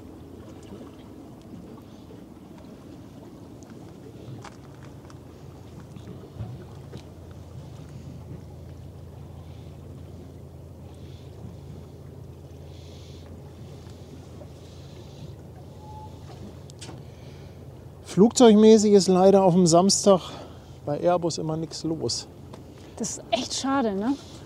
Also es kommt schon mal vor, auch, bisschen dass da Beluga-Verkehr ist. Das gibt es schon mal, aber das ist eher selten. Aber irgendwann hatten wir das letztens mal. War wirklich einer am Samstag, also es war, ich glaube, so bis frühen Nachmittag, da sind echt viele Belugas gekommen. Wahrscheinlich hatten die irgendwie was Wichtiges zu tun.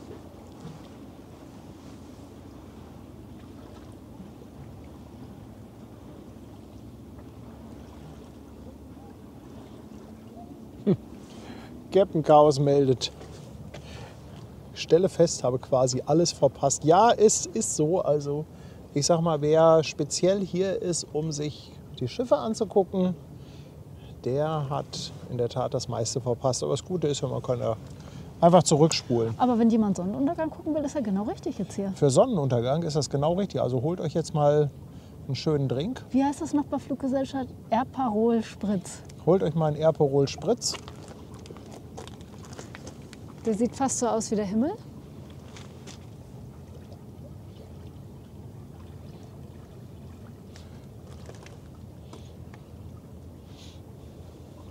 Es darf jetzt gewettet werden, wo genau die Sonne untergeht. Geht sie vielleicht genau zwischen den beiden Schornsteinen unter? Oh ja, die Möwen müssen wir natürlich als Flugverkehr zählen, das stimmt.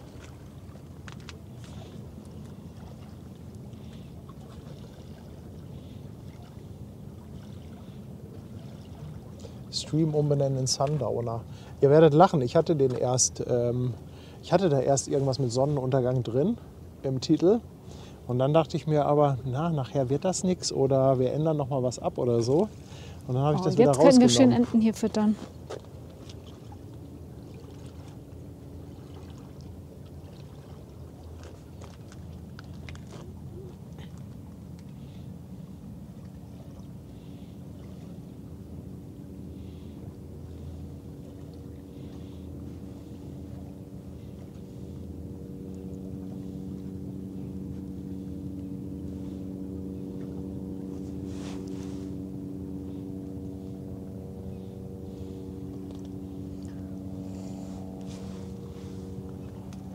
Wer wollte denn eben meine Kopfhörer sehen? Keine Ahnung. Also schön sind die nicht. Nee, die sehen ein bisschen dämlich aus, ne? Ach guck mal, da kommt doch ein Hubschrauber. Da oben. Der Siehst ist du? aber weit weg. Der ist auch klein.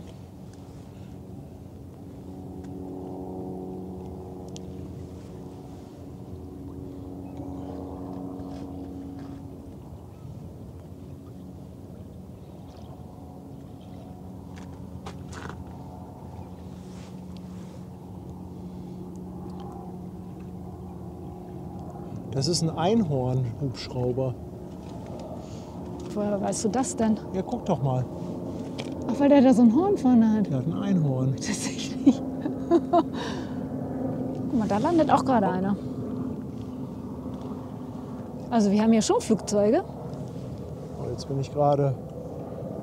Jetzt bin ich vom Bild her gerade auf dem Bubendeiufer. Ich dachte mir, ihr wolltet doch mal den Kopfhörer sehen. Hier, so sieht er aus. Bisschen komisch, oder? Aber ist halt nichts im Ohr drin.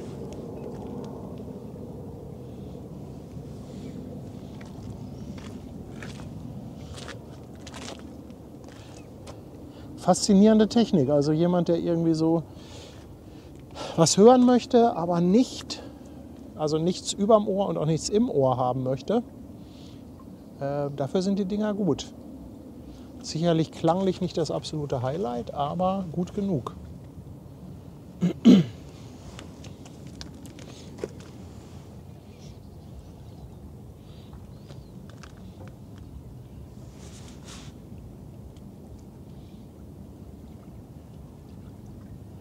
Wer entdeckt als erstes den Halunderjet?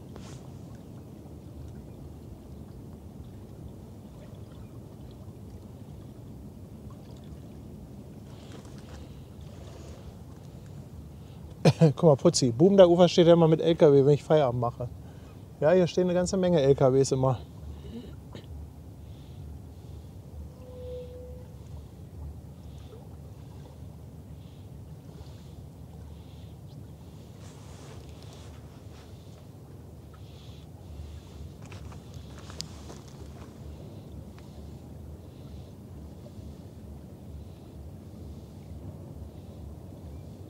Also ja, Cheetah, musst du nach Knochenschall-Kopfhörern mal googeln. Gibt da auch verschiedene Modelle, gibt natürlich auch bei YouTube diverse Reviews und so weiter. Ich kann dir da aber nichts empfehlen. Also ich habe jetzt einfach welche gekauft, die so gute Bewertungen hatten, wo ich irgendwie das Gefühl hatte, die sind was ganz Ordentliches. Und ja, aber ob die wirklich taugen oder nicht, kann ich vielleicht in ein paar Wochen mal sagen. Hast du was entdeckt, oder? Ich gucke, ob ich den Halunderjet sehe.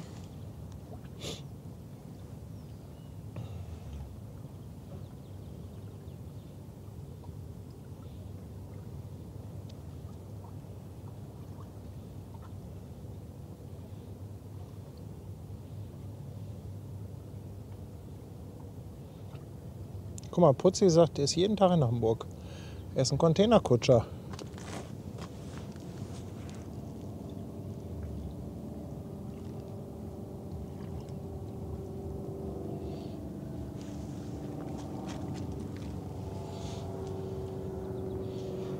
Jürgen schickt 2 Euro mit Grüßen vom U-Boot-Spotter.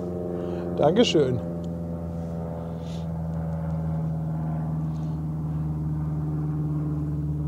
Halunderjet jetzt kurz vor Blankenese, sag mal, oder ist der uns hier schon vor den dunklen Hintergrund gefahren? Ich habe ja eben schon geguckt, ich habe nichts gesehen. Ja, ich gucke mal hier. Nee, das ist ja Teufelsbrück da rechts.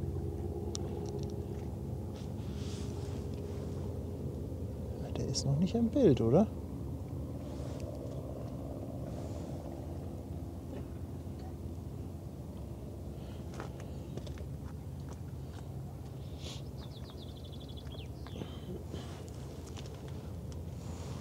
Die Sonne ist aber auch hell. Also wenn du in die Richtung guckst, du siehst gar nichts. Aber wo ist denn von hier genau Blankenese? Da vorne, wo der Leuchtturm ist. Blankenese müsste eigentlich hier Also so er ist noch sein. vor Blankenese. Ja, ja, ich glaube hier in die Richtung, da müsste Blankenese sein.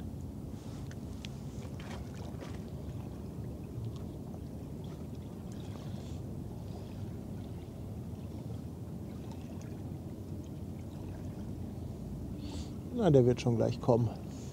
Also ich glaube, wir verpassen ihn nicht. Aber guck mal, da fährt wieder schön die Fähre durch die Sonne. Oder bei der Sonne lang.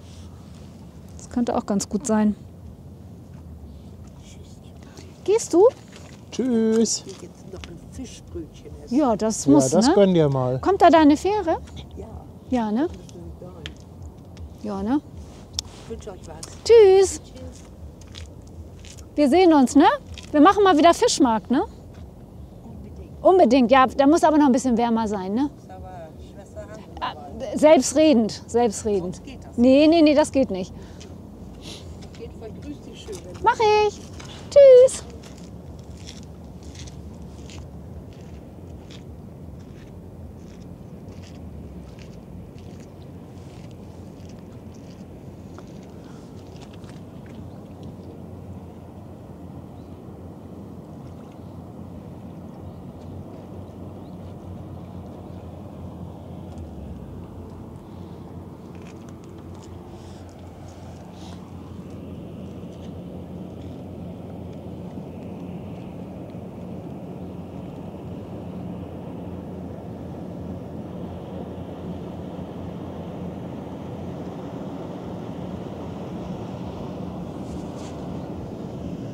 Aber ich höre Wumtata, Wumtata. Oh, Kann das sein, dass ich hab die, genau das dass die Gleiche grad Partybootzeit wieder... Ich wollte gerade sagen, noch haben Ist- wir Glück, aber das war's ja wohl. Oh, die Kamera steht noch falsch.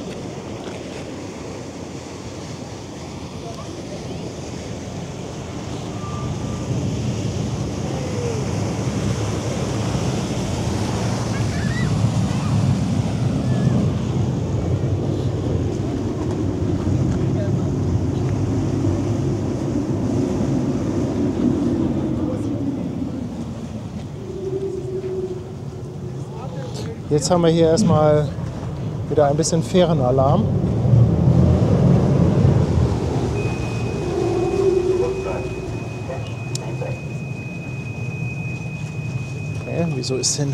Wieso kommt denn hier gerade kein Strom raus?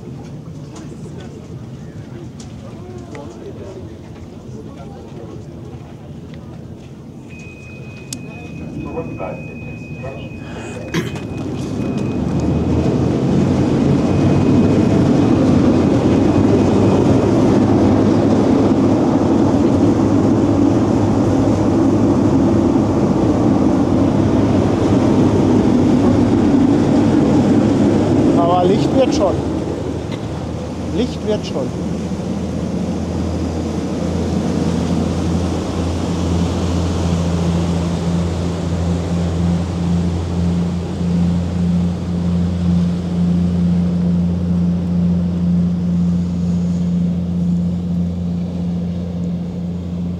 echt mal gespannt, wo die Sonne untergeht.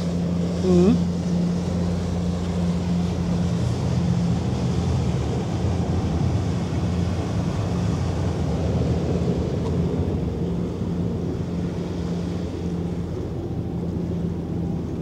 Voll schöne Bilder mit den Fähren, oder? Ich finde das auch. Also ich finde, sollen wir nicht einen reinen Haddock-Kalender machen? Na, der Kalender. Haddock-Fährenkalender.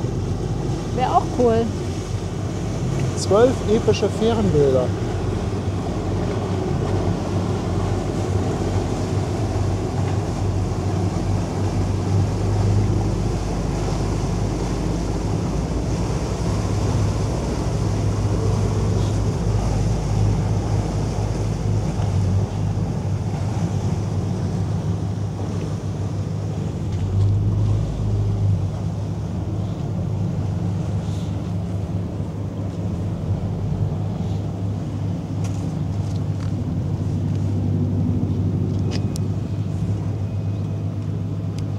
Rückseite 6 Meter.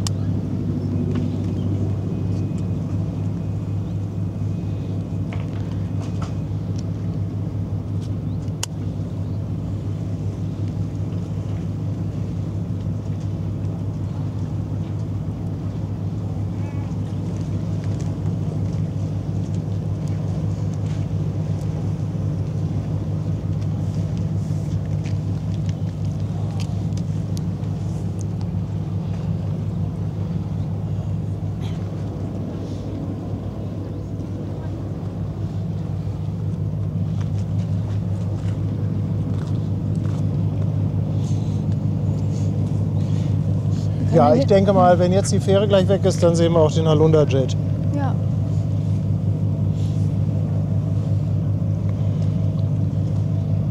Du kannst ja auch einen Kalender nur für die Fährenfahrer machen lassen, mit epischen Bildern. Für die gute Performance immer im Stream. Rückseite 6 Meter. Da könnte aber rechter Hand so ein Partydampfer kommen. Ja.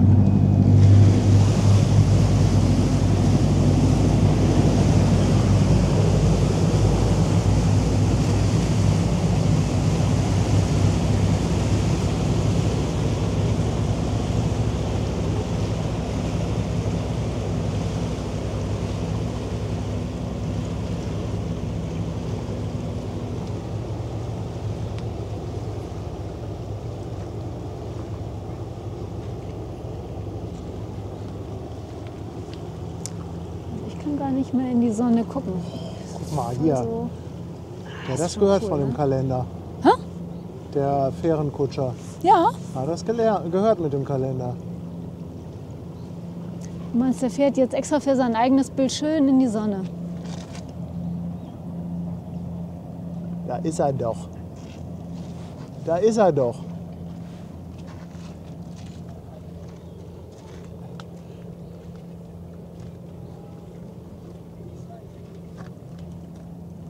Der kleine Halunke.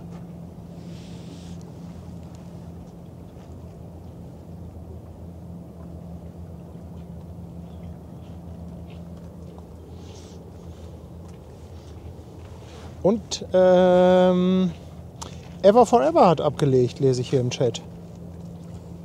Allerdings kann ich den Namen nicht lesen.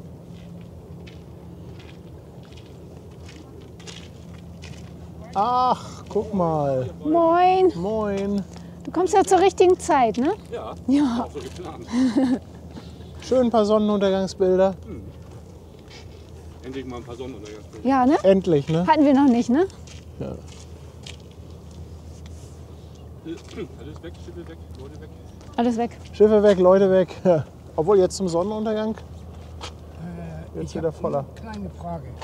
Ich habe sie immer so gern auf meinem Handy Ja, verfolgt. Und ich wollte mal fragen, wo das jetzt noch ist. Dass mein altes Handy ist verloren gegangen. bei YouTube können Sie einfach gucken. YouTube, da war YouTube, genau. Hamburg Hafen Live. Ja, Oh, guck mal hier. Guck mal, hier sogar eine Karte. Mensch, du bist ja cool. Oh, Dankeschön. Richtig cool. Ist ja auch süß, oder? Ja. habe mein altes Handy verloren, Ja, habe ein neues total. Handy, wo das jetzt ist. Ist irgendwie süß.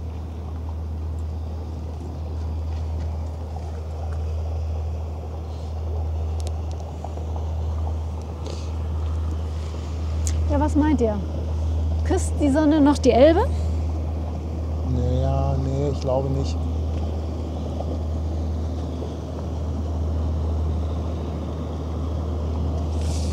Ja, was macht Ben? Ben wird zu Hause sein.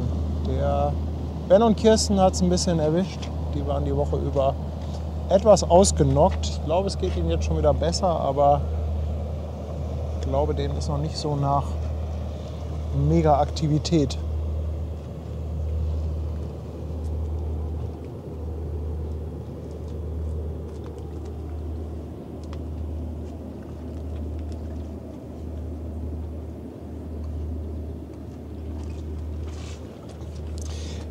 TB, danke dir für 3 €.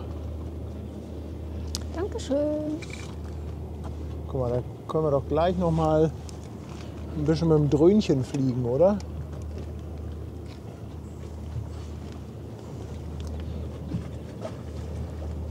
Ach, guck mal, die andere Seite sieht es aber auch schon wieder ganz schön aus, ne? Ja, ist einfach jetzt der schönste Moment des Tages.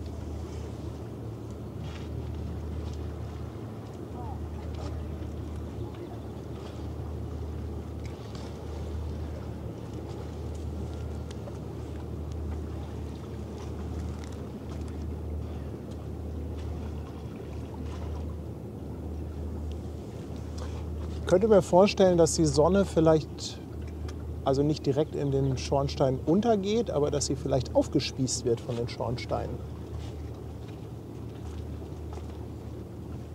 Hört sich auch ein bisschen fies an.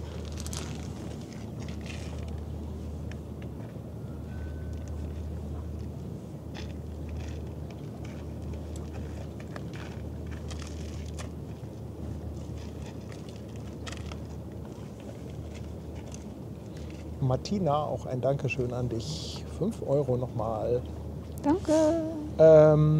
Ja, also wenn die Ever jetzt abgelegt hat, die Ever Forever, dann sehe ich da eigentlich keinen Grund, nicht drauf zu warten, oder? 8 soll die raus, ne? Also es hatte jemand geschrieben, dass die schon abgelegt hätte. Also die wäre wohl schon, kann sein, dass die da gleich schon ums Eck kommt.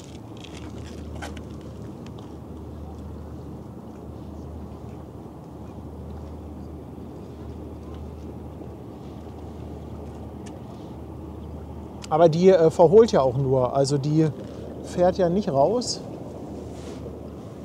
Die geht dann zum CTW, also fährt nicht an uns vorbei.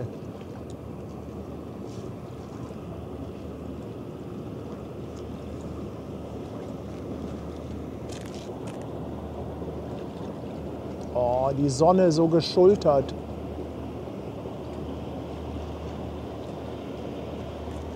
Mann, oh Mann, was für eine Komposition.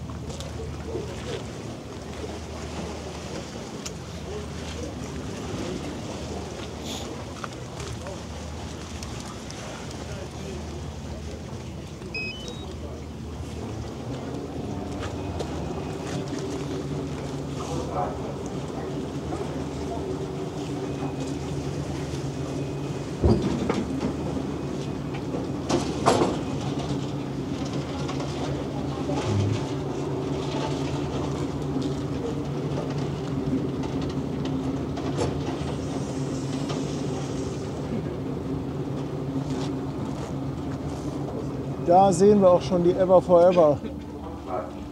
Da kommt sie.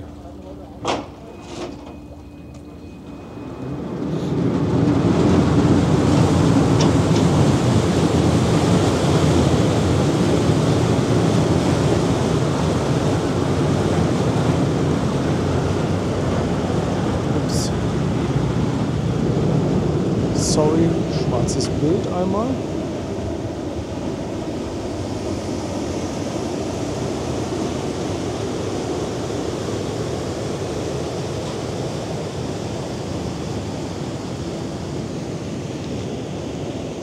Da kommt der Lunderjet. Guck mal, der ist Ja. direkt in der Sonne.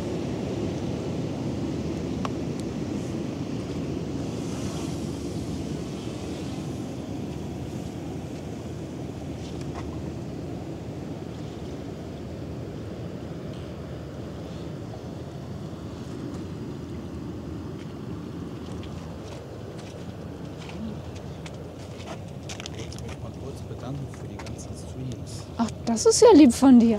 Oh, guck mal, Nerven. Das ist aber lieb. Oh, Lindkugeln. Dankeschön. Nicht welche Richtung. Dankeschön. Da gibt's ja viele Nee, Die sind super. Die sind super. Den heute Nachmittag Käsekuchen konnte ich nicht auftragen. Aber das ist ja fast genauso gut. Ich habe kein YouTube, bin nicht auf YouTube angemeldet, deswegen kann ich da nichts spenden, aber wenn ich das Ist doch sehe, super. Das ist Also, super. Dankeschön. ist doch Tüte großartig. Also, Damit ich noch fetter werde. Aber ich Ebenso ist liebe es sie auch Arbeit, trotzdem. die ganze Ausrüstung hierher zu bewegen.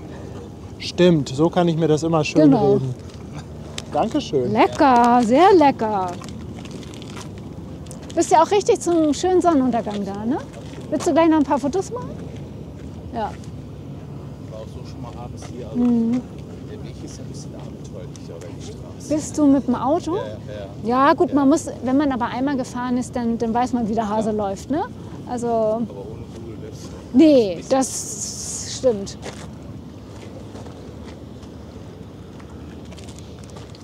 Oh, sag mal, der Halunda-Jet ist jetzt direkt unter der Sonne, oder? Leute, Leute. Junge, Junge, Junge. Oh, da muss ich aber ein Foto von machen. Hilfe! Was ist das denn?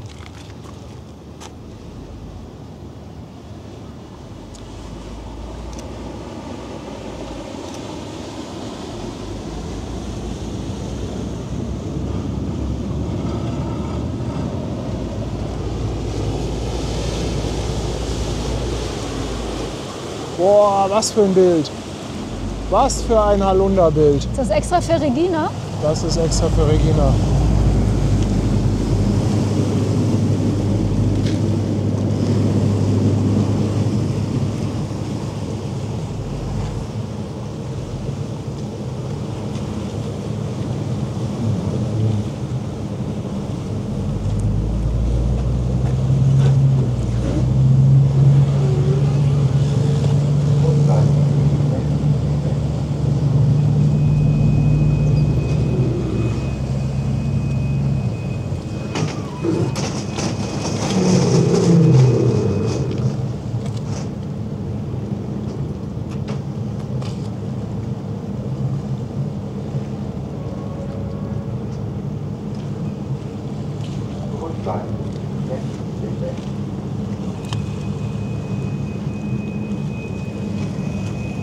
Oh, guck mal da in den Hochhäusern, das sieht auch so toll aus.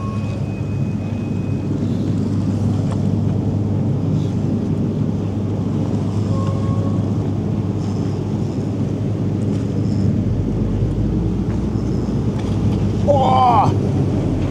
Oh! Foto!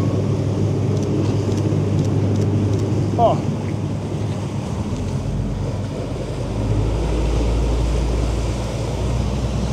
Leute, Leute!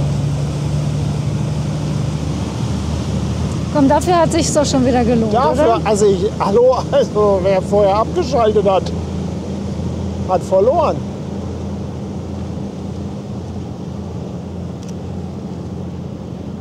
Das ist wirklich spektakulär. Boah, ich muss noch ein Foto machen. Ah ne, mit der Fähre. Ja, okay, zu spät. Sorry. Na gut. Okay, ich habe mein Foto. Ich habe mein Foto. Also, das war ja wohl sensationell, oder? Guck mal, jetzt wieder die... Auch hier in der Fähre. Ja, Oh, richtig guck mal da hinten. Ich krieg Schnappatmung. Oh, bitte nicht.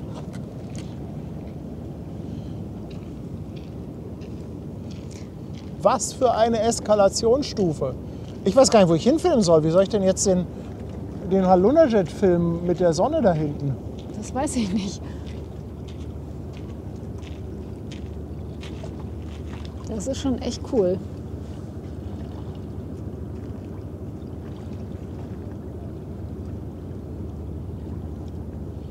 Ach, guck mal, vielleicht geht die doch da. Oh, guck mal hier, auch mit dem Lotsen. Was für ein Foto. ist, ey.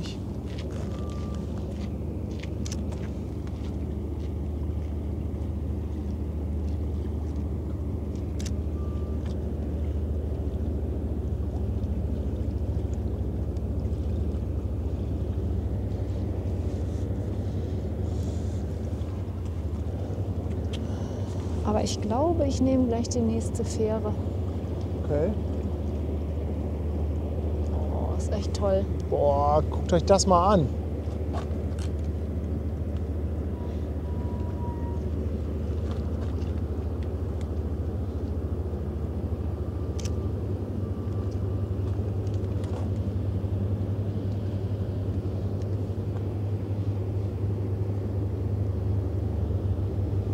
Ja, guck mal, die geht doch fast genau in den Türmen unter.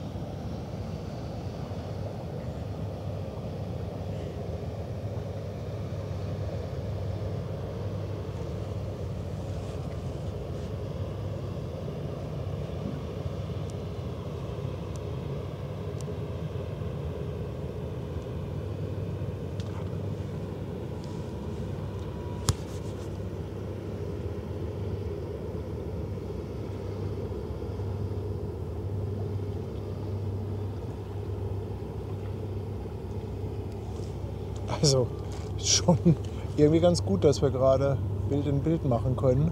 Ja.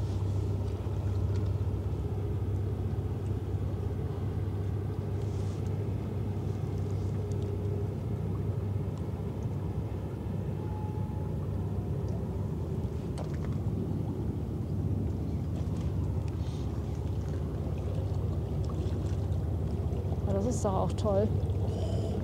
Ich muss noch ein Foto machen.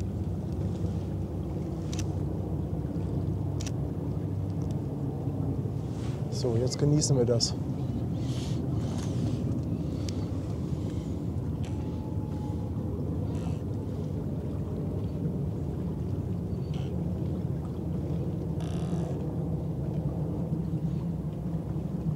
Also wenn sich das nicht gelohnt hat zu warten, dann weiß ich auch nicht.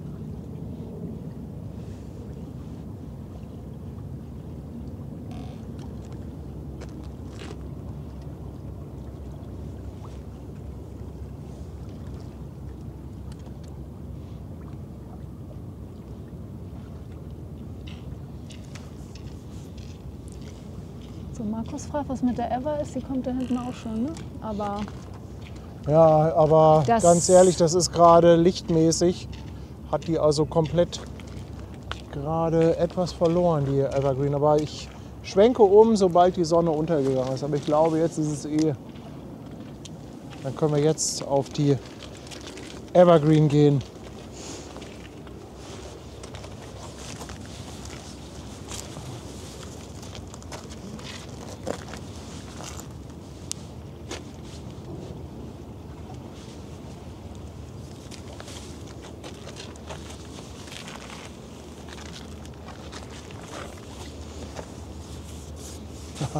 Krass, wenn man jetzt umschaltet, lichtmäßig, oder? Mal guck dir das mal an.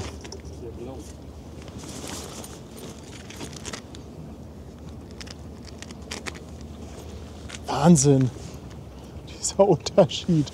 180 Grad gedreht und dann sieht das so aus.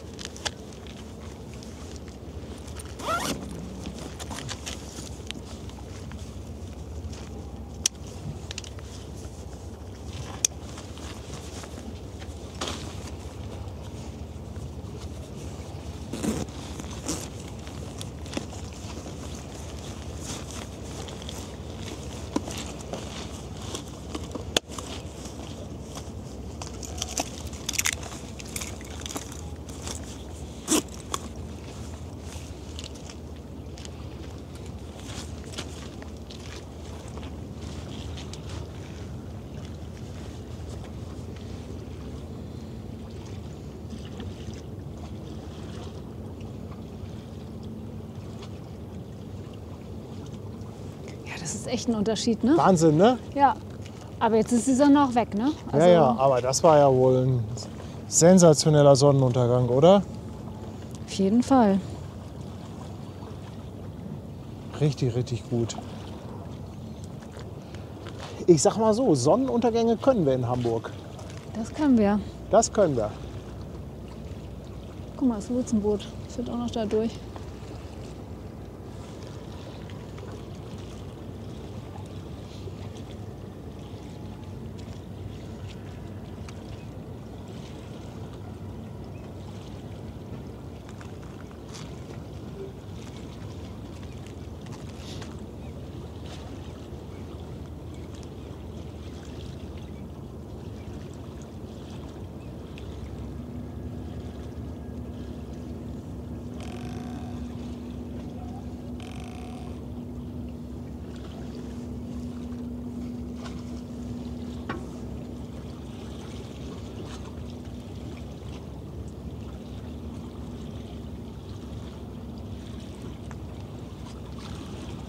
Guck mal, da hinten sieht man auch den Mond.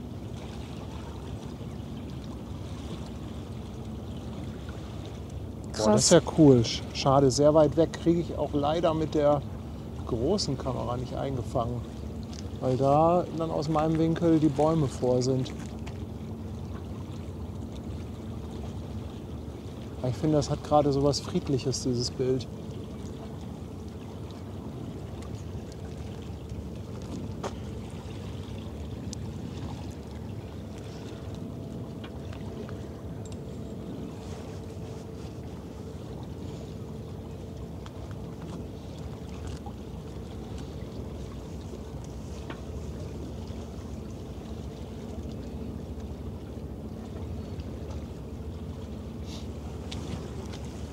Wo ist denn der Mond?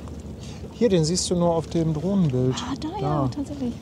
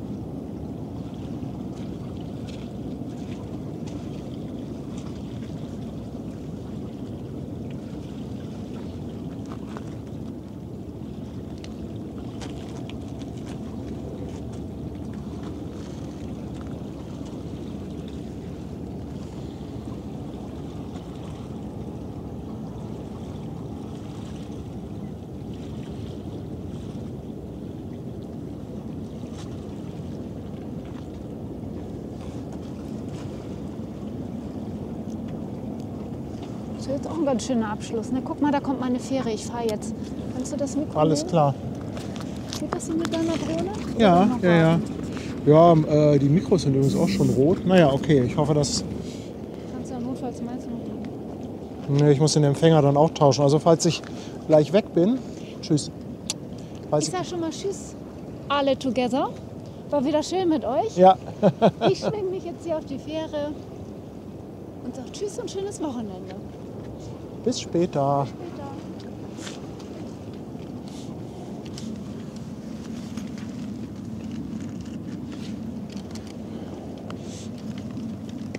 Ich muss mal einen zweiten Mikrosatz hier Akku bereithalten.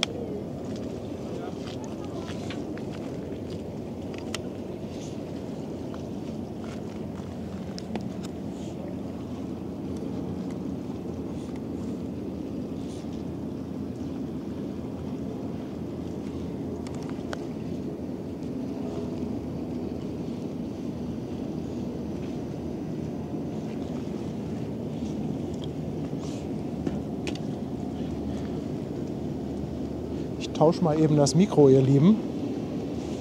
Kann einmal ein bisschen rauschen, knacksen, pfeifen.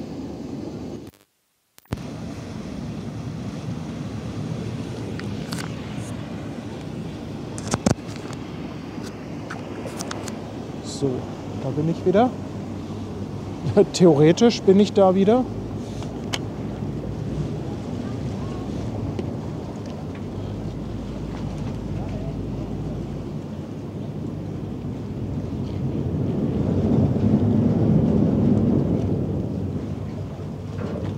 Moin. Ich muss ja ehrlich mal sagen, auch die Hinweise, dass hier Schiffe rein und rausfahren, das ist ja allein deswegen schon wertvoll, weil sonst fährt man an die Elbe und weiß gar nicht, dass hier was los ist. Oder was. Ja, da muss man schon ein bisschen gucken. Also Ja, auf eben. gut Glück kann man hier auch eine Stunde gar nichts sehen. Genau das ist es. Ne?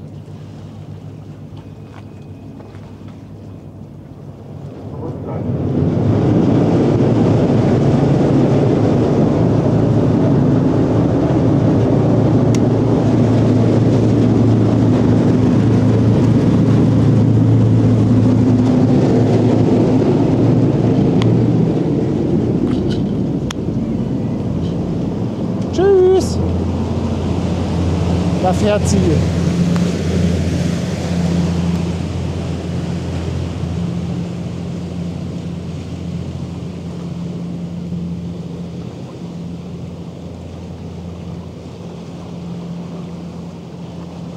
Na, wo ist denn die Fähre?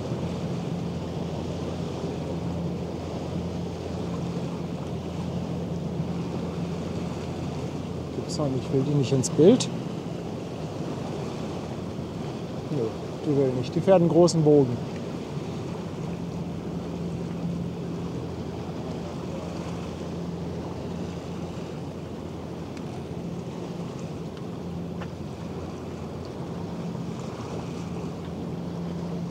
Aber auch schon ein älteres Mädchen, die Ever Forever.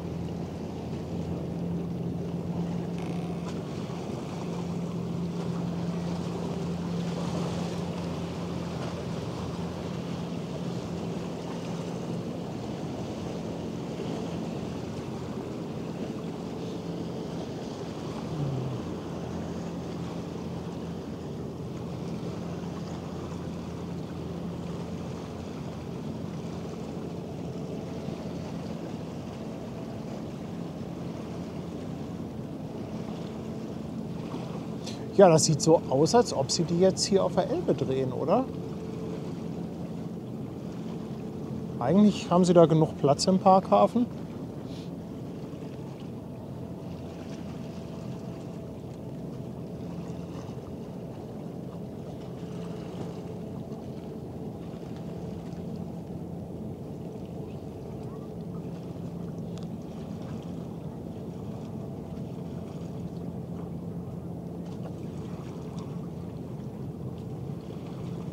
Ach Mensch, ey, schade, dass ich den Mond hier nicht mit der großen Kamera sehe. Aber jetzt muss ich erstmal die Drohne zurückholen.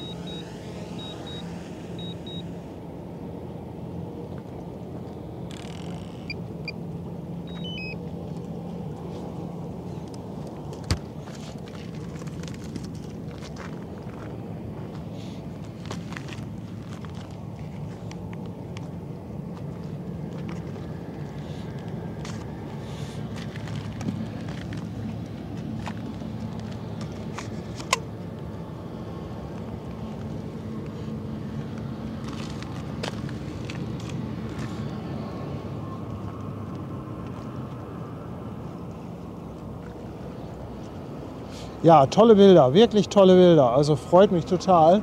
Bisschen schade um den Mond, aber ich glaube nicht, dass das ist einfach vom Winkel hier, das wird einfach nichts. Das wird nichts.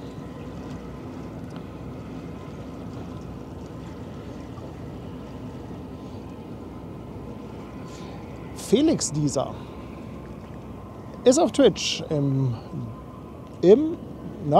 ist er denn hin? Da, im 5. Monat dabei. Herzlichen Dank. Jürgen Hergarten, 2 Euro Superchat. Grüße vom U-Boot-Spotter. Ja, U-Boot-Spotten. Auch ein tolles Hobby.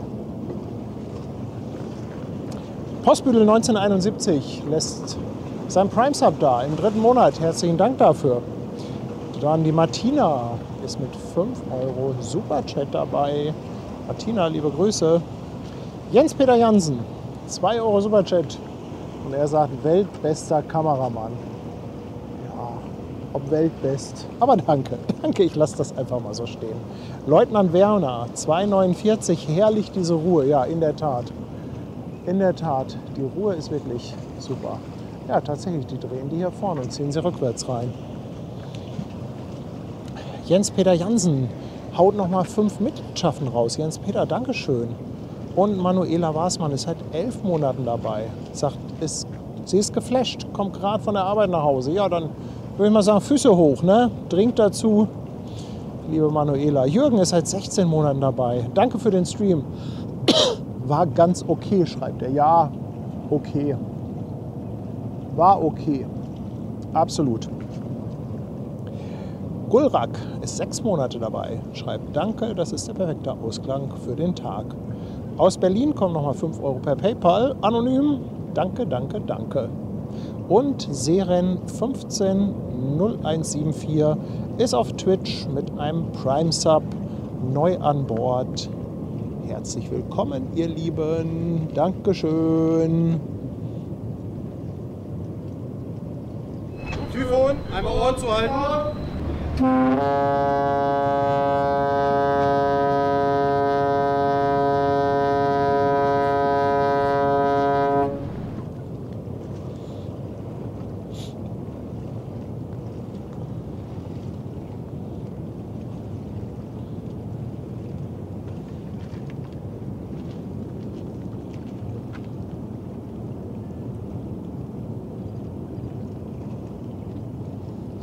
Wenn ich demnächst eine Drohne habe mit Zoom-Objektiv, dann können wir das auch besser filmen. Aber mit dem Weitwinkelobjektiv, da müsste man echt verdammt nah ranfliegen. Man unterschätzt das. Aber von hier Bubendei-Ufer bis da vorne hin, also ich würde sagen, das ist knapp 1 Kilometer. Müsste man echt richtig weit fliegen.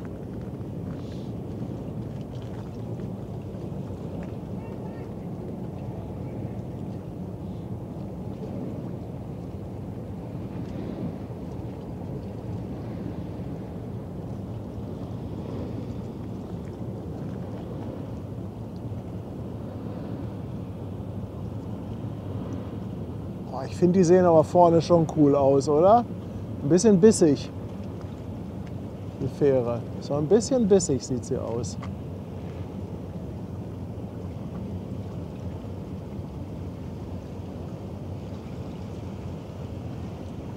Hey, die haben da auch eine Kamera. Das Bild möchte ich haben.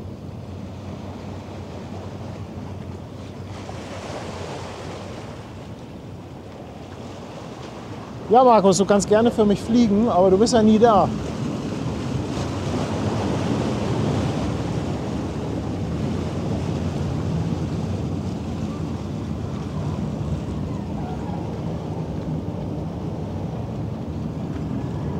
Aber Markus, gerne und jederzeit.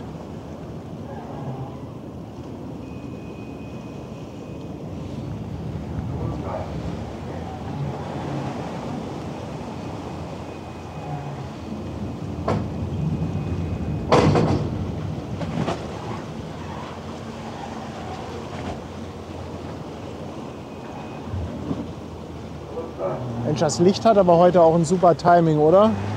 Das jetzt hier letzte Schiff.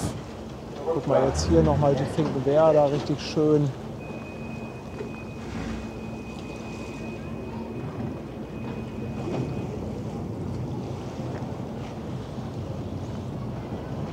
Da nochmal die Elbphilharmonie unterm Bug.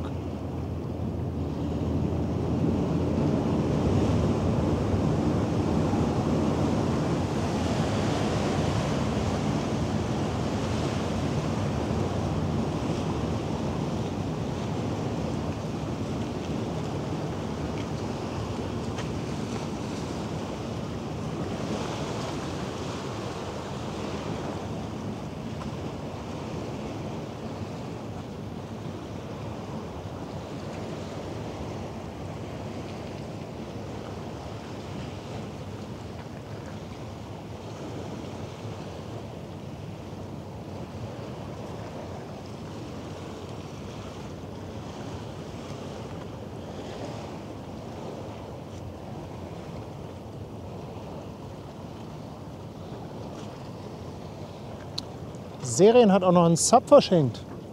Vielen Dank dafür. Future Lady haut 200 Bits raus und nochmal 100 Bits hinterher. K8 Pit auch nochmal mit 100 Bits dabei. Peter auch 100 Bit. Eigentlich sollte man den Hype-Train auf den Hype-Ship umstellen. Ja, da ist gerade auf Twitch irgendwie mal wieder ein Hype-Train abgefahren.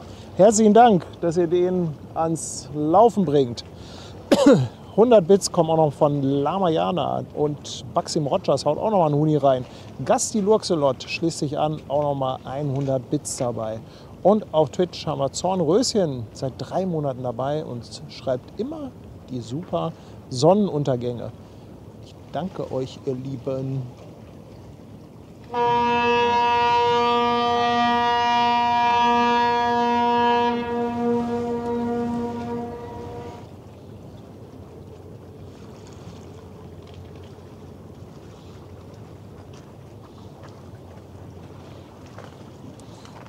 Da unten krabbelt der Martin rum, macht noch ein paar Sonnenuntergangsbilder. Nein, nein, alles gut.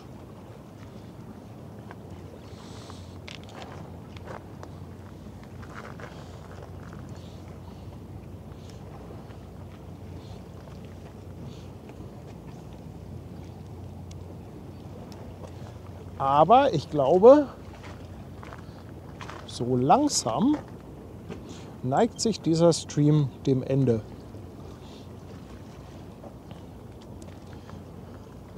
Oh, nochmal das Bild ein bisschen schön einstellen. Ja, Mensch, also ich fand das richtig klasse. Ging super los mit der Bleichen heute. Dann die beiden Aidas, die Aida Nova, die ordentlich gehornt hat. Ach, davor hatten wir noch die HMM Nuri mit Fairplay, Schrauber Niki war dabei, Aida Sol mit Kompasskalibrierung, dann die Puerto Limon Express hatten wir, dann die MSC, irgendwas mit A, jetzt eben nochmal die Ever Forever und dann natürlich, hallo, also ey Leute, also jetzt mal ehrlich, ja, Halunderjet, Sonnenuntergang, also ich bitte euch, ja, mehr geht ja wohl nicht. Was für ein sensationelles Bild mit dem Halunderjet. Also Junge, Junge, Junge. Vielen Dank, dass ihr alle dabei wart. Ich hoffe, euch hat das gefallen. Ach, was ist das für eine Frage? Natürlich hat euch das gefallen. Vielen Dank, dass ihr alle unterstützt habt, dass ihr so zahlreich dabei wart, dass ihr teilweise auch so lange dabei wart. Einige von Anfang an. Und natürlich auch für die ganzen Infos im Chat. Vielen, vielen Dank. Natürlich auch für die ganze Kanalunterstützung in Form von Spenden und Mitgliedschaften, Subs und Bits bei Twitch und natürlich auch ein dickes Dankeschön an unsere Moderatoren. Ohne die geht hier einfach gar nichts. Genießt den Abend noch, habt noch ein schönes Wochenende. Macht's gut, ihr Lieben. Bis zum nächsten Mal. Tschüss.